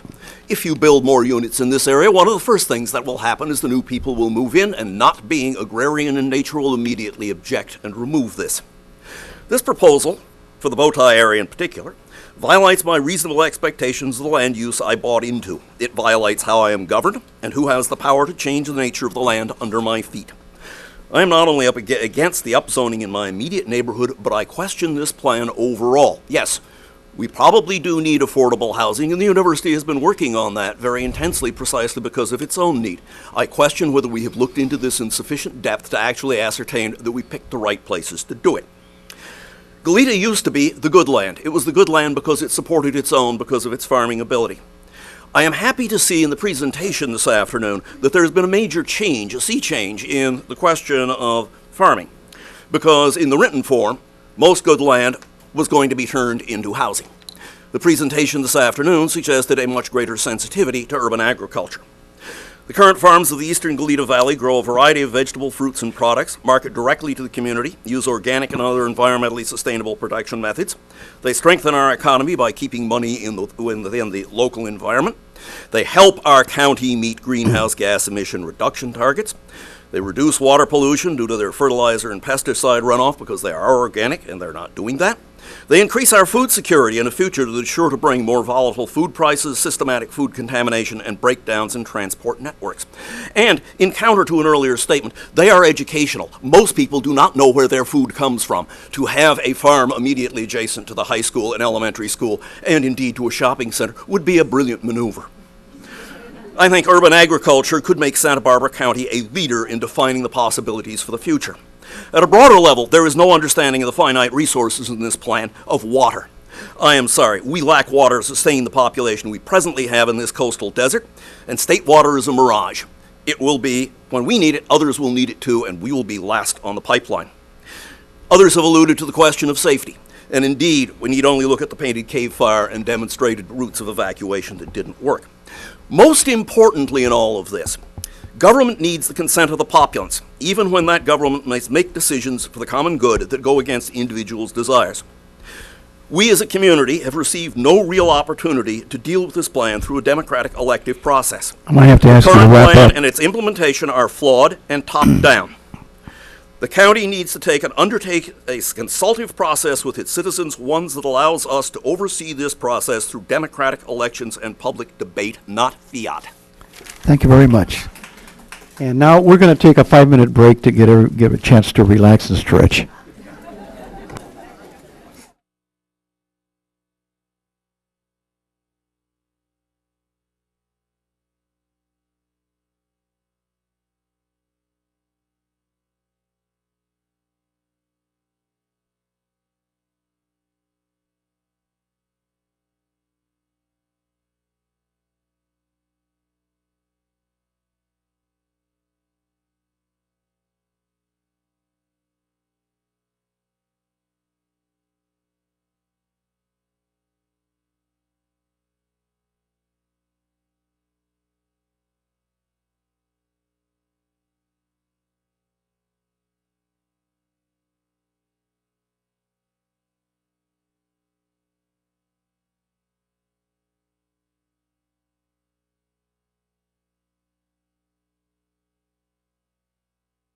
Mr. Ed Sands,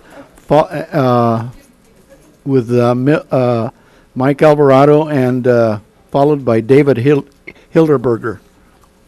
I think I was next on the list. Oh, I'm sorry. Carrera? Yeah, yes. Okay, I won't take too long. No, that's all right, please. I'm sorry. Hi, my name is Andrea Carrera. I'm the current PTA president of Viejo Valley, and my family has lived in the Puente to Nogal area since 1961.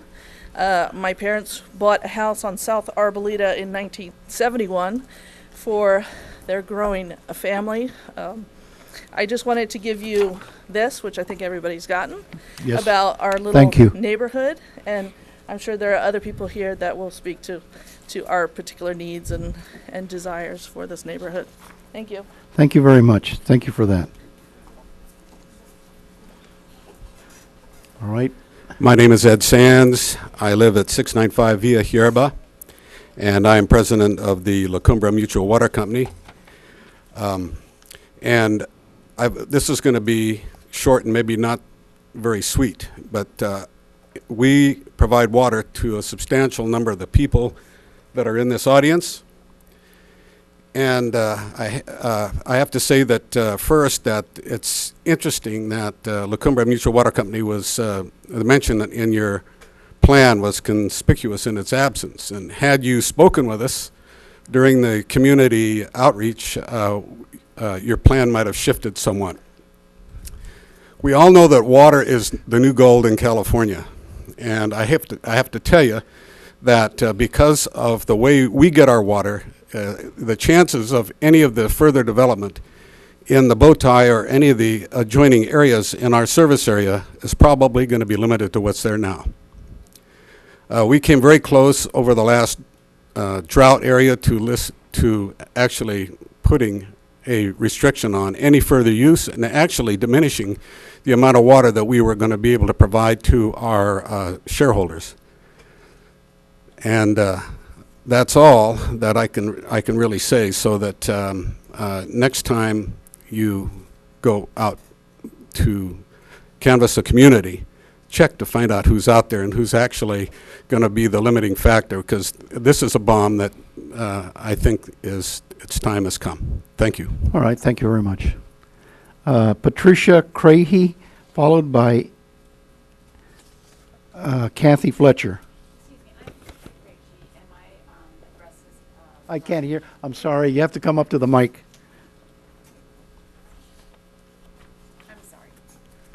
My name is Patricia Krejci, and I am in the Hope Ranch Annex area, and I believe my concern's been addressed very well. I'm against rezoning for higher density, and other people have spoken very well about that. Thank you for being so polite. Yes, David Hilderberg. Next. My name is Kathy Fletcher, and my family and I have lived 2 blocks off of Hollister Avenue in the Hope Ranch Annex for the last 50 years. I wanted to speak today about the gridlock on Hollister Avenue and State Street from Highway 154 to Turnpike Avenue. Although other traffic jams are also occurring further down Hollister from Turnpike Avenue to Freeway 217, I'm focusing on this 3-slide presentation on the bottleneck that the railroad bridge at State and Hollister creates. During school and rush work hours, residents have 4 access points to Highway 101. That would be Turnpike, 154, La Cumbra, and Las Positas. From my home, it is almost a mile to reach Turnpike on Highway 154, and during rush traffic, it takes 15 minutes to reach the freeway. Next slide, please, David. Bumper-to-bumper traffic along Hollister develops due to the 2-lane bottleneck under the railroad bridge at State and Hollister. Click, please, David.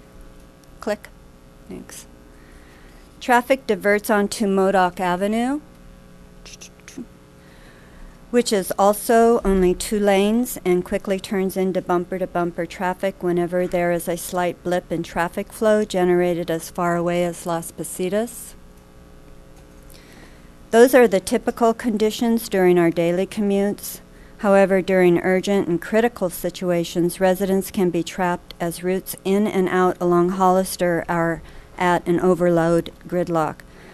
It is questionable if emergency services can squeeze through the 2 lanes under the State Hollister Railroad Bridge.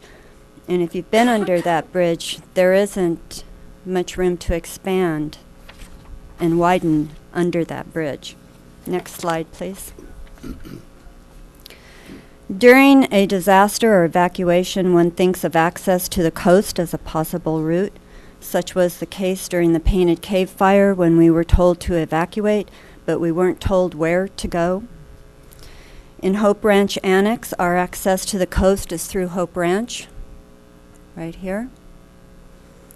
A private community. The 3 access points to the coast from Puente Drive are blocked by street gates now. When I was a young girl, they were open and we had free access through Hope Ranch.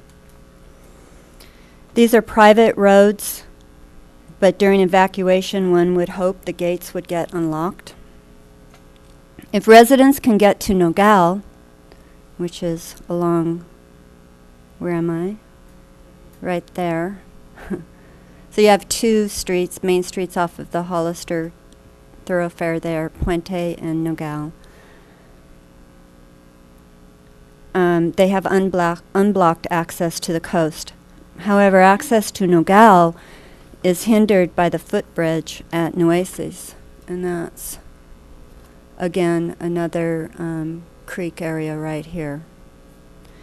If this situation was corrected so that cars could travel the full route of Nueces, which is along here, all the way over to Nogales, it would help immensely. So anyways, in closing, I hope I've helped you understand our critical concerns during daily, urgent, and evacuation situations. Thanks. Thank you, Ms. Fletcher.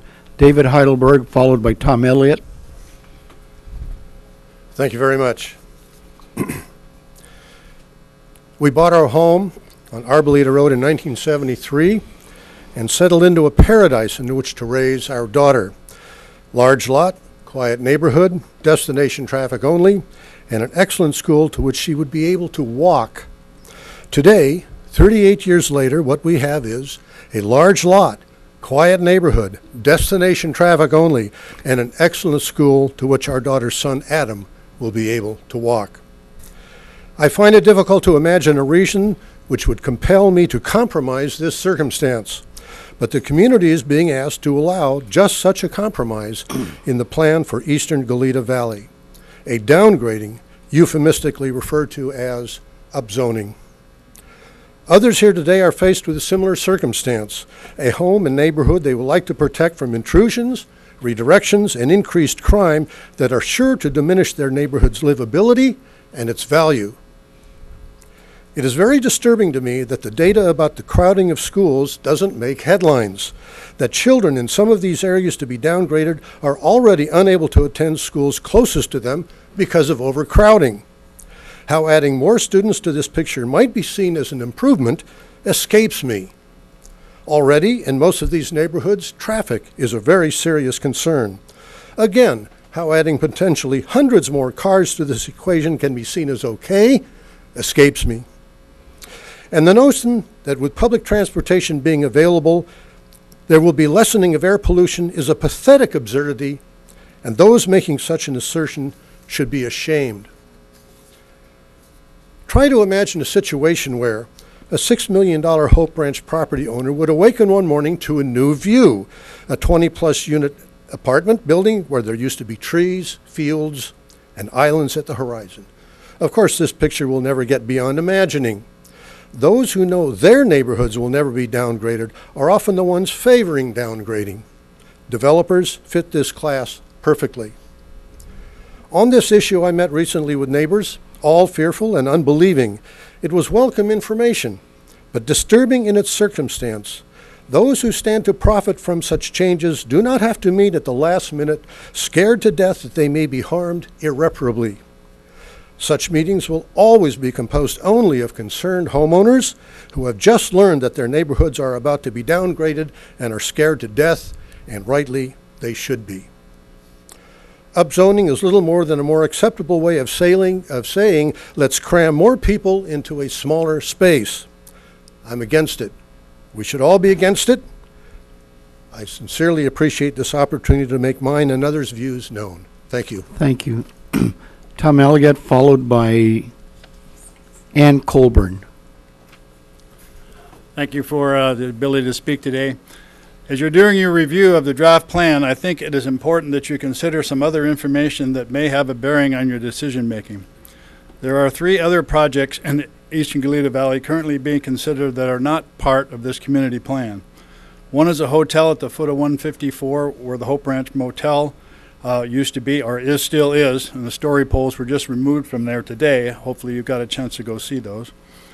The other is a development of a huge office complex at the intersection of 154 and Cathedral Oaks where the old gas station used to be. This area will then be annexed to the city of Santa Barbara, so the EGV will get all of the problems and none of the revenue will go to the county. The third is a development of about 147 units on 24 acres that was the old Noel Christmas tree farm. Many of those units will be affordable. I think these developments should be considered in the EIR as they will have an accumulative effect on other proposed development projects and rezoning in the Eastern Goleta Valley. Also, I'd like to point out that over the years the old plan was in effect. Almost 700 new homes were developed in the Eastern Goleta Valley. Over 485 were multifamily developments and 325 of the units were affordable units. Added to the existing stock of affordable units, the Eastern Goleta Valley is doing its part to provide a mix of housing options. And this does not count any of the units that were developed in what is now the city of Goleta under the old plan. Also, the city of Goleta has continued to build additional multi-family developments, and UCSB has and continues to develop an enormous number of affordable units. With the possibility of Goleta developing up to 1,200 units on the Bishop Ranch property and the city of Santa Barbara approving developments up to 60 units per acre, I think it is important to consider this information and making recommendations for additional future rezoning in the Eastern Goleta Valley. Do we need some additional housing, including affordable housing in the Eastern Goleta Valley? Yes, we do. And the draft plan allows for that at a reasonable number of units per acre that will contribute to the overall housing requirements of the area without destroying the suburban feel of the Eastern Goleta Valley enjoyed by the existing and future residents. Comments have been made in reference to Program 1.3 and the requirement for rezoning to higher density. It seems that the last sentence of that statement has been conveniently left unreferred to. It states that the density of 20 units per acre, if such zoning is found compatible with the surrounding development and serviceable by infrastructure capacity. We have no areas in the Eastern Goleta Valley where 20 units per acre would be compatible with the surrounding neighborhoods, and we certainly do not have the service capability available for a large number of high-density developments. As you continue your review and recommendations to move the plan forward to the next level of the EIR study, I would only point out that the name of the plan is the Goleta Valley Community Plan. It's not the Goleta Valley Developers Plan or the Goleta Valley State Mandate Plan. It's the Goleta Valley Community Plan. Please respect the work that has been done to this point. Thank you. Thank you. Ann Colburn, followed by Beverly McCurdy. My name's Ann Piznat, and I live on Arboleda Road. And I am here representing my kids and my neighborhood, and I want to thank all my neighbors who have already spoken today. We bought a house that Pearl Chase helped vision on Arboleda because it is a large lot with a small home. We wanted to raise our kids where they could have horses, where they can have chickens, ducks, turkeys, where they can walk to their elementary school, take a bus to their junior high, and walk over to their high school. We want to keep it this way. It is already quite, if you come at trying to get to and from school, we are packed. We have bike paths, we have horses. The thought of putting more houses or more density at the end of Arboleda, the end of Nogal, the end of Nueces, the end over on Kuna, over on Ahe. It's shocking. When we read these documents, we were horrified, and all I can say is that I imagine that the people who envisioned this bow tie upzoning have never walked through our neighborhood, have never visited, have never seen these properties, and so we invite you to come do so and to see how special this historic neighborhood is. I think it is essential as we look at the next 20 years that we look at the vision that Pearl Chase had and the people who built these neighborhoods of large lots, small homes, where people can grow their food and raise their kids and raise animals. And I also strongly agree that one of the most incredible parts of San Marcos High School is having the open space at San Marcos Growers that Mr. Tobes wants to build on. And I am so opposed to taking that property and building on it. It is a precious resource that we have, and the thought that we could envision 20 years and having that maintained is incredibly. You're in a position to keep it open and safe for our future children and not build on it, because once it's built, it is never going to be put back into ag land.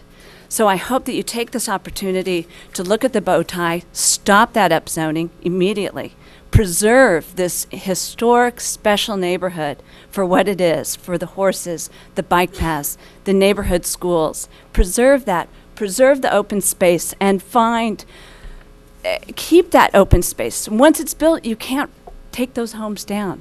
So thank you for your time, and thank you for listening to our neighbors. We're very concerned, and we really, really want you to come walk the neighborhood to see what a precious, precious resource this is to the Santa Barbara area.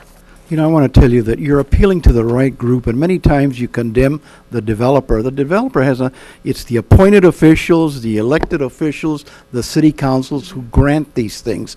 They're the ones that you need, and that's what you're doing today. Well, we'd love to invite you. We will give you a tour. We'll show you the home. So please let us know, and we'll show you how you walk through the paths and how the dead ends work, where the creeks are. But please come and visit the neighborhood and protect it. Thank you. For the next 20 years. All right, thank you very much. Let's see, Beverly McCurdy, followed by Dave, let's see. No. Oh, okay. All right, Dan Cooperman.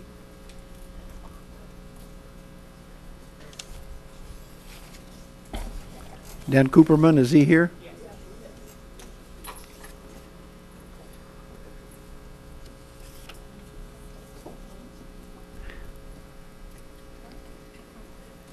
Good afternoon. My name is Dan Cooperman. I'm the superintendent of the Hope School District. I'd like to start off by thanking you for this opportunity to allow us to provide our input to the recommended environmental impact report regarding the proposed upzoning. The interest of the Hope School District in this process is really very straightforward and clear. We seek to maintain the quality of the instructional programs that we provide our children. And so I'm here today at this stage in the process to ask that two very important considerations be analyzed and included in the environmental impact report. The first is that the Hope School District is a community-funded school district, and as such, we don't necessarily receive additional money for children taking on additional children. We have a fixed amount of money that's raised from the community-funded tax base.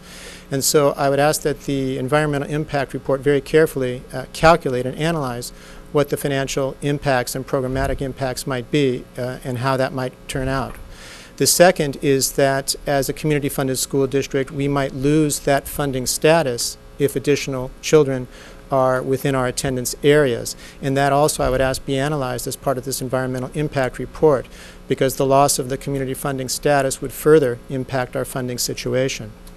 The second request that I would have with the environmental impact report relates to the first concerns with additional children, and that is if, depending on the number of children, we would either need to have additional housing permanent housing facilities to have classrooms for the additional children, or in the case that more children come than we can house at any one of our sites, that we would even possibly even need to look at a new school.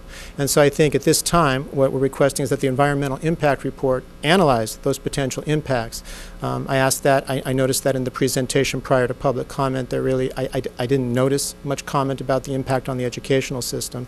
And so I think that those are some very critical points that as the process moves forward into the EIR phase, that these be addressed so that the Board of Trustees, our Board of Trustees at the appropriate time, can make comment on that report. Thank you. We have a question. Thank you. What is your district boundaries? There are several. I'm not sure. I could get you a map of the district boundaries. Can you just describe it generally? Is it like Hollister? It's a corridor that runs from Hope Avenue and over towards Ontario from Monte Vista School. Hope School is off Lacumbre Avenue down there to the trailer courts that are on the other side of Highway 154, and then it goes down to the other side. Well, many of the people who have spoken to you, those are Vieja Valley parents. The comments I'm making about the schools are parents of children who have attended or do attend Vieja Valley School and go up into the Hope Ranch area. So there's 3 elementary schools? Yes. And they are Vieja Vieja Valley School, Monte Vista School, and Hope Elementary. Okay. All right, thank you. Yeah, and I can get you a map. But it's a swath that goes between Santa Barbara and Goleta from the mountains to the sea. Thank you. Bob Foote, followed by Roberta Weinglass.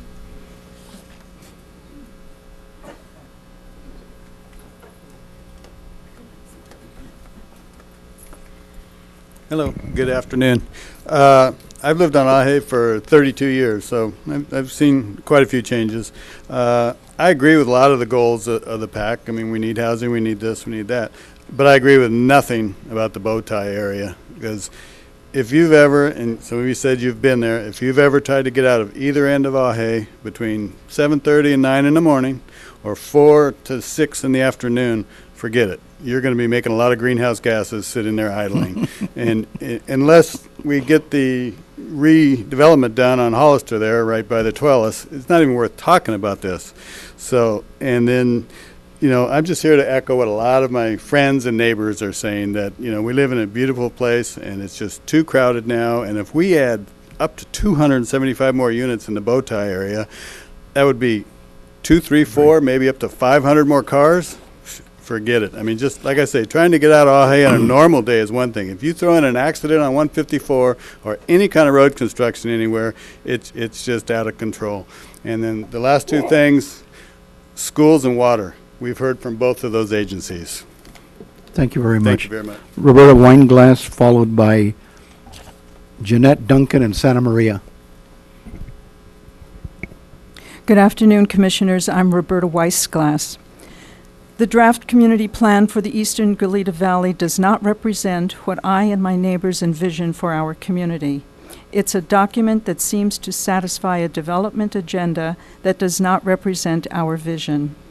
With no glossary and many undefined terms, even the most diligent reader is left stymied by its meaning. As it stands, the document is vulnerable to interpretations that would run counter to what we want. I purchased a house in this area because of its low-density, semi-rural character, and I want the area to stay that way. 2 properties in the immediate vicinity should not be rezoned. The Tatum property at 3.3 units per acre is compatible with the neighborhood. High-density cluster condos are not, and would increase the traffic congestion that already exists.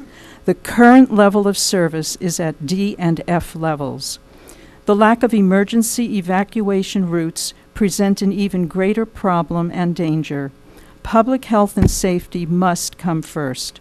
We do not have the infrastructure or sufficient water to support high-density housing. The San Marcos growers' property should not be rezoned for the reasons above and for the following reasons. We want to protect our farmland, an important source of food, if we are cut off from the outside in a disaster. Growing food locally allows quality control. The loss of farmland means importation of food lacking quality control, resulting in potential contamination issues. Loss of open space brings us closer to resembling the San Fernando Valley. That is not what we wanted when we chose to live here. The county wants to put control of all our farmlands into an urban agricultural zone district, which gives no protection to our farmlands. It is not like conventional zoning with fixed number-based densities. Instead, it is completely undefined and open to interpretation. We do not trust the zone district concept for farmlands, which removes from the hands of the public the final decision regarding a property's use. We want conventional agricultural zoning for our farmlands. Lastly, there were some breaks in the process. People are discouraged by the lack of notice, which minimized community input. Today, I spoke with neighbors who had no idea there was a draft community plan and were outraged at the possibility of high-density housing and loss of ag land. Somehow, changes that were never mentioned in the GVPAC meetings show up in the document and are definitely not wanted by the community. Since they don't come from the community and we don't want them, they shouldn't be in our community plan. Thank you. Thank you very much. Jeanette Duncan, followed by Brett Hodges. Jeanette Duncan and Santa Maria. Can you hear? Yes, we can hear you, Chairman Jeanette. Valencia? Yes. Can you hear me? Yes, we can.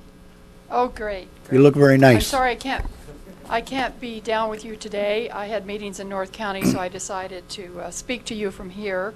I turned in a letter. I'm the executive director of People Self-Help Housing, and as you may be aware, we provide affordable rental housing as well as home ownership opportunities throughout Santa Barbara County. Although we have over 300 affordable rentals on the South Coast, none of these are located in the eastern Goleta Valley area. Our apartments in Goleta, those that are at Stork Ranch and also in Elwood, as well as the apartments that we have in Isla Vista, have very long waiting lists. And the families that live there don't always leave that soon. Many of them live there for many years, so vacancies are very rare. Our property managers, both at Stork Ranch and at Isla Vista, report to me that every day families are coming to their offices seeking housing. And often these families, their children are already in the school districts and they're already in schools in Goleta and Eastern Valley area, but they're living doubled and tripled up. And so they're in desperate need of affordable housing rental opportunities. And when I look at where the applications are coming from, the people are working in the hospitality industry, they work in landscapers, they work as retail clerks, some are nursery workers in the nearby nurseries there, and they all have similar type of employment. We're aware that you're in the process of adopting a new community plan for the Eastern Goleta Valley, and we urge that you include some sites that have higher density that could be suitable for multifamily housing, with the hopes that some of those could be affordable. We also recommend that you review all sites currently zoned to agriculture that are in really close proximity to residential units. At our Isla Vista and Elwood apartments, we were lucky to get some financing from the state to serve farm workers, so we have a few farm worker units. And some of those work in the nurseries close by. And one of the owners of one of those nurseries approached us because they have some sites that are very close to residential, and they wondered if there was any way that we could provide any housing for their workers. That's not going to happen unless there's some rezoning. So I really appreciate all of your service. I mean, all of you are spending a long day hearing comments from the community, and you're to be commended. And I'm sure you'll make wise decisions, but I'm just hopeful that in doing this, you think about people who are working today who couldn't get to your meeting, and those who have children in the schools but are living in pretty dire housing conditions. So thank all of you. Thank you. Thank you, Jeanette. Brett Hodges, followed by Linda Lucas.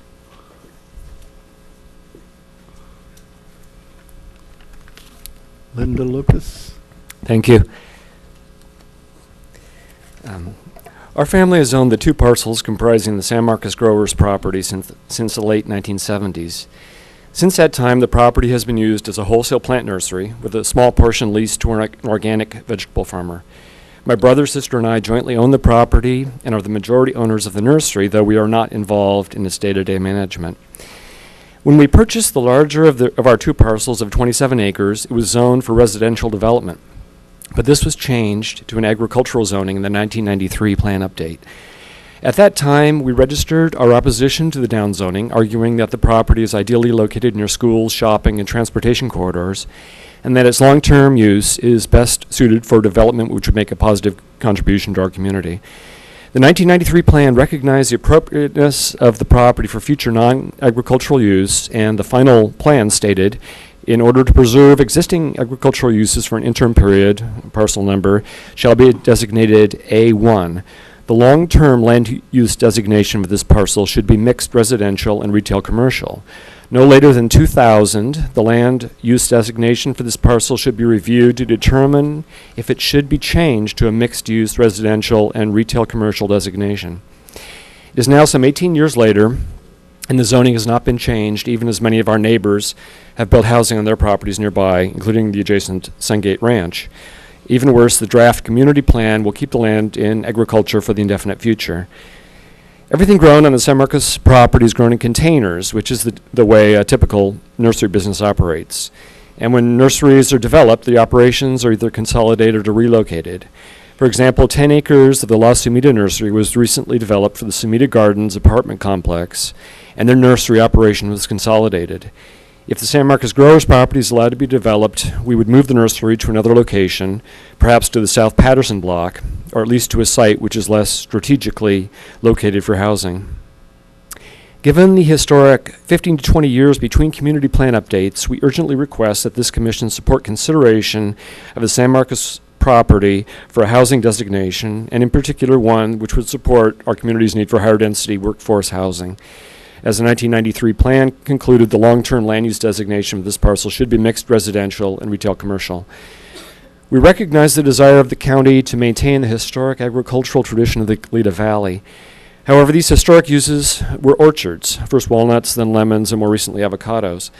There are places where that tradition of orchards is being maintained, including the Sexton House property, portions of the South Patterson agricultural block, and areas outside of the urban boundary in the foothills of Goleta. The historic agricultural use of our property, which was once a lemon orchard, has long since gone. With the growing need for housing, which places less of a burden on traffic and other resources, our property is the most suitable large site remaining on the Hollister Avenue corridor for such a development. Within approximately half a mile, there are 2 elementary schools, El Camino and Hollister, San Marcos High School, 2 shopping centers, Turnpike and Magnolia, 2 youth recreational facilities, Girls Inc. and the Page Youth Center, and the Goleta Valley Hospital. We've partnered with the most respected developer in Santa Barbara County, the Tobes Group, which is ready and willing to build the workforce housing that is so important to our community. Both in terms of its location and its minimal environmental constraints, our property is clearly the most suitable location in the eastern Goleta Valley for such housing. It would be a major omission if the county fails to consider the San Marcos Growers property when the environmental review of the Goleta Valley Community Plan is done. Thank you for your consideration. Thank you. Linda Lucas, followed by Keenan Ezal. Linda Lucas, left. Keenan Ezal, followed by Marvin Jersky. Hello, Chairman Valencia, Commissioners. My name is Kenan Azal, and I'm the Vice Chair of the Goleta Valley Planning Advisory Committee.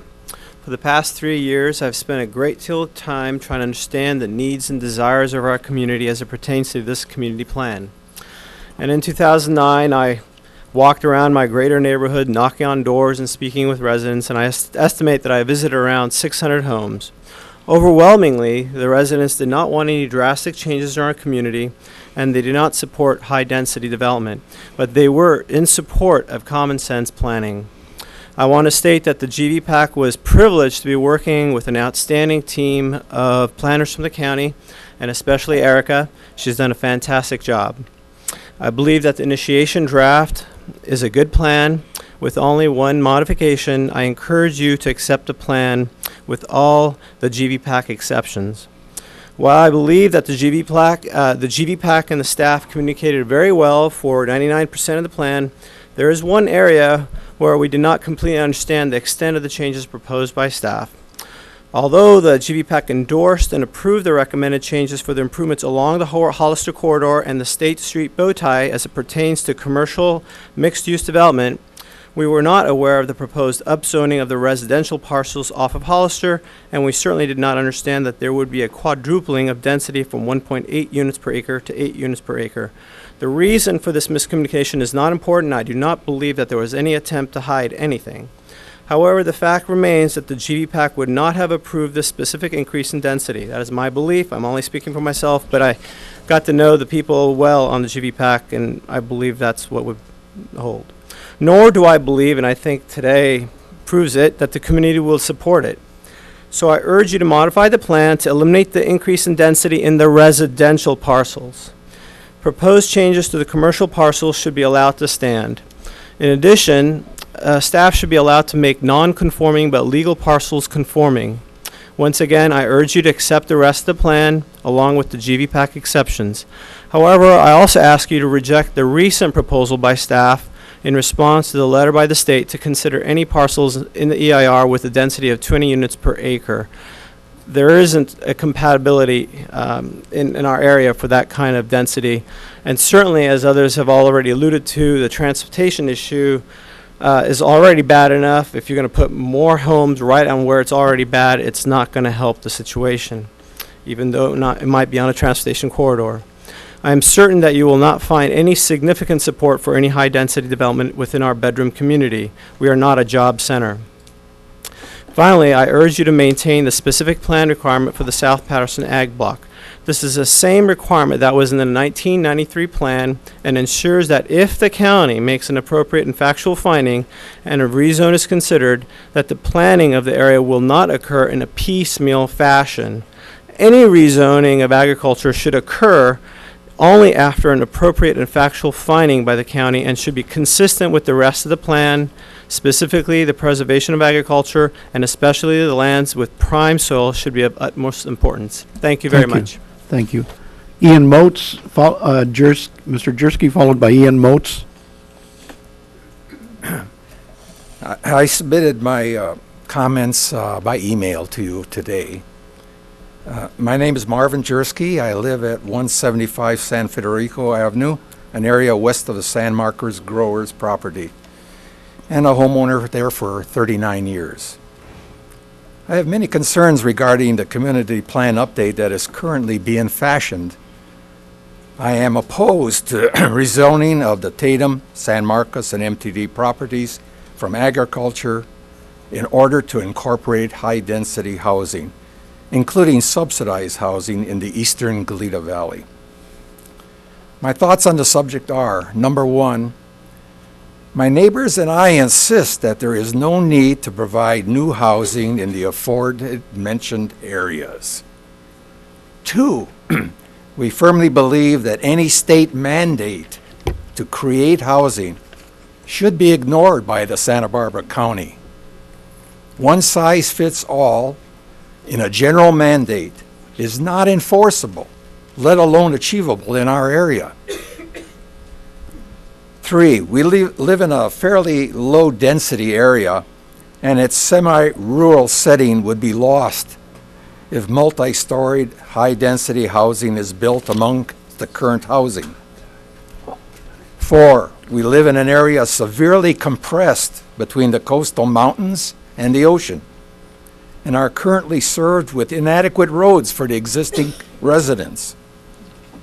Public health and safety will be adversely affected with additional housing, as auto daily travel and auto travel in an emergency would be compromised. Fire or earthquake scenarios would be a nightmare, as was the Painted Cave fire years ago when Hollister Avenue was jammed. A good example of inadequate road infrastructure and insufficient evacuation routes. We believe our water supply is limited. That's number 5. Limited and inadequate for new housing on such a large scale, especially considering we live in a semi-arid environment subject to weather extremes and potential natural disasters. 6. We believe Eastern Goleta Valley is essentially residential and thus is unable to create jobs by adding new housing. We also believe the area has done more than most other areas, our fair share in providing housing.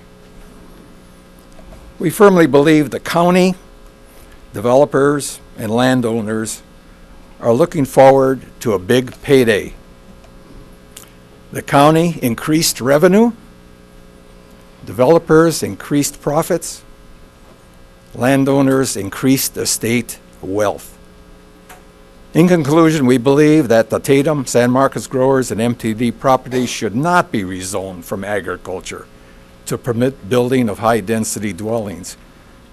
We trust that you will consider our concerns and respond with changes to the update accordingly. Thank you. Thank you. Ian Motes, followed by Debbie Cox Bulten. Good afternoon, Commissioners. My name is Ian Motes. I'm a recruiter here for a local staffing agency. My position as a recruiter is to help people find jobs and companies find good people. We do temporary placement as well as professional level recruiting. I'd first like to compliment the Goleta Valley Planning Advisory Commission on the thoroughness of their recommendations and recognize the vast amount of work that goes into such an undertaking. I am a 35-year-old professional living and working here in Santa Barbara, which makes me pretty much the equivalent of an endangered species. I deal with several local companies and understand their unique challenges of recruiting and retaining employees. The lack of affordable workforce housing is and will continue to be a challenge for many companies on the South Coast. By allowing workforce housing, we in turn receive a more stable workforce, and that is important for a stable economy. I can personally offer numerous situations that illustrate the challenges of recruiting locally. It is often the mid-level positions that are the most difficult to recruit for and keep filled. Most employers I speak with want candidates who live locally. They want them to live locally because they will be invested in the community, they won't be stuck in traffic and tired from a long commute, and they'll be investing the dollars they earn back here into the local economy. Many times, potential candidates I deal with, the pool does not live locally because employers are looking for a very specific kind of skill set, and it can be challenging for a company to pay a candidate enough to attract the candidate to afford to live here in Santa Barbara. Often, the company does not want to pay for a candidate who will not be committed to staying because of the lack of affordable housing, and I've seen very transient populations move through my office. The candidate then has to make the choice to move or commute, and often it is not worth the cost of time or the change in lifestyle. Eastern Goleta Valley is an ideal location for such housing for the South Coast. It is within an easy commuting distance of Western Goleta and Santa Barbara, which I actively recruit for. I am asking that the Planning Commission recommend to the Board of Supervisors that the Environmental Impact Report study additional strategies to produce more workforce housing, including additional sites not included in the draft plan and zoning at higher densities. I recognize the unique challenge in local land use requirements and request that options be considered that are reasonable and realistic. Thank you for your time. Thank you. Debbie Cox Bultron, followed by Autumn Brook. Thank you, Chairman, Commissioners. My name is Debbie Cox Bolton. I represent the Coastal Housing Coalition, which represents thousands of local employees on the South Coast that are struggling with the high cost of housing. We submitted a letter last month expressing our concern about the lack of implementation strategies to accommodate this sorely needed workforce housing in the draft plan update. Some people argue that in today's economy, housing is no longer an urgent priority. But even in today's housing market, the South Coast is out of reach for the vast majority of local workers. The current median home price on the South Coast is $839,000, which would need a minimum annual income of $150,000 to buy. Yet the median income of a South Coast resident is $85,000. Another data point, according to a recent Wall Street Journal article, the average price of a home nationally is roughly 2 times annual income, while on the South Coast, that number is nearly 10 times. This was not the case 20 to 30 years ago, and the problem has worsened significantly. This clear affordability gap has resulted in an increasing number of commuters. 1/3 now of the South Coast workforce, as you well know, roughly 30,000 people, according to SBCAG, currently commutes from outside the South Coast, which is up from just 4,400 people in 1980. With more and more people unable to live near jobs, our local economy suffers, as we just heard, as companies struggle to find, recruit, retain workers. Our environment suffers with increased traffic and greenhouse gas emissions, and we risk losing a vibrant, diverse community with people from different backgrounds and different income levels. We believe that the Goleta Valley Community Plan Update is an important effort in meeting the housing needs of the entire South Coast, as Eastern Goleta Valley is uniquely suited to provide housing because of the jobs located there, as well as its proximity to other job centers on the South Coast. As the staff indicated, both the county housing element and state HCD direct that sites should be identified that can accommodate housing, higher density housing at least 20 units an acre, that could result in housing that is truly affordable to local workers and their families. So we are just simply are here to urge the Planning Commission to please use the EIR to study alternatives that were not recommended by the GVPAC in terms of either additional sites or increased densities on sites that can handle that, to try to provide this sorely needed housing. Thank you. Thank you. Autumn Brook.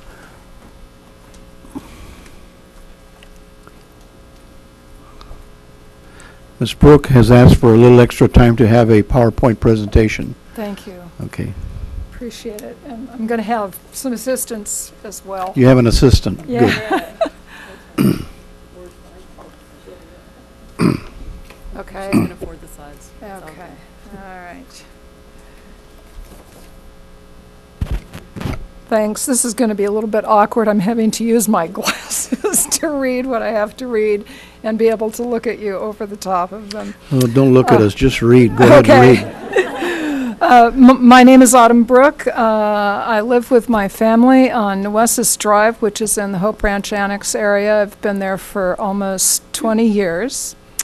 And we have a presentation that we'd like to make that will hopefully kind of fill in some of the pictures for you of many of the issues that people in our neighborhood have already talked to you about.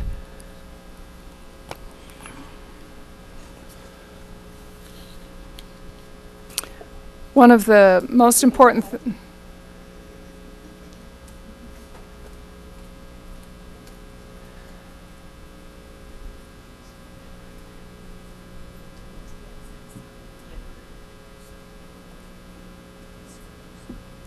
technical difficulties.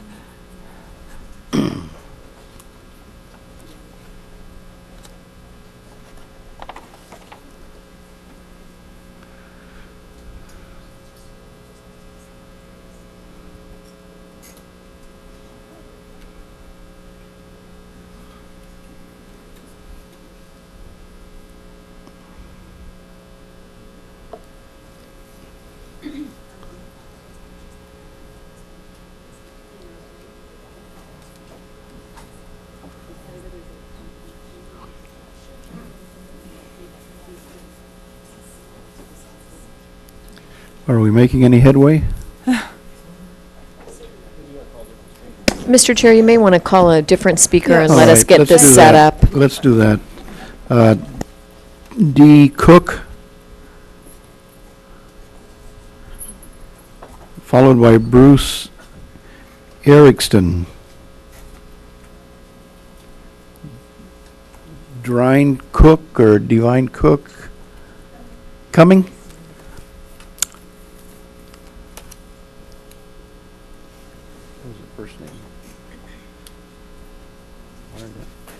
What's the first name? You really got to start. Diane. Diane. Diane. Thank Wow. you. Hi.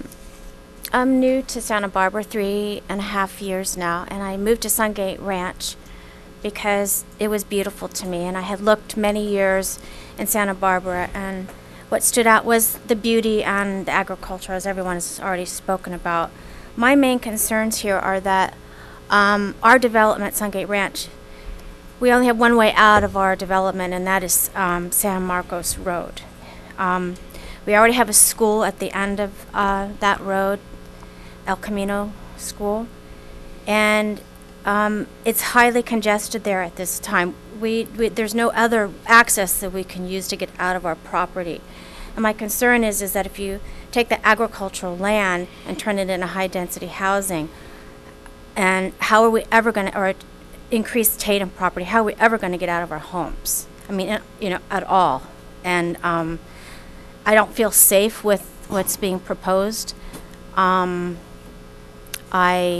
want the agricultural land to stay agricultural. It means a lot to me personally. I also am concerned about fire. Everyone's mentioned that. But what happens to Hollister when we get that many homes, 1,138 homes on that property, San Marcos? How do the fire trucks go down Hollister?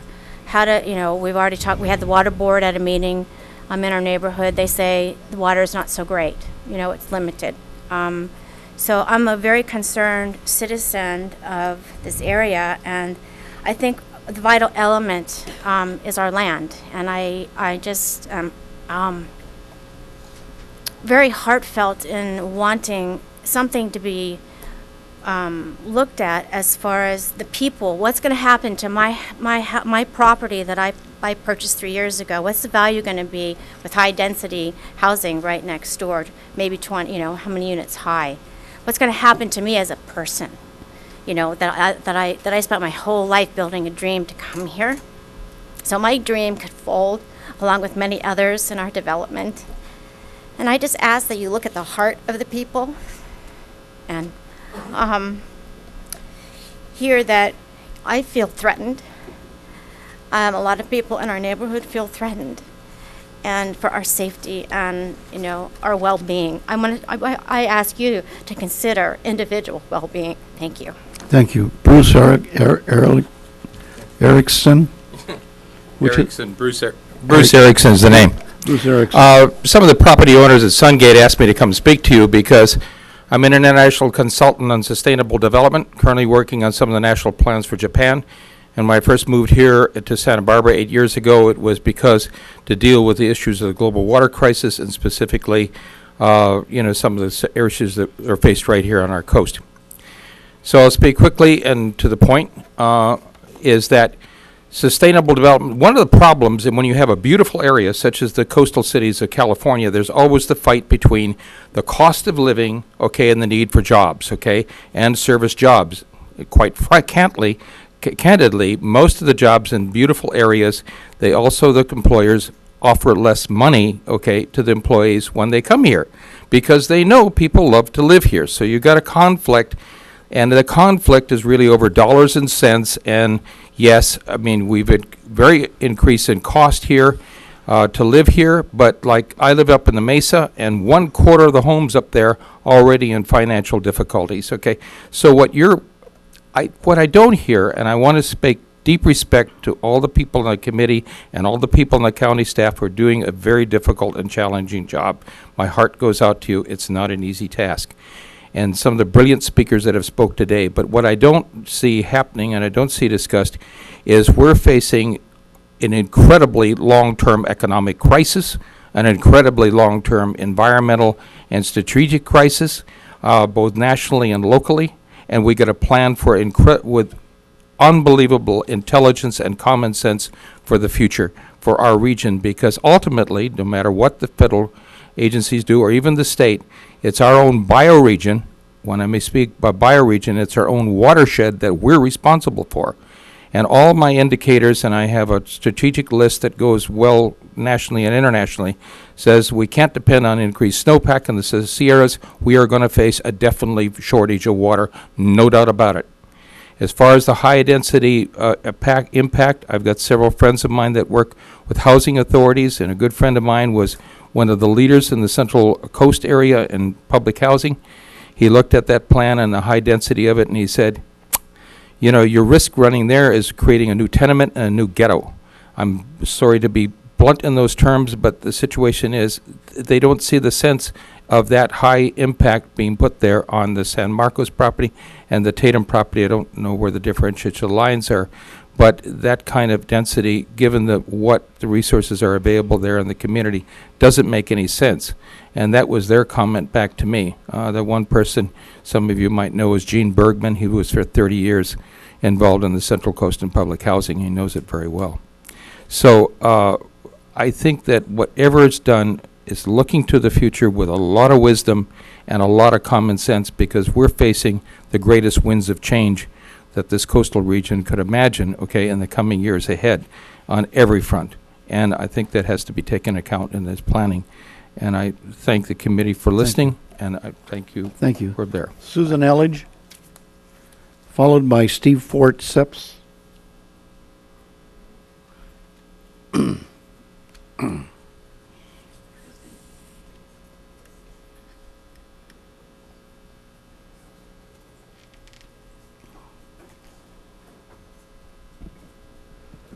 Good afternoon, Commissioners. My name is Suzanne Elledge. I've got two comments today. My first one is representing Mr. Ron Caird. I'm back just to remind you of a letter that I submitted back at the end of July, and you've had some deliberation since then, or some, a lot of information. So I just wanted to remind you that we had requested that you have considered in the EIR Mr. Caird's triangle parcel, as we've been calling it. It's a portion of APN 65-230-012. And as you know, it's part of a larger parcel. It's designated land use designation of agriculture currently. It is separated from all of the remaining portion of the South Patterson agricultural block by Maria Ignacio Creek, and it is adjacent to existing residential development. And we think it is an ideal candidate as an infill parcel for additional residential opportunity in Eastern Goleta Valley. What we have suggested in the past is a land use density, a residential density of that which complies with the residential zone surrounding the parcel, which is either 7R1 or DR 3.0. So I'm reminding you of that request.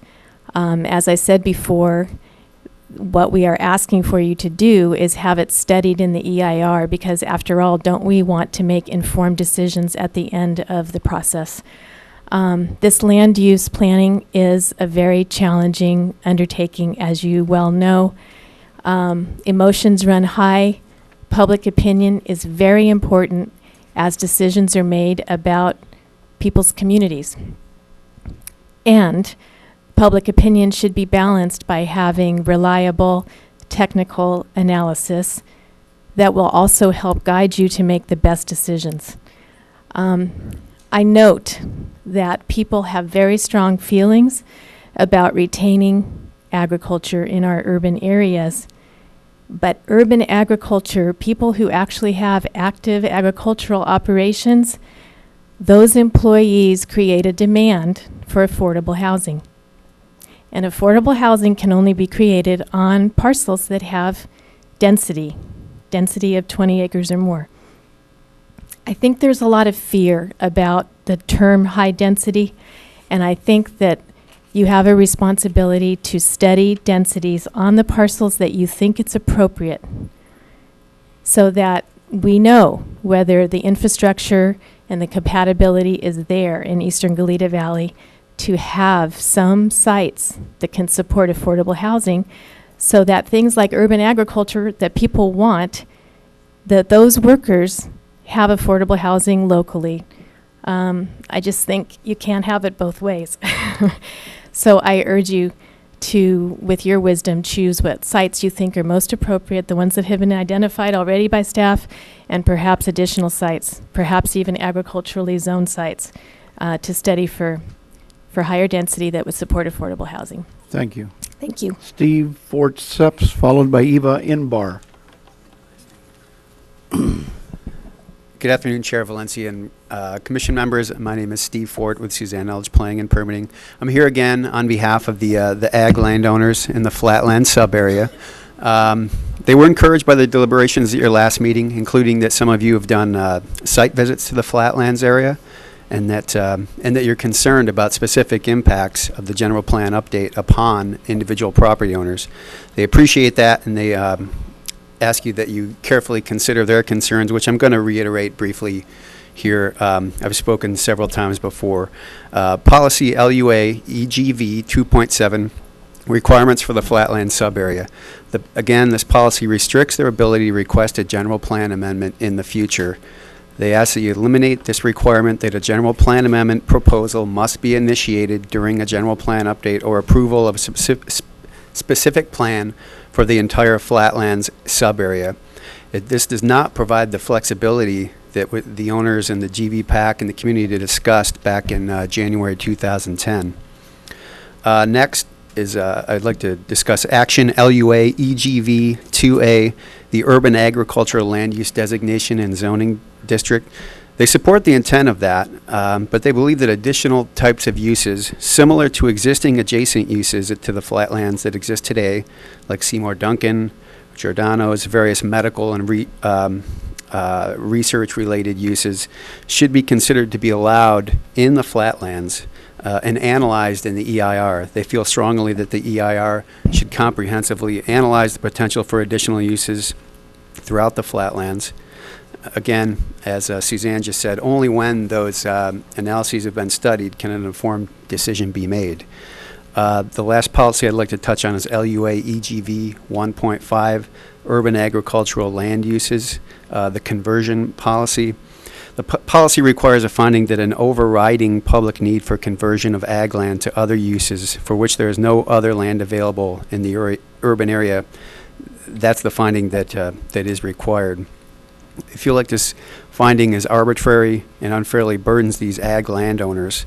How is a private family-owned property ever going to propose a public use like a fire station or a school? Requiring community benefits or amenities on with something that might be proposed on their property is one thing, but to limit it to strictly for public use is problematic for them.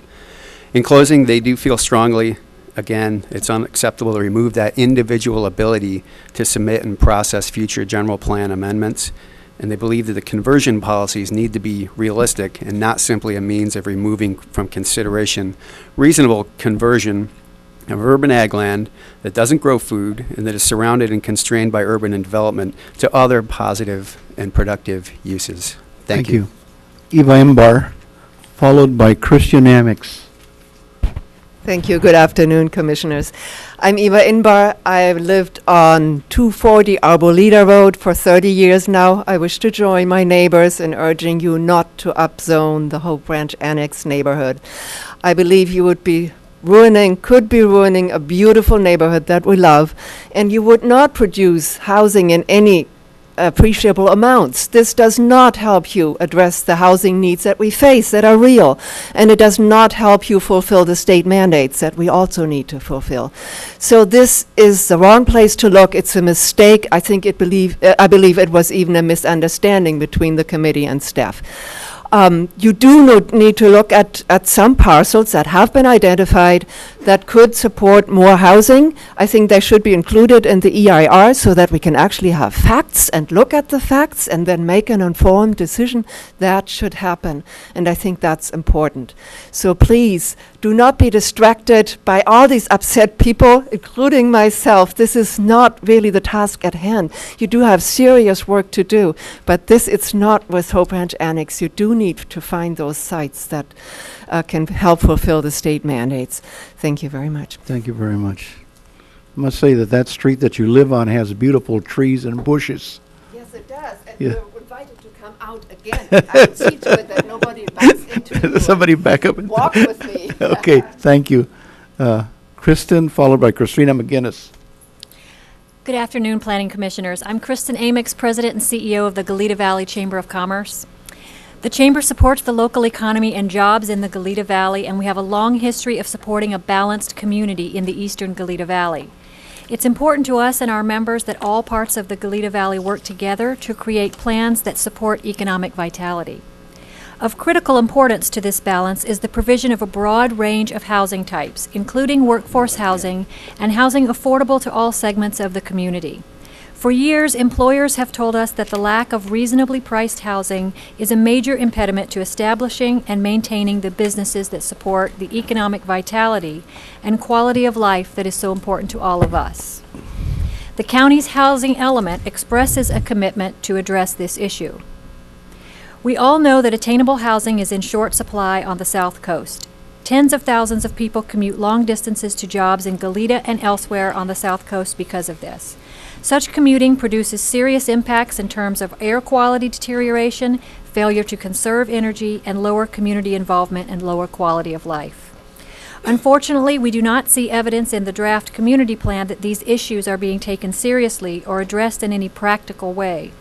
The City of Goleta has worked to create a balanced plan for housing. They are doing their part. We ask that you do the same. Our letter submitted for the last hearing details some specific concerns and meaningful observations. Today, please allow me just to reiterate the basic point that we respectfully request that you ensure that the plan and the EIR for the plan preserve options for actually producing the types of housing that are needed by the community. The Commission should direct staff to conduct environmental review with a series of alternatives that designate the larger parcels with higher density residential designations. Be sure to include more than just 1 or 2 parcels, and include a good number that have reasonable potential for residential development at 20 units per acre. You can then assess the environmental impacts of such alternatives, weigh any impacts against the benefits of truly producing workforce housing and affordable housing for our community. Thank you. Thank you very much. Christina McGinnis, followed by Stan Georgie. Good afternoon, Mr. Chair and Commissioners. My name is Christina McGinnis. I'm with the Environmental Defense Center representing the OPEN program. And I'd like to bring to your attention one thing that I discovered in my review of the documents from the past few hearings, and upon looking at Table 5 in the August 9th memo to your Commission. I started to really look at some of the details in that table and discovered that there is basically a de facto upzone of several parcels within the Patterson agricultural block that's due to an internal staff assumption of, as Ms. Leachman recommended earlier in her presentation, that there is a minimum, or the parcel size, the baseline parcel size would be 5 acres for those urban ag designated parcels. So in other words, the new parcels that would receive the urban ag zone designation are all assumed to have an Ag 1-5, which has a de facto upzone in the South Patterson ag block of 28 additional units, residential units. I don't think that anyone ever discussed at the PAC level, nor in this forum, the fact that an urban ag zone designation would imply an upzone. It would simply imply expanded potential uses on agricultural lands that would support agriculture. So please note that. Also, just from a public policy perspective, to have this, to have to discover this embedded in a table, I didn't think was a very good way to have to find it.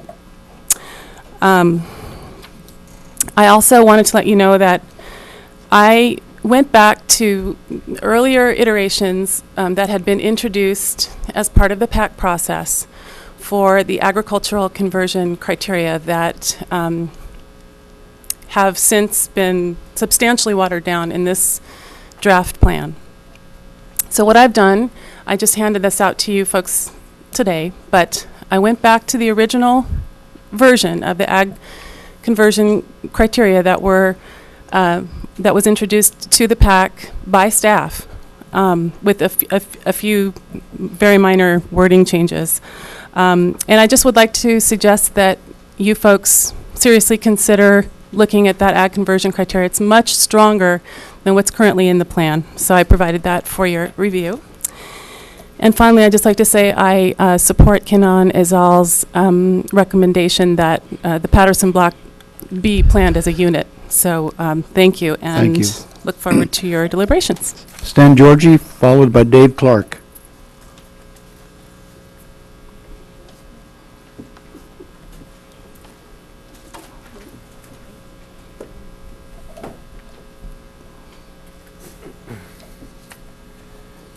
Good afternoon. My name is Stan Georgie, and I'm here representing my family, and we're fourth generation owners of the property at Hollister Avenue and Ward Drive, which is currently a lemon orchard and vegetable operation at the lower end. We're part of the South Patterson Flatlands, as we've been described and grouped for purposes of this committee. My comments are in addition to the comments presented by Steve Ford on our behalf. As a property owner, I've been participating in this general plan update with a group of our neighboring landowners. As a tax-paying property owner, I have found that there's very little dialogue about multiple ideas for the property's future. With all that was presented, basically the property's future is stagnant or status quo. Very few creative alternatives are included in this draft to best use this property for the community good. The only outcome at this point appears that it will stay agriculturally zoned. As an owner, I still continue to request that options put forth by us and our representatives be included in the EIR for study to see what benefits could be derived from this parcel. If no alternatives are included, the outcome will be the same as it was some 20 years ago, leaving the county with less tax revenue and jobs for the future. Thank you. Thank you. Dave Clark, followed by Patricia Ryan. Patrice. Hi, I'm Dave Clark. I'm the president of Impulse Advanced Communications. We're a local business telephone and internet company. We've been in business in Santa Barbara for 15 years. And our biggest struggle historically has been finding qualified people to hire. That's been a factor in our growth, and it's always been a struggle for us. We've adapted. We're a technology company, and we're good at adapting, so we've adapted at hiring people, young people out of college, and teaching them the skills they need to work for us. But then they get a little older, they want to settle down and buy a house and get married and things like that. And they can't do it here, and so they wind up having to either commute or they leave the area. Commuting is tough because that makes a kind of a non-permanent employee. They leave, they have to get home and beat traffic and stuff, and then they're not part of the business community, not part of the cultural community either here. And so just from a business perspective, we do need more workforce housing. I'm not as concerned personally in my business with low-income housing, but workforce housing for a dual-income couple that wants to buy their first house is just something that doesn't exist here and hasn't, we're down to 2001, 2002 levels in pricing, but it wasn't affordable then, and it's still not affordable. So I just encourage you to look at further options to produce more workforce housing. Eastern Goleta Valley, it's a beautiful place, but it is ideal. It's right in the middle of the corridor of Goleta and Santa Barbara. There's businesses there right on the edge. There's a decent amount in the middle as well. So there are businesses there. There are jobs there. So I don't think we can just ignore that area there. So from my perspective, I would like you to recommend to the Board of Supervisors that the Environmental Impact Report study additional ways to produce more workforce housing in this area. Thank you. Thank you. Patrice Ryan, followed by Shelley Cobb. Good afternoon. My name is Patrice Ryan, and I'm the Vice President of Human Resources for Cottage Health System. And I want to take an opportunity to thank you for allowing me to provide some information in terms of workforce housing and how it impacts Cottage Health System. Just very briefly, as you know, Cottage is this community's hospital healthcare provider with 3 hospitals.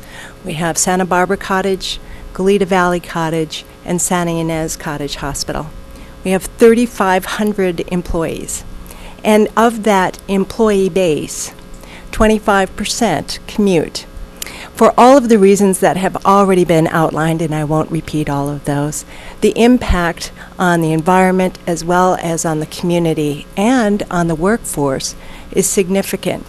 I'm going to speak specifically to the workforce that is supporting our community during times of disaster and being able to get here in a relatively quick amount of time, quick turnaround time. And so it was interesting. I've gone through the process sort of as a participant in the Cottage Health System housing workforce homes, Bella Riviera. And so I want to I want to acknowledge the work that you've all done, and I do trust the process. I've always been told, trust the process. I do, because I think that yielded a beautiful product that took into consideration the concerns that were very similar that were expressed. Two concerns about high density, about environmental concerns, and compromising the sort of the landscape and the traffic and the culture of that particular area. And I trust the process. I know that you do listen, and that you will take into consideration all the concerns that have been expressed. I think I do want to also say I live in Stork Ranch, and I think that's another example of being able to take into consideration all of the concerns that have been expressed. So on behalf of Cottage Health System, I do want to encourage and endorse you taking into consideration all of the EIR recommendations and coming up with a plan that does increase the workforce housing for our community. Thank you. Thank you. Shelley Cobb. Shelley Cobb here. Followed by Barbara Greenleaf.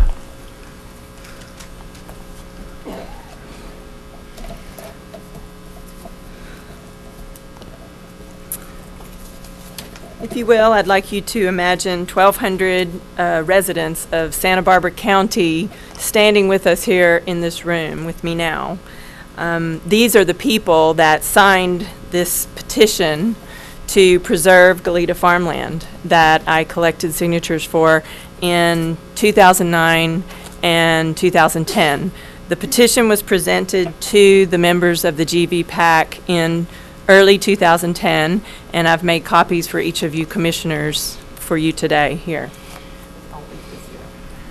I'd like you to spend time looking at the names on this. These are all residents of our county, and this was done over 6 to 8 month period by me personally. That's just one person going down to the farmers markets in the area and people that really value the food that we grow here in our county, and I'm one of them. I'm a passionate believer in being able to feed our local population using our local food, because I believe that 10 years, 20 years down the road, when this plan is fully implemented, we will have a very different world that we live in. We will not have cheap oil like we do today, and as planners, I hope and expect that you're as concerned about that as I am, and you're as concerned about that as finding a place for people to live.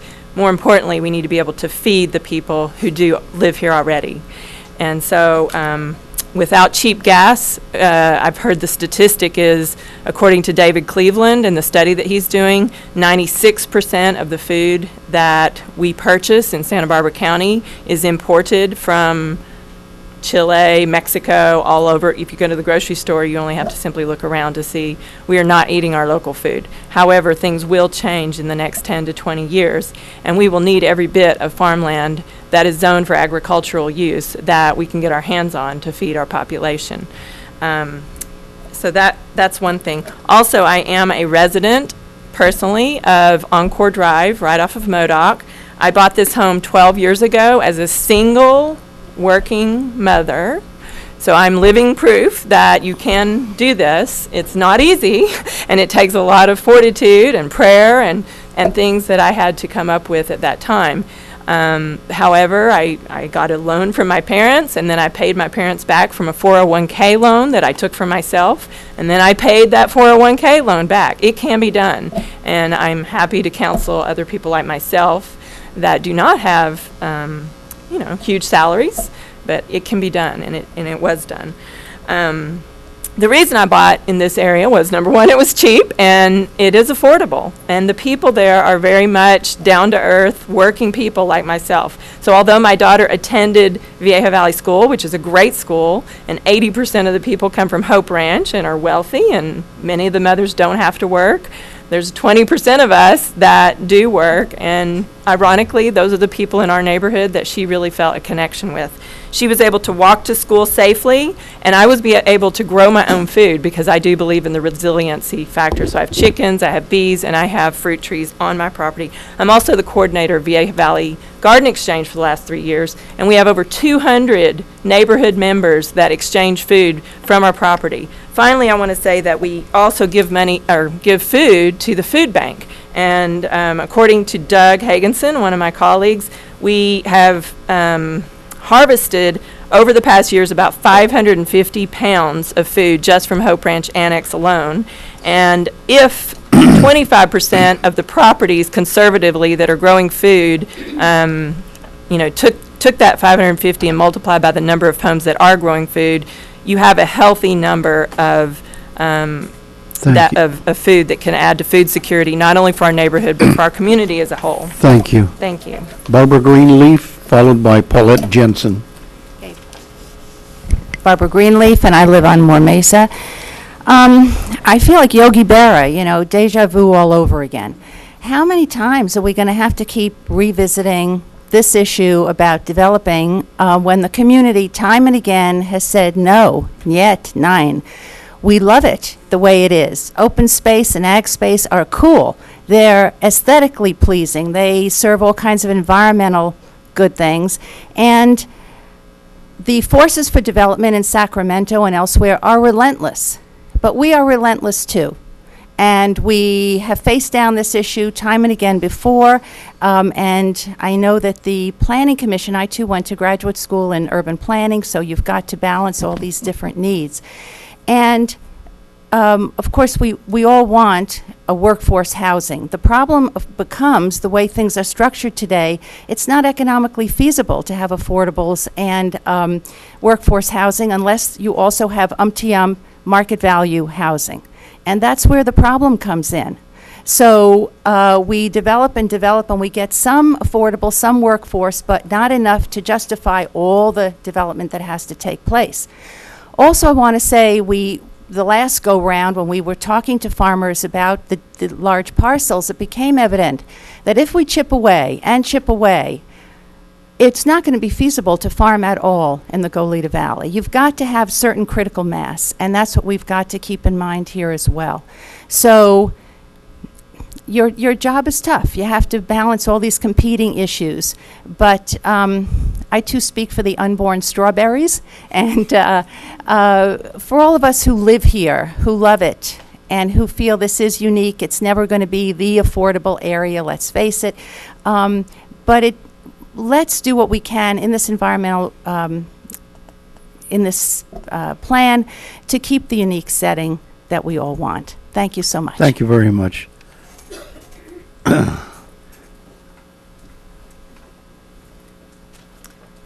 I'm Paulette Jensen. Followed by Patty Close. Pardon me? Followed by Patty Close. Would you put the microphone closer to you? Thank you. Fine.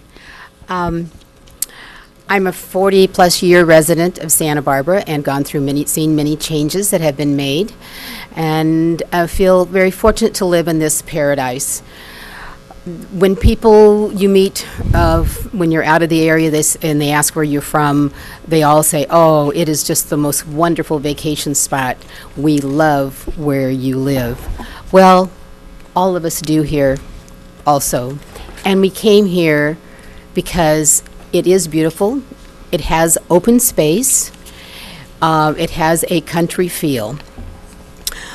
We live in the Hollister Walnut Lane area and have been there for the last 23 years. And we feel, like everyone else in our community, that we are going to be greatly affected by this increased housing density plans that are proposed. Health and safety is a primary concern. And so we know now we do not have the infrastructure. The water department from Lacumber, although it does not affect us, we have Goleta, we know that is going to be a challenge that needs to be met. I did a little math on this. Of the units that are planned in the area, which is approximately 1,300 units in our proposed neighborhood, and at the average of 2.5 people per unit, that means there will be 3,250 new residents in this very small area. Most families have 2 cars, and it's my understanding that only 1 car per unit has been allotted for this development, which means that the neighborhood is going to be inundated by 1,300 more vehicles. Right now, those people who live in Sungate with their excess vehicles have to park out on San Marcos Lane. So you understand how that's going to be magnified. And since with these 2-car families, this means there's going to be 2,600 vehicles, making an average of 3 round trips in the neighborhood a day, which means that's 7,800 trips daily. Now, that's mind-boggling to even think about it. There is some talk about extending San Simeon over to Turnpike to be able to take care of this additional load, but they're already dealing with these high level of congestion already, and they say there is the D and F level of congestion at our intersections now. Now, when the freeway is gridlocked, traffic in Hollister is used as an alternate route, and it's much worse. During the Painted Cave fire, we were instructed that we are supposed to get ready for evacuation. And so they did get everything in the car. Surprising, you don't need much, just your pets and a few clothes and some papers, and that's it. But I walked out to Hollister to see how we're going to do this, and it was at a standstill. So if we add 3,000 more residents to this mix, you have already heard everybody's concern and how we're going to be able to do this. I know that you have a absolutely monumental job to be able to provide for everybody's needs, but you have heard heartfelt stories of how we love this community. We want to keep it as rural as possible, and the possibility of having high density is just beyond belief and will destroy property values, and also it will add to our tax base since the low density housing is paying less property tax. So I know it's been a long afternoon for you, and I thank you for all your time and hearing from all of us who all want the very same thing, a decent quality of life in Santa Barbara. Thank you.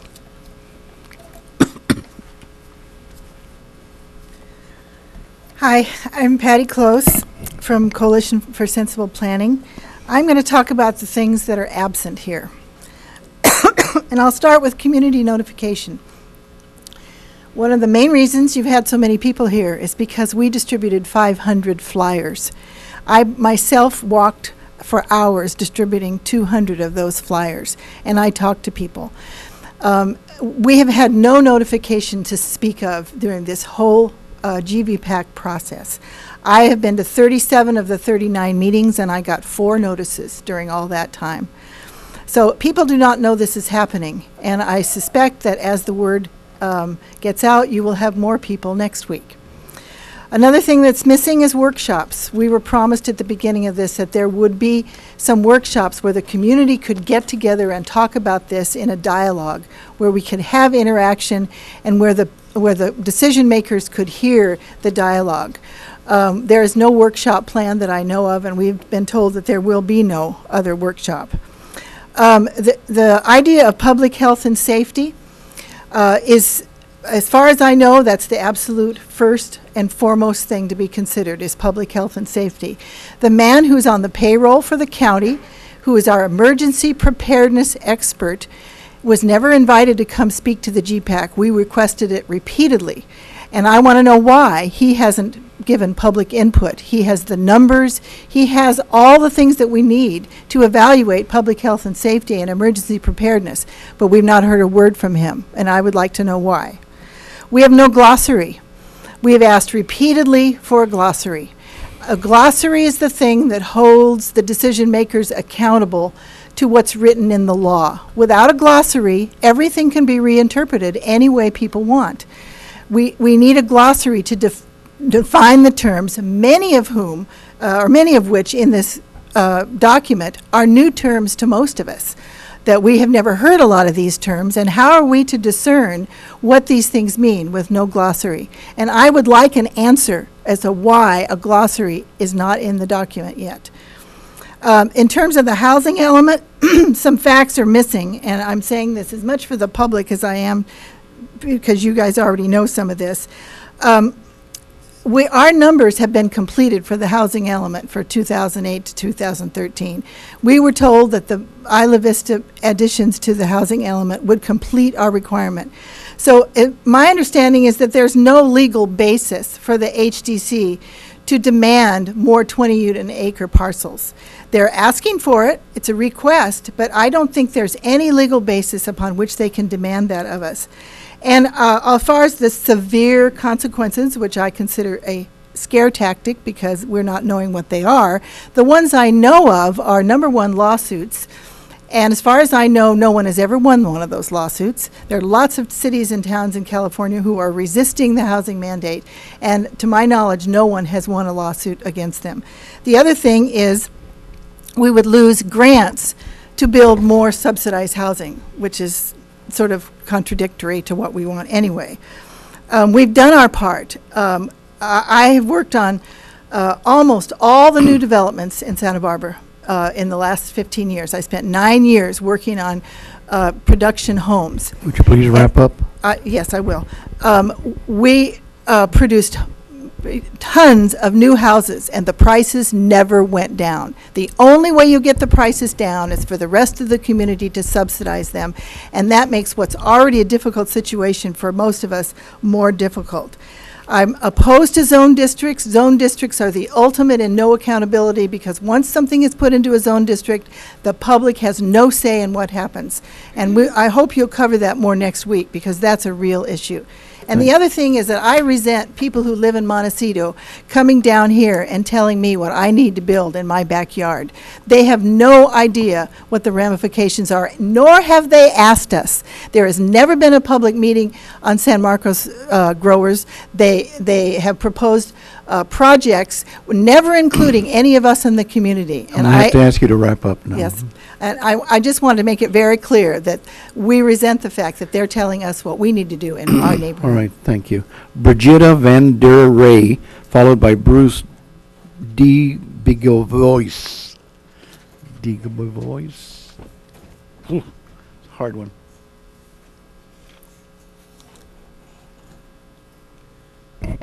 Good afternoon. My name's Brigitta Van der Ray. I live on Arroyo Road in the Bowtie area. As I understand it, and please clarify this for me if I'm not understanding it right, this hearing is going to result in selecting what components of the land use plan move forward for the EIR analysis. Is that the case? Okay.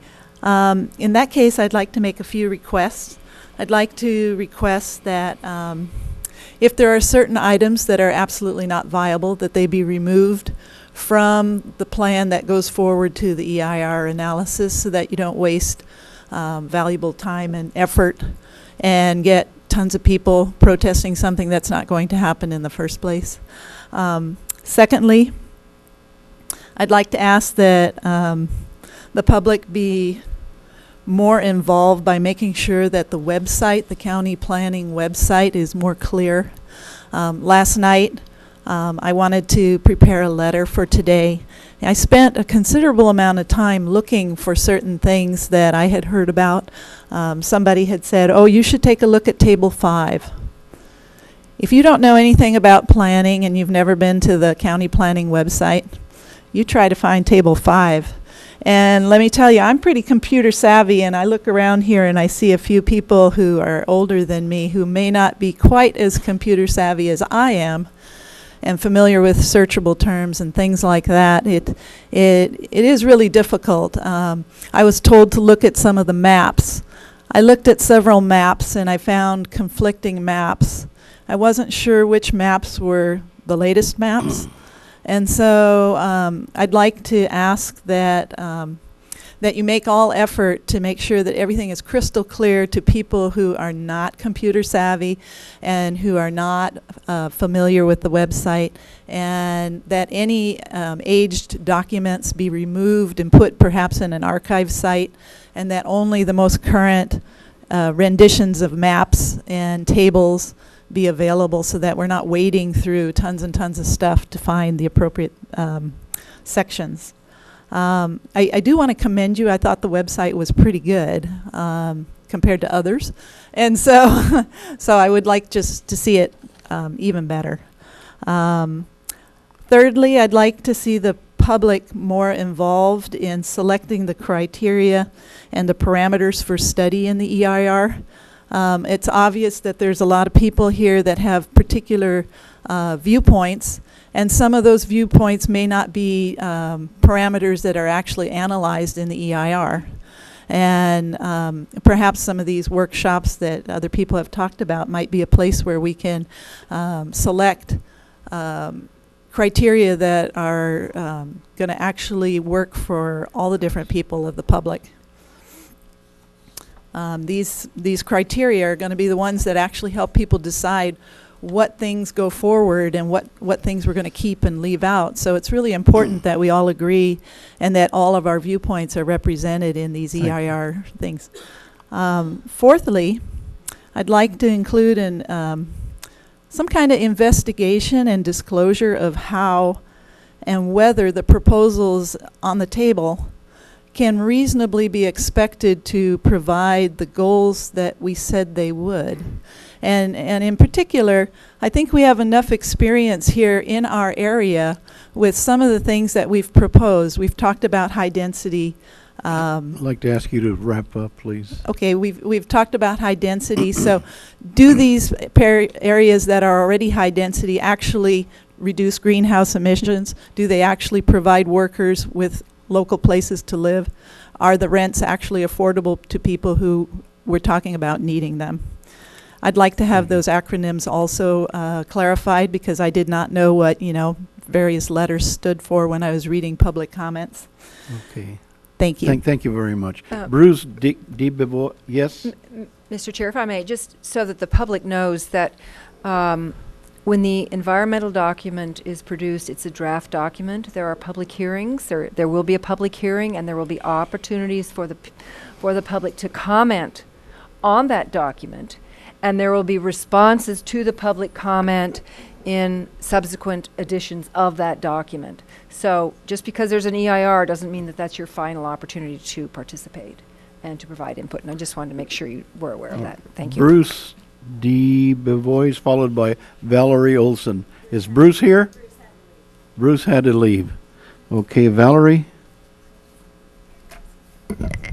I was so excited about talking to you guys. I forgot to fill out a speaker slip, even though I got here number 2.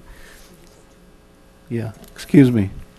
Valerie has asked for additional time, and we're granting her some extra time. Being a New Yorker, I will talk fast. So Okay, I like that.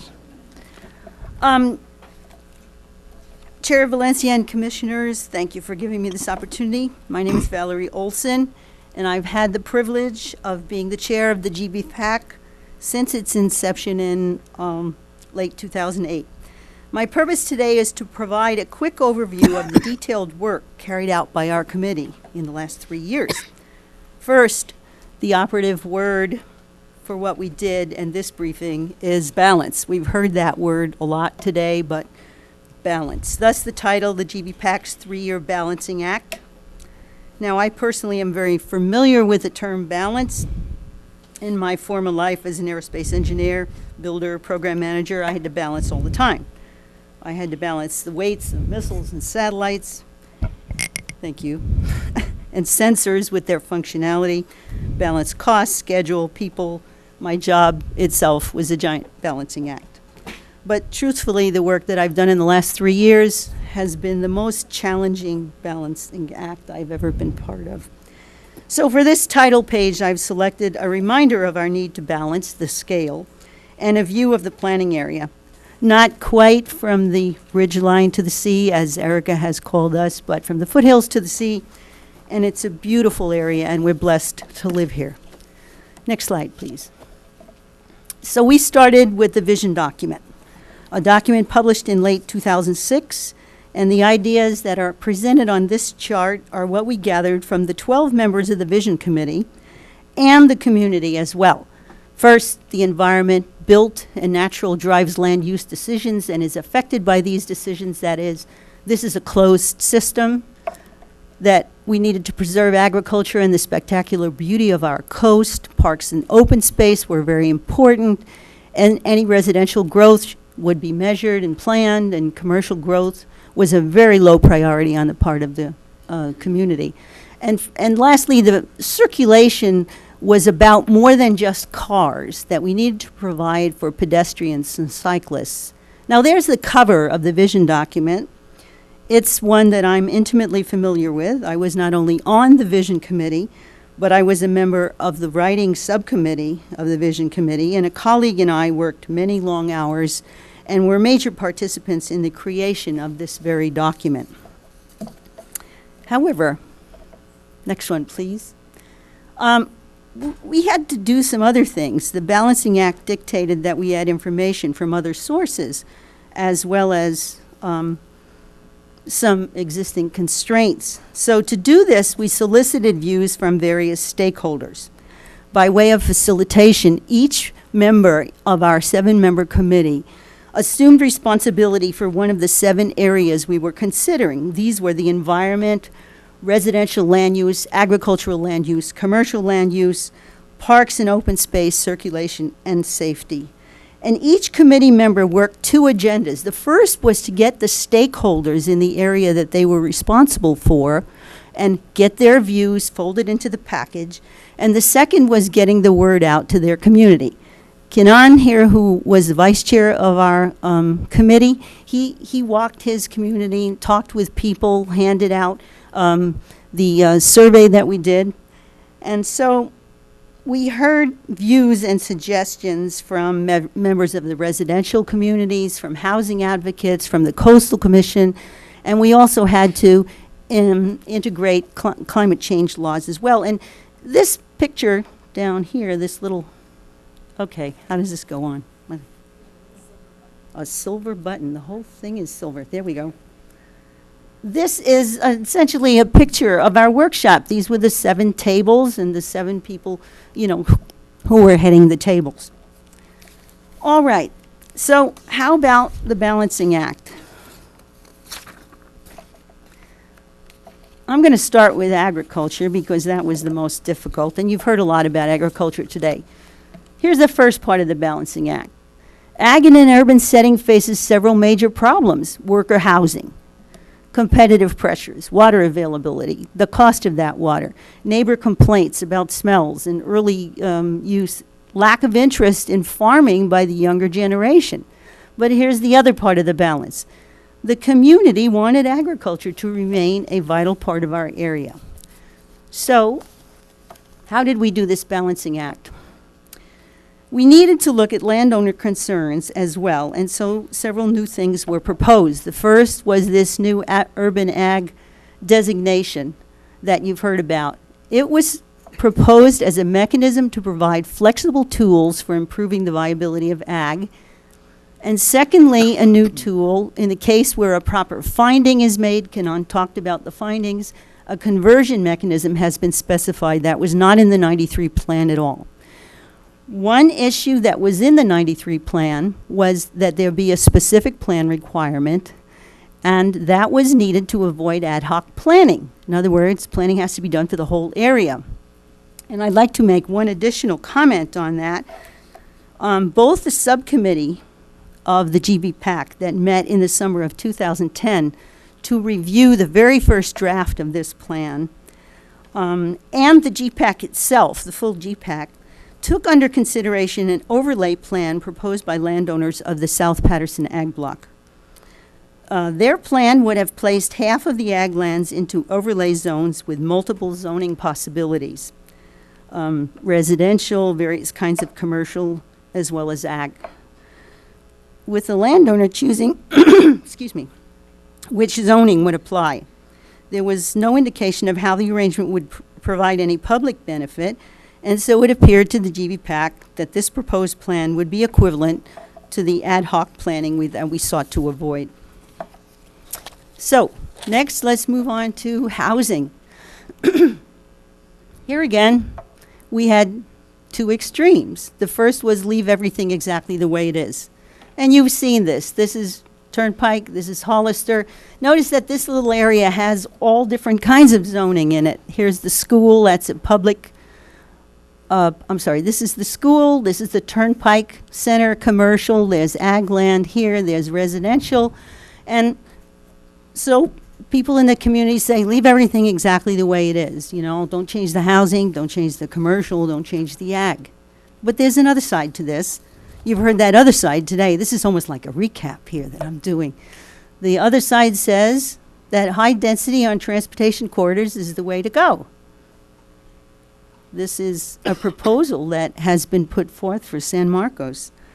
Housing advocates contend that high density housing on transportation corridors is preferable and assume that residents of these developments will primarily use public transportation, which may or may not be true.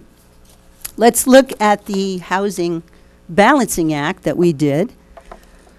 In this one, we deviated from the vision document in two areas. The first was that the GBPAC agreed to have Tatum at higher density. So what this Balancing Act did was it added additional units of transportation on transportation corridors and some infill. And second, the GBPAC originally voted to keep MTD in ag, but later compromised. Now it may be converted from ag to housing which is compatible with adjacent neighborhoods, provided the required finding is made. Also looked at some infill along Hollister and mixed use in previous commercial areas to add additional residential units. Mrs. Olson, we're going to lose part of the commission here in about 10 minutes, so you want to speed up and we still have another speaker? I'm almost finished. Okay, Last chart. thank you. Last chart. We think we did a good balance. We started with and acted in the spirit of the vision document. We listened and responded to the expressed wishes of the community and stakeholders. We allowed for additional residential housing. We provided additional tools to increase ag viability, and we met the legal requirements.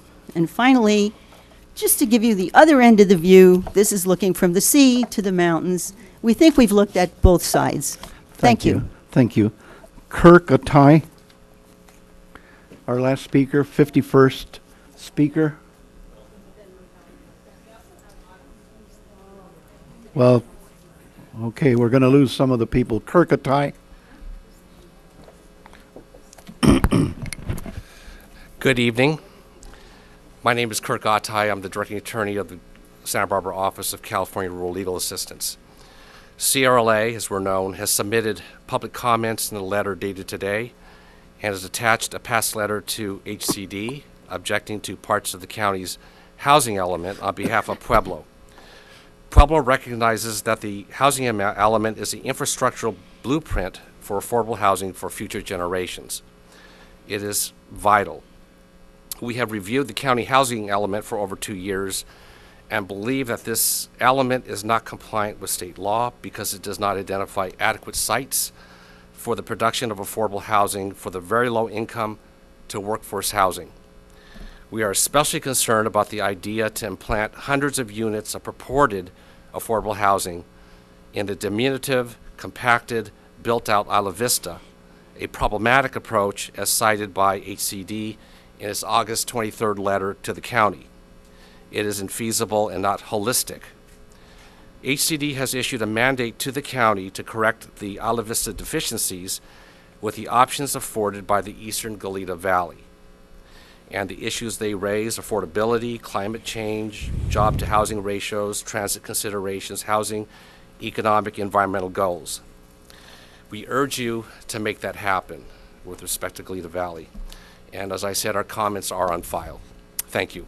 Thank you very much. Autumn Brook, you have your, I'm sorry, we're not going to be all here to listen to your. Ms. Brook? Yes. I just want to apologize. I have a 5 o'clock appointment in Goleta, so I'm going to have to go. But for those of you who know me, I did attend your neighborhood meeting, and I I am familiar with your community. I think you're very familiar All right, with the thank you. issues. So I'll look forward to seeing the commission on the 16th, where we will have the opportunity to discuss all these issues in greater detail. 14th, sorry, David. 14th. Don't want to show up on the 16th. All right, thank you. They're in order. Thanks very much for allowing me and all the members of our neighborhood and our community to be able to address our particular concerns about the Hope Ranch Annex area. And I'd like to present a bit of information that I think will help reinforce things that other people have said about why this is an area that ought to be preserved as it is, because we believe it is an existing smart neighborhood, that it provides so many of the things that are set out as goals in the housing plan and in smart planning principles. So we'd like to move to this image. You can see, pardon? Next slide. Next slide, please. One of the things that will help you understand what makes our area unique is the fact that it is shaped and divided by two major creeks. That is Atascadero Creek, which is seasonal, and Cieneguitas Creek, which is year-round. Those two creeks come together in the annex area, and because of the fact that they divide this area, it has been essential that bridges be built, and there are both vehicular bridges and bike bridges that cross these creeks. The fact that the creeks divide the area has also resulted in a lot of winding and dead-end roads. And those things have great advantages in that they make this a neighborhood that particularly suits pedestrian and bicycle traffic. It is a very safe neighborhood, and that's one of the reasons that the county bike path passes right through in front of my house. It's one of the reasons we love our neighborhood. It also serves the safe routes to school, so there are many neighborhood children going to Vieja Valley School. There are children who walk to Hollister to catch the bus to go to La Colina and to go to San Marcos High School. One of the things that we really know about our area, it is underserved with public transportation. I don't think you'd find a single person in our neighborhood who wouldn't say what we really need is more MTD buses, and MTD buses that can serve across the corridors to connect Hollister, Kyriel, Cathedral Oaks. Those things don't work in our community right now, and that's where a lot of emphasis should be put. I also want to point out the X's up there represent just a few of the dead-end roads. Thank you. Go ahead, next slide. We have this list of issues that we think are good reasons why upzoning doesn't work well here. There's a couple that have to do with the history and the culture of the place. The number 3 and 4 address the constraints that are built into our neighborhood, both by the topography, the creeks, and also by the structure, the infrastructure as it exists today. And then lastly, I wanted to just address the process of imposed upzoning versus incremental change. So next slide, please. As you've already received the information about Hope Ranch Annex, how it was originally developed as a poor man's Hope Ranch with semi-rural and agricultural landscape, modest homes with orchards, gardens, and domestic animals. And that is what that neighborhood is today, 70 years later. Next slide, please. So you'll see here the importance of sustainable community and home food production in our neighborhood. Many residents are, participating in garden exchanges. You will find boxes out on the bike paths so that bicyclists, including commuting bicyclists, can stop, pick up an orange on their way. It's one of the things that people love about going on the bike path through our community. Next slide, please. Now, these following slides are going to deal with traffic and capacity constraints. In the upper right-hand corner, you're going to see a slide which is on Auhe. And there you're seeing that there is on-street parking, usually, and in this picture you'll see it on both sides of the road. What is supposed to be a two-lane road, in fact, is a functional one-way road because of what happens with the excess cars. And this happens all over our neighborhoods. If you come through in the evening, you will see that it is not what you imagine during the daylight hours when people aren't parked there, when they're all off at work. It is a parking lot. And you can see, too, that the kids feel free in our neighborhoods because the roads are narrow. To be able to come out and do the kinds of things that I did in my neighborhood when I grew up. And that is one of the treasures of our community, and why if we have more traffic, these things are going to disappear, or these kids are going to be put at risk. Also, many of the driveways that you see in our neighborhood, you can't tell it, but they serve multiple residences. Okay, and the roads serve many other functions besides just cars. They serve local and commuting bicyclists and pedestrians, horses, etc. Next slide, please. So this is additional information about the traffic and capacity constraints. These are county bike bridges. There's one at Nueces, there's one at Arroyo, and they are part of what make this a safe community for bicycling. People don't have to worry as they are commuting between downtown and UCSB. There are many people who do this, about having a lot of traffic on these roads. This over on the right-hand side is another issue, which is a blockage that has happened just recently, which many people were extremely surprised and frightened by. And this is a road closure at Kuna and Modoc. This used to be one of the few ways that people could get onto Modoc, out of our area, in an emergency when Hollister is blocked. And we no longer can go there, and I don't know who has the key to open it in an emergency. Okay, thanks. Next slide, please. Okay, another picture that I just think shows you the quality of life in our neighborhood. This is right out in front of my house. My daughter walks to school with the horseback riders or with the bicycle riders. You can see the traffic going by here on Nogal that's going up into Hope Ranch or to Vieja Valley School, and you can see the crossing guard there who is helping to manage this traffic. This is also the crosstown bicycle route. It is heavily used at all hours, and people share the road.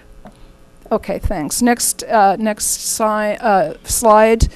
Okay, here you get a representation just in the signage about how many uses are made of our local roads. They're not just serving the local community.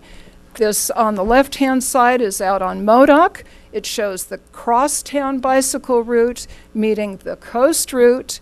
Here out on Hollister, the center picture, you can see Hollister carries a bike route. Modoc carries a bike route, both of them do. And over here on the right-hand side is close to the Modoc Preserve, and this is the V. Oburn Trail, which serves pedestrians, equestrians, and bicyclists. And there are horse rings and stables in this area, and they are part of the community that everybody loves. And many people, including me, use the manure from the stables for our organic gardens. Our community really works as a unit. Okay, next slide, please. Okay, here we're moving on to the limitations of the infrastructure to ensure public safety and emergency response. So as I've stated before, and as many people have said, there are many driveways here serving multiple residences or flag lots. It equals hidden density. You come in the evening and you will see how too many people have cars already. The mailboxes just give you an idea of what might be down one driveway. Okay, next slide, please. Here we're talking about the limitations to infrastructure that have to do with the public throughways, the arteries. These are critically heavily traveled transportation throughways that serve not just our neighborhood but the whole region. And right now, over here on the left-hand side, you'll see the narrowing for the Southern Pacific Railroad overpass. People, 2 lanes of cars. People have to bicycle, walk their children to school with their strollers. This is the knot in the bow tie. This is the knot, the N-O-T and the K-N-O-T in the bow tie.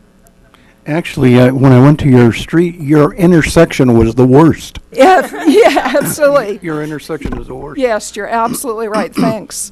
Then the middle picture here is looking west towards Goleta. It is taken at the Atascadero Bridge, which is kind of an invisible bridge that is on Hollister. And you can see there is a Fire Station 13 engine coming. It is 2 lanes. If there is a problem, that fire truck cannot get to the people it needs to serve. 2 lanes, and that bridge will be very expensive to replace. Okay, over here on the right side, if you're at the fire station is on a 2-lane road, opposing lanes. And it is constricted there. It would be very expensive to change the county fire station to allow more than 2 lanes. I have to ask you to wrap up. Okay, we're real close. Okay, so if you can go on to the next slide. Okay, this is MODOC. You can see the on-street parking there. I want to point out Cieneguitas Creek. This is another very critical bridge at MODOC. This area flooded in the 1990 floods, 95 and 98. It was impassable. The water came in that little canal right there, jumped the road, and there were signs out. Nobody could move on MODOC. I've been here personally to see it. And then also to show you the drainage there, it is the neighbors who are the first people out during the storms and during the nights to monitor these drain inlets and make sure that their neighborhoods don't flood. There is not county personnel available to take care of these needs. Thank you. Next, and of course you've already heard about what happened during the Painted Cave fire. This area burned. None of those buildings existed there before. This is all post-fire. Okay, next one. This is just saying that we believe that our area already exemplifies so many of the smart growth principles. It has many different kinds of housing already. It serves rentals. It serves 3- and 4-generation families.